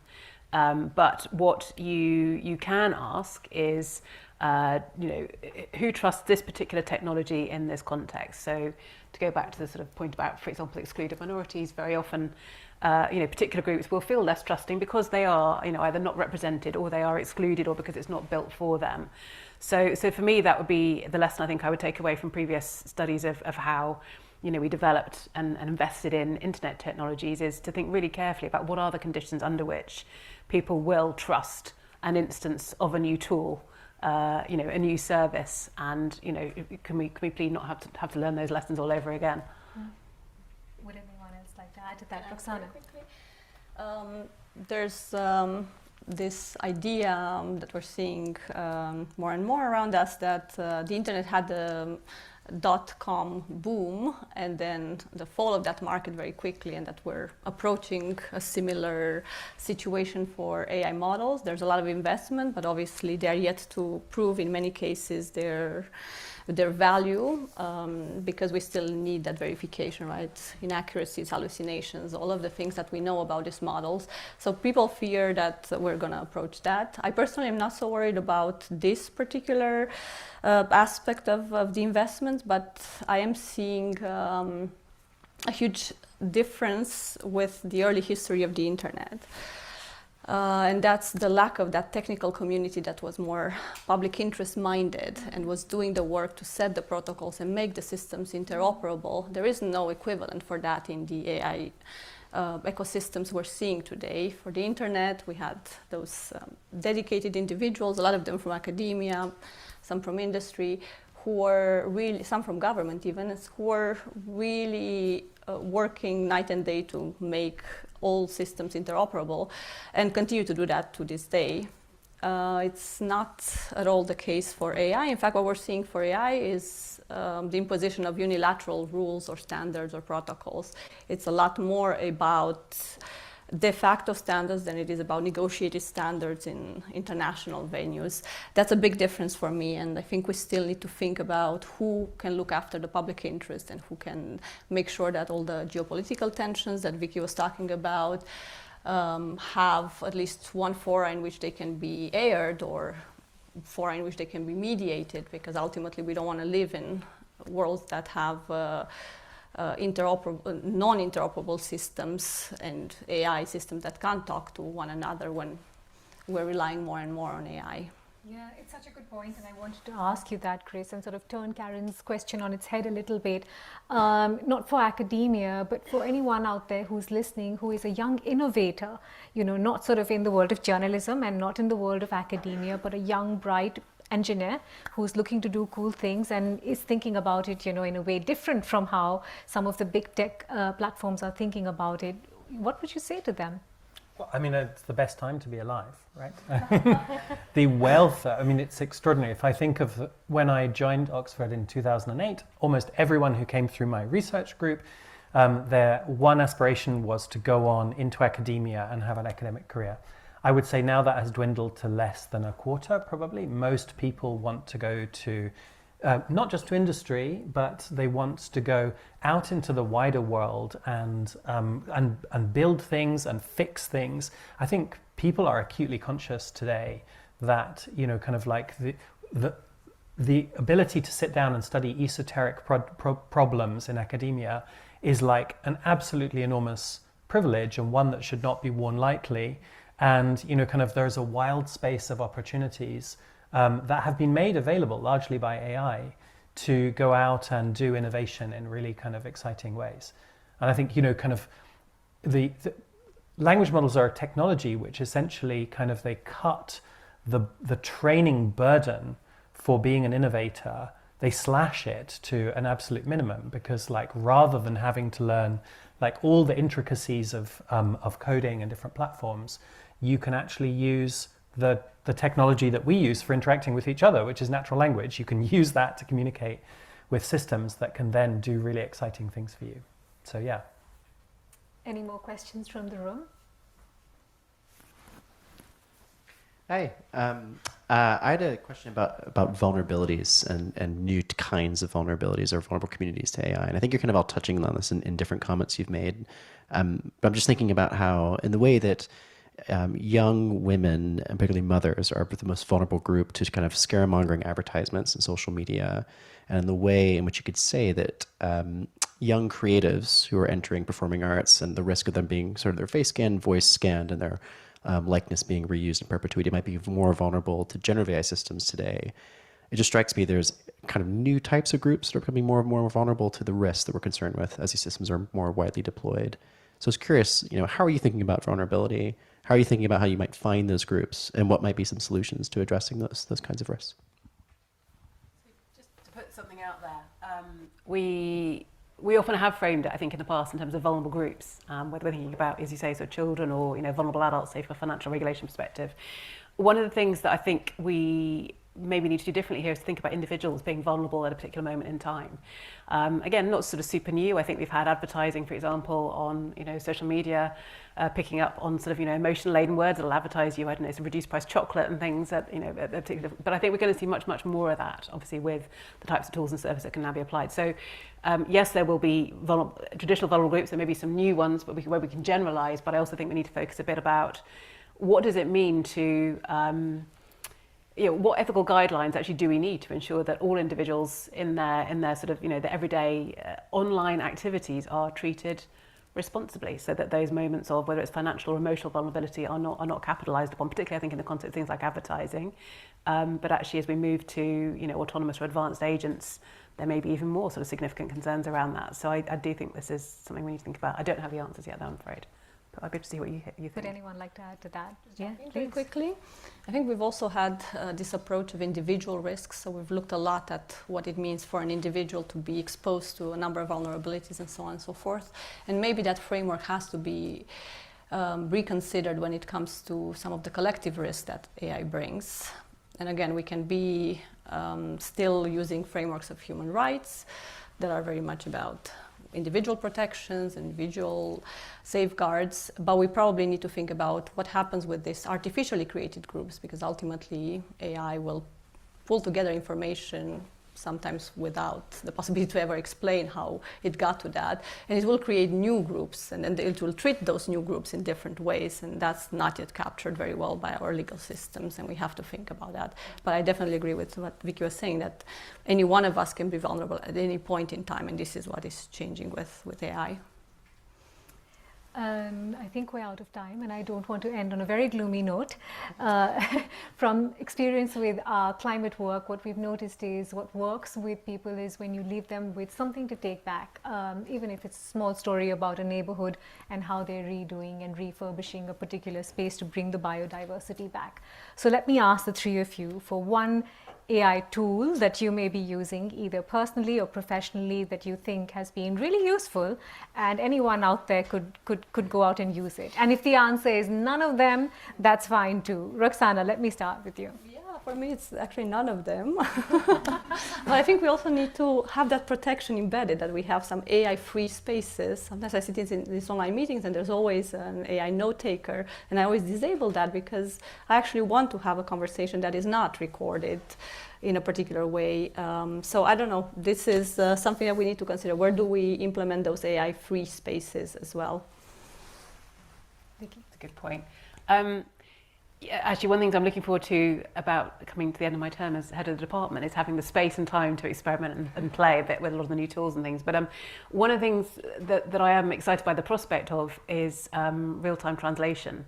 So obviously, one of the great things about being in Oxford is you have got a tremendously international audience, but the idea that actually you would be able to at events like this get over the language barrier and have real-time communication with colleagues and audiences in other countries, that is super exciting. So I'm looking forward to playing with that. Yeah. Yeah, so I'll tell you a story. So when I formed my research group, which does a lot of mathematical modeling and involves a lot of coding, I was fresh out of my training and I was like up to date with all of the latest tools and techniques. And over the years, what happened was my skills fell away and those of my students advanced to the point where I was kind of like completely out of sync and unable to kind of like check their code in ways that I used to, or unable to write my own code to solve problems that I wanted to solve but couldn't persuade anyone else to do. That has all changed because now I can ask language models to write the code for me, understand the concepts, but they know how to ask the language model to implement the code. And it's brought me back into sync actually with a number of people in my research group. So yeah. Fascinating. On the first part of what you said, it's the curse of living in a university town. You age and everyone else stays 18. It's a good note to sort of end on, but not without a warm round of applause for our speakers today. Fascinating. So great having you. To everyone that joined online, I hope this was a productive day for you. We really went to a lot of thought in terms of constructing this with lots of great conversations. You will see this come on to our YouTube platform. You'll see excerpts on our website, so stay tuned for that. And from the Reuters team, thank you very much for tuning in. We'll see you very soon. Bye-bye.